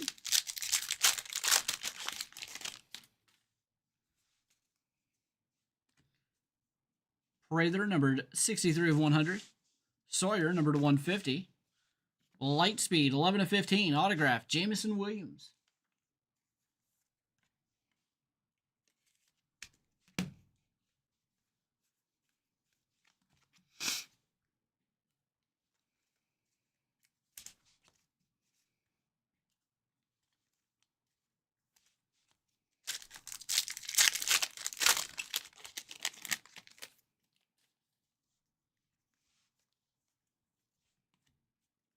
Ty Felton, number to 249. And year 1 signature, Colston Loveland. First round pick of the Chicago Bears.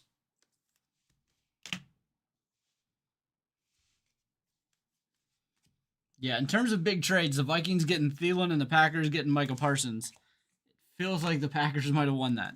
But they did give up 2 future first round picks. So if the Packers aren't a contender this year, they're going to be in some trouble.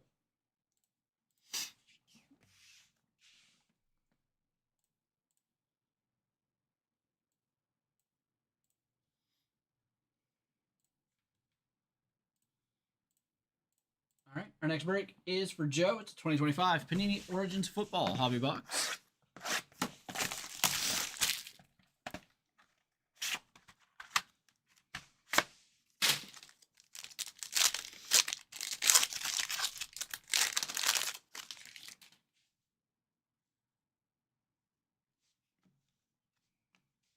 Malachi Starks, rookie. Baker Mayfield, number to 225. Graham Mertz, rookie, number to 225. And base Khalil Shakir.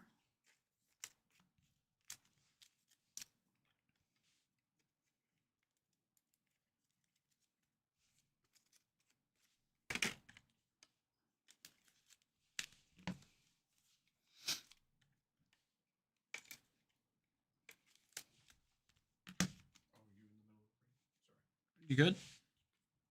Well, I just have a quick question. Okay. Quinshon Judkins, rookie jersey auto. Jalen Royals, rookie autograph for the Chiefs. And right back to the Browns. Number 27 of 49, rookie patch, Dylan Gabriel. All right. Thank you, Joe.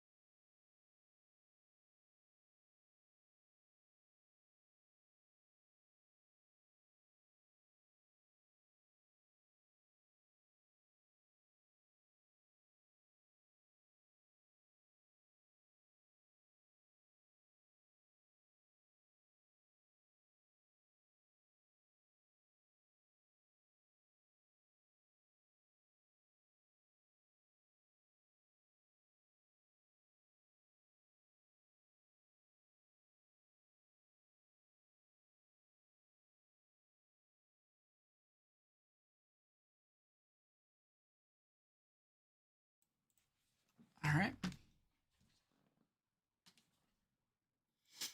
Okay, our next break is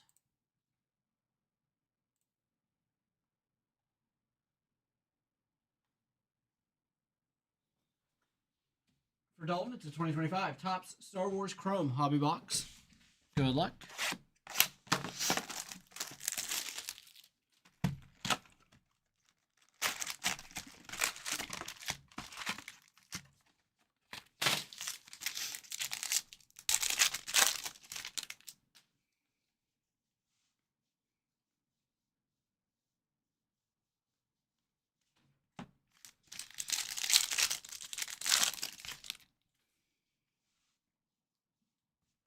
Got a graffiti.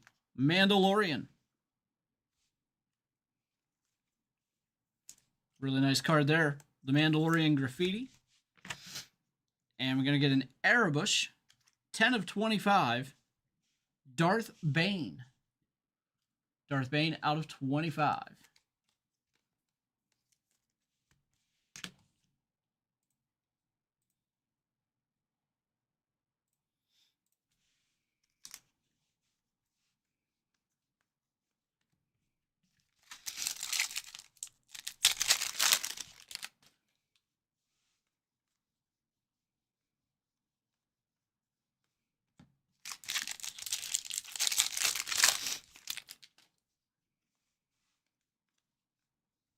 Numbered 60 of 99, Acolyte, the bleeding of a Kyber crystal.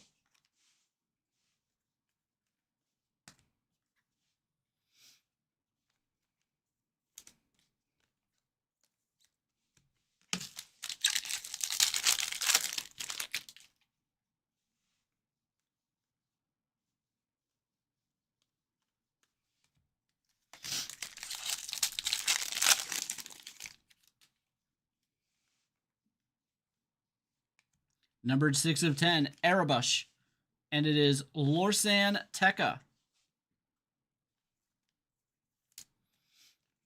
Again, out of 10.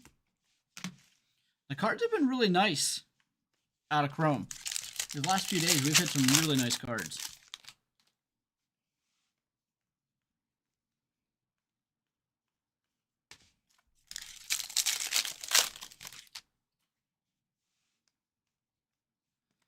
We have a Whim autograph, numbered 68 of 199.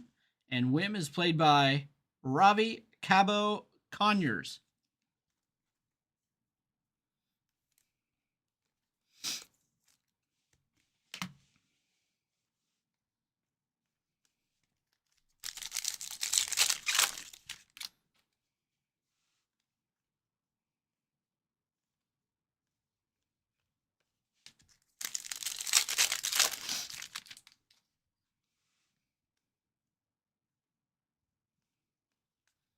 All right, and that'll do it. Thank you, Dalton.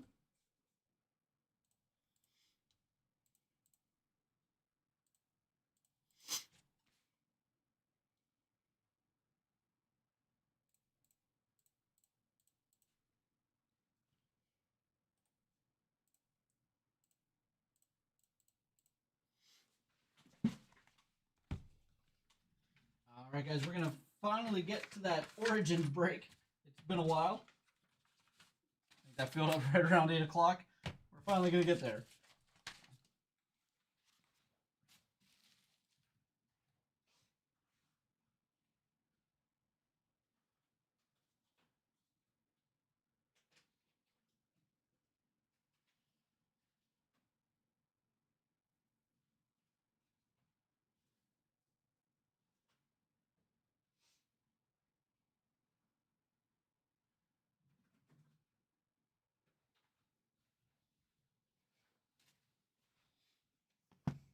Yeah, no problem.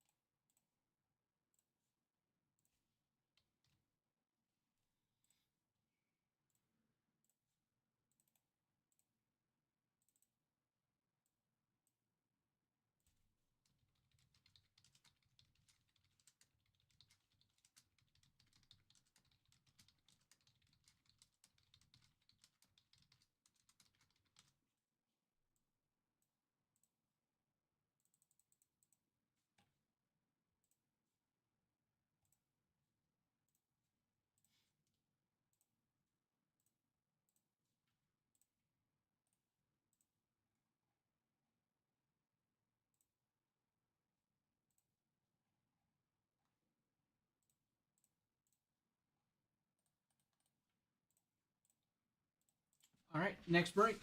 2025 Panini Origins Football.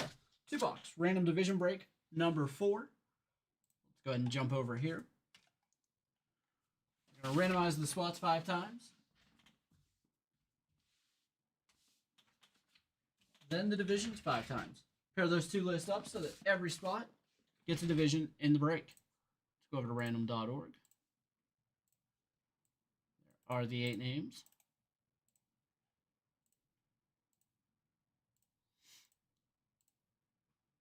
Donald at the top, Robert on bottom.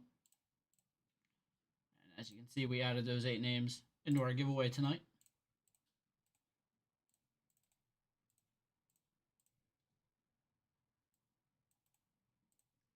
There are the divisions.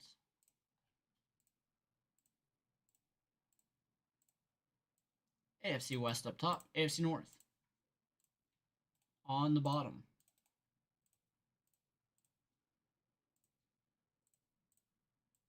Donald with the AFC West, Justin the AFC South, West the NFC North, Adam the NFC West, Brian the AFC East, Jeremy the NFC South, Gladaldo the NFC East, and Robert with the AFC North.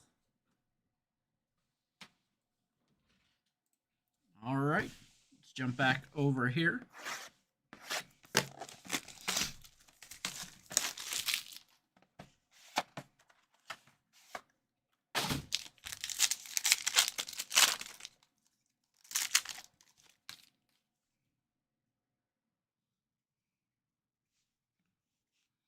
Terrence Ferguson rookie, 79 of 99 for the Rams.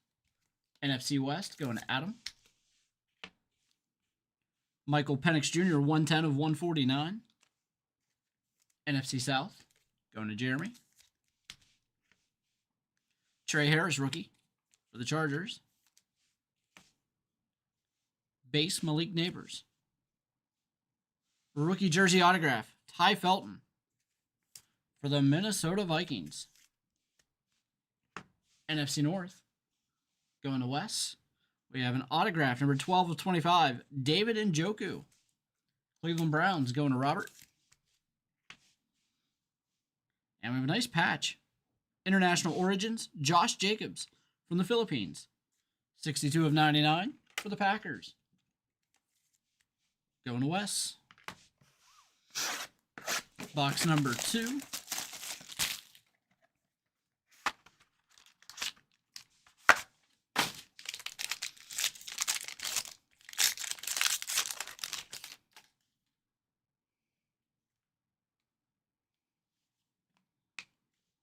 Brock Bowers base. Cole Kmet, 87 of 99 for the Bears. Nice card here, numbered 67 of 149. Rookie Travis Hunter. AFC South, going to Justin. Graham Mertz, rookie for the Texans. Origins, Rise to the Hall. Oh, I said Origins there. Rise to the Hall memorabilia, 80 of 99. Joe Namath, AFC East, going to Brian. Rookie autograph, Quinshawn Judkins. Second Browns auto here. This one's a rookie. AFC North, going to Robert. And rookie jersey autograph, Terrence Ferguson of the LA Rams. NFC West, going to Adam. All right, and that'll do it. Thanks again there, everybody. We have Gold Rush Blitz coming up next.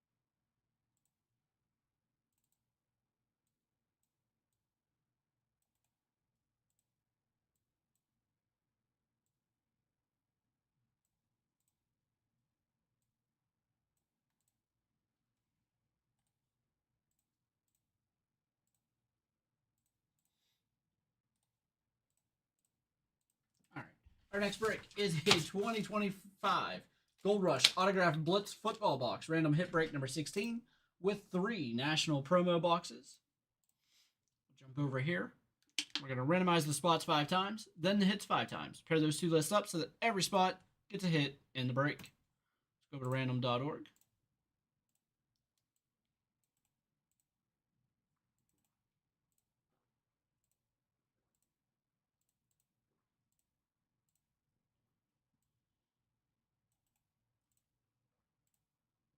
We have Neil at the top, Ty on the bottom.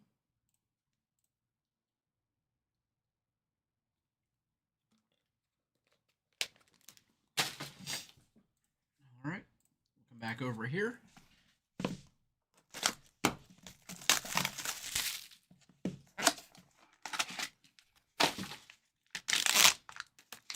We've got a Warren Sapp, Pinnacle rookie, signed in person, PSA 10 signature.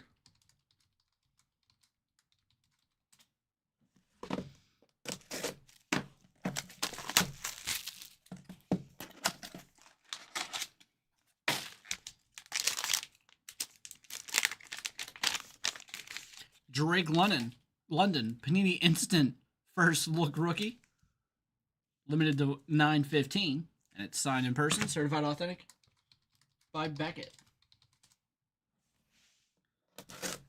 And our final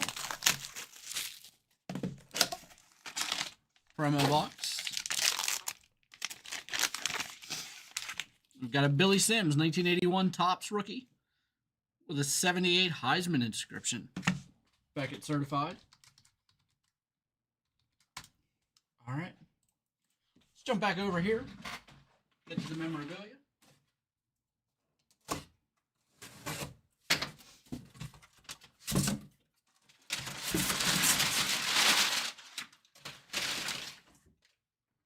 Hall of Fame 98 inscription. Mini helmet, Mike Singletary. That is Beckett certified.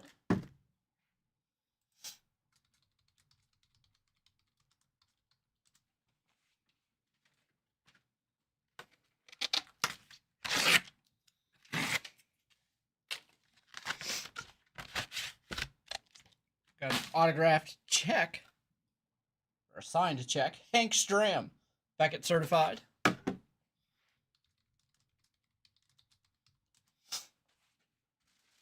Autographed jersey, Beckett certified. Chris Olave for the Saints.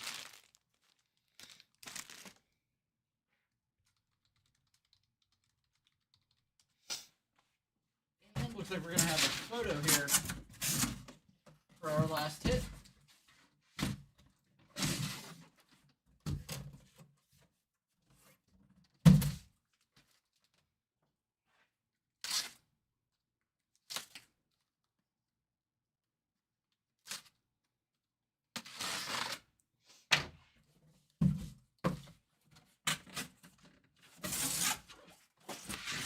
Be JSA certified 16/20. Joe Montana. Joe Montana. JSA.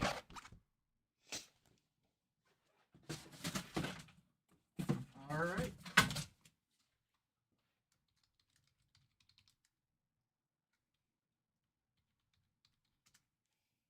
So let's jump back over here.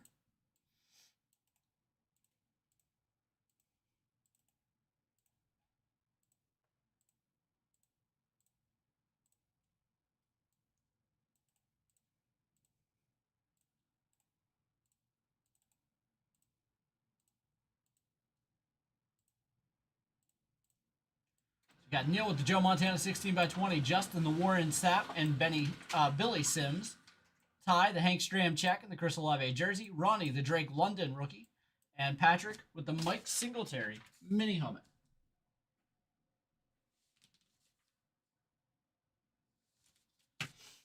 All right, that'll do it. Our next break is a Topps Chrome Cactus Jack baseball.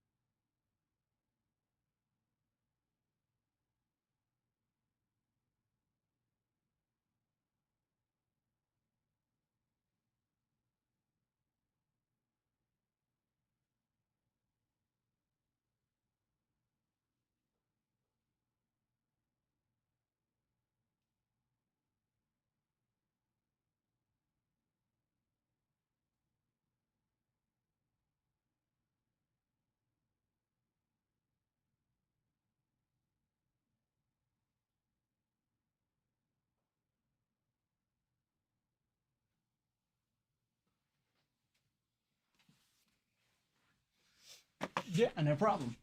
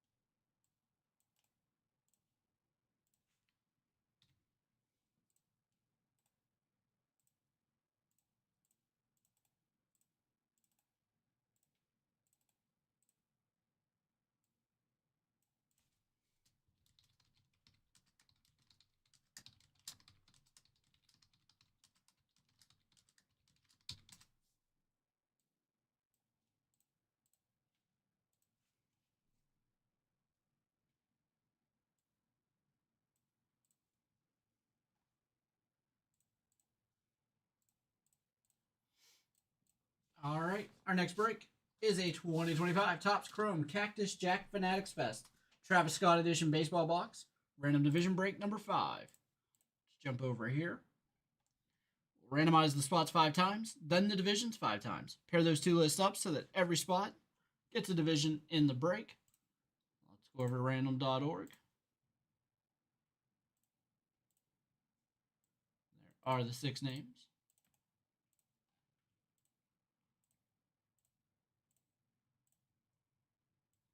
Steven on the top, Edward with the bottom 4.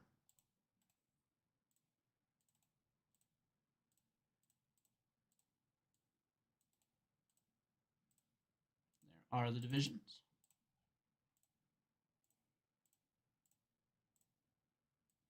American West up top, American East on the bottom.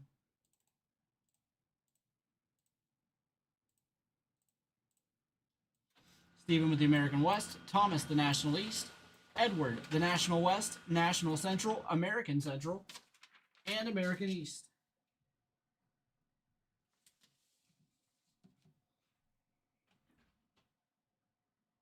All right, so we'll jump back over here. Good luck, everybody.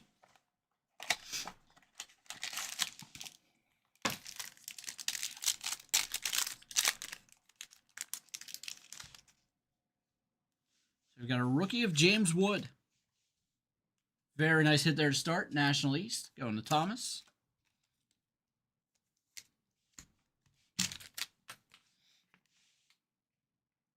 Got a base of Vlad Jr. Rhett Lauder, numbered 8/50, rookie for the Reds. National Central, going to Ed. And Mike Trout base. Second box here. Francisco Lindor base. Dylan Cruz rookie, 23/50. So Wood and Cruz in this break, going to Thomas. and an Aaron Judge base. Only 3 cards there in the second pack.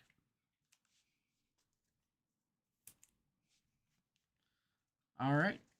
And that'll do it.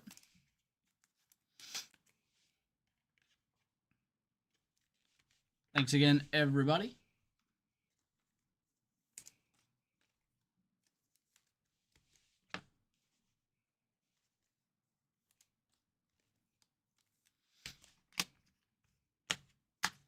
So Cruz and Wood rookies there.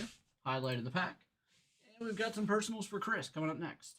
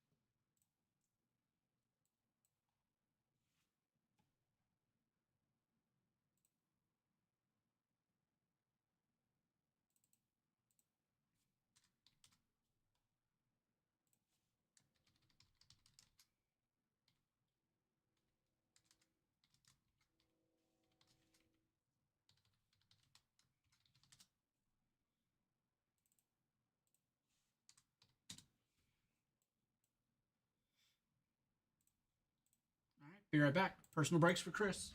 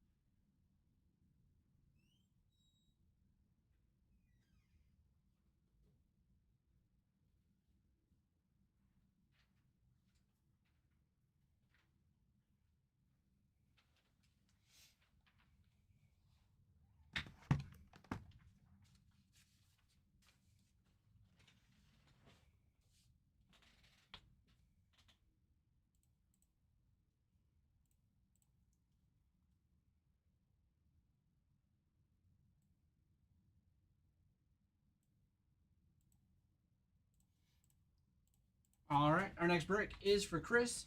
We have a 2024 Topps Finest Basketball Hobby and Delight. Let's do the hobby first.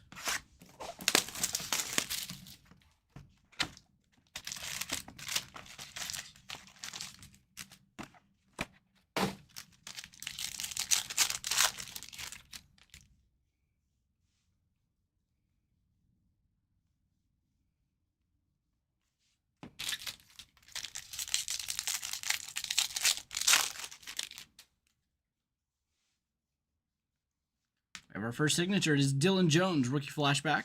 Brandon Clark, number to 250. Shea Gilgeous-Alexander, number to 99. LeBron James finishers, 96 of 99. Nice LeBron James there.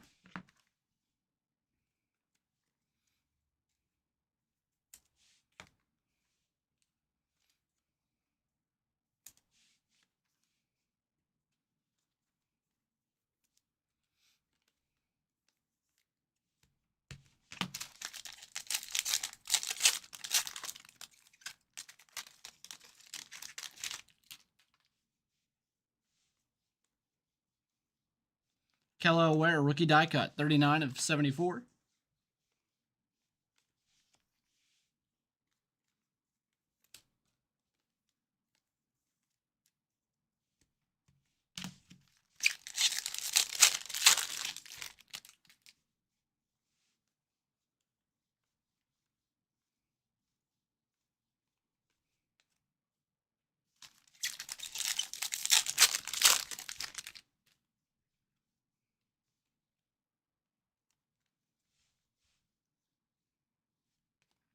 AJ Mitchell, number 5 of 99. AJ Johnson, number to 200. Rookie AJ Johnson to 200. And we have that rookie autograph, rookie finest, number to 99, AJ Mitchell.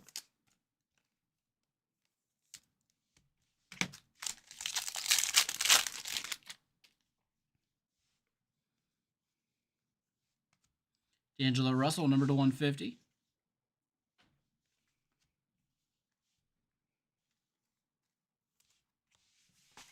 All right. And then we have our Delight box.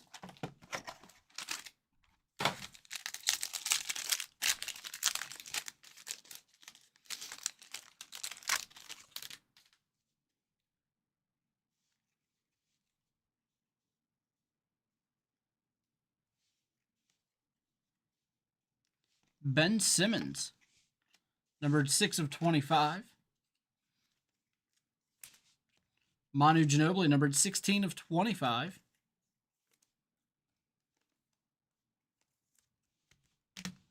Scoot Henderson, numbered 6 of 25.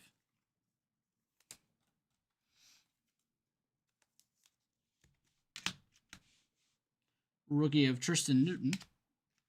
Domantas Sabonis, numbered 9 of 50. Making a break for here, Shea Gilgeous-Alexander, Showstoppers.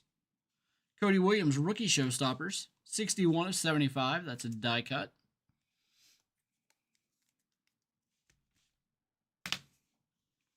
Justin Edwards, rookie electrifying, 35 of 99. Dylan Jones, rookie finest, 12 of 50.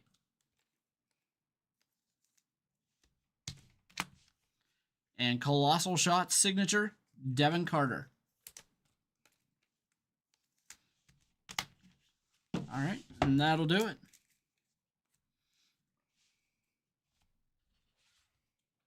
Thank you, Chris. All right, and let's see what we have here. It's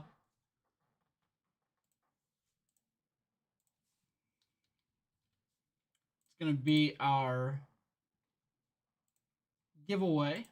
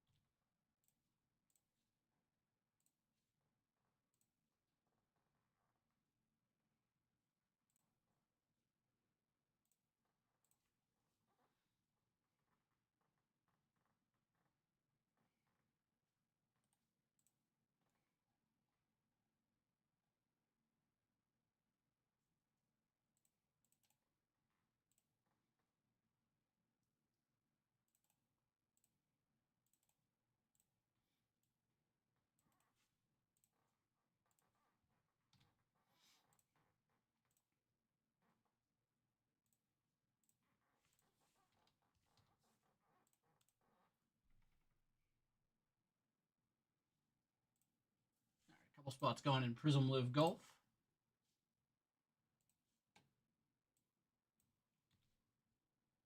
Put those into the giveaway here.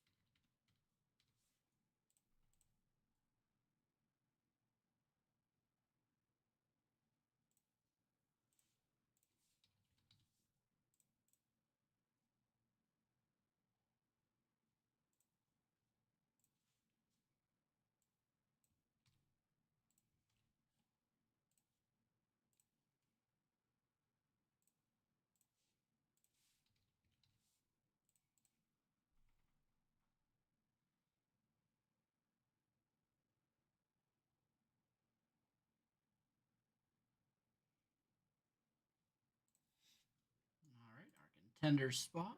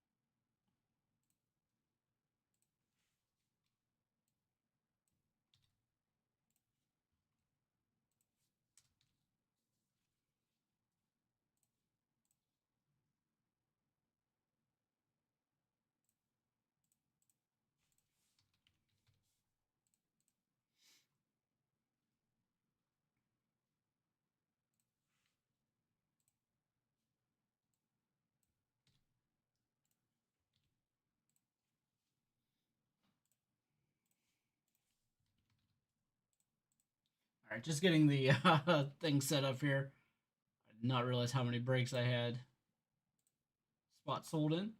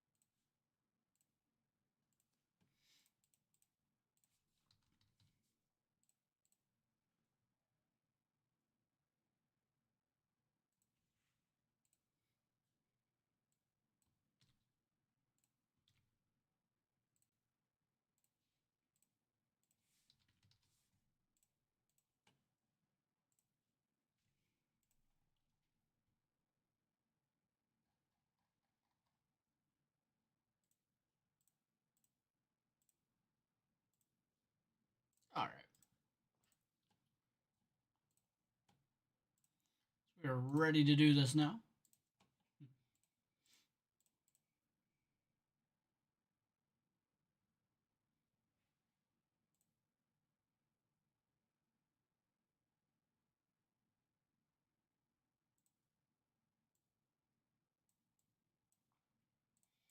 All right, everybody. Tonight's giveaway is a winner's choice. We've got an AJ Burnett, Dwight Gooden, Luis Robert, and Gary Sheffield jersey selection here. Let's jump over here.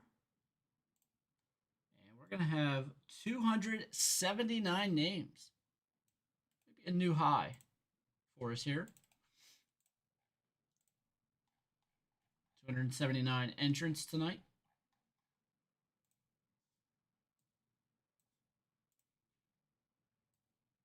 We had 240, 250 last week. All right. Our winner of the giveaway is Kevin D. So, Kevin, I will send out the email for you to make your choice, and you will get to choose one of those 4 autographed jerseys. Again, they are AJ Burnett, Dwight Gooden, Luis Robert, and Gary Sheffield. All right. And our hit of the night goes to Trish. It's the Emmitt Smith, Barry Sanders, Leaf, Glory of the Game booklet, quad relic auto out of 7. Very nice card. Congratulations, Trish. And thanks again, everybody, for joining the breaks. Thanks again, RJ City, for joining us tonight. That was a lot of fun. And Brett's in the morning. And Mikey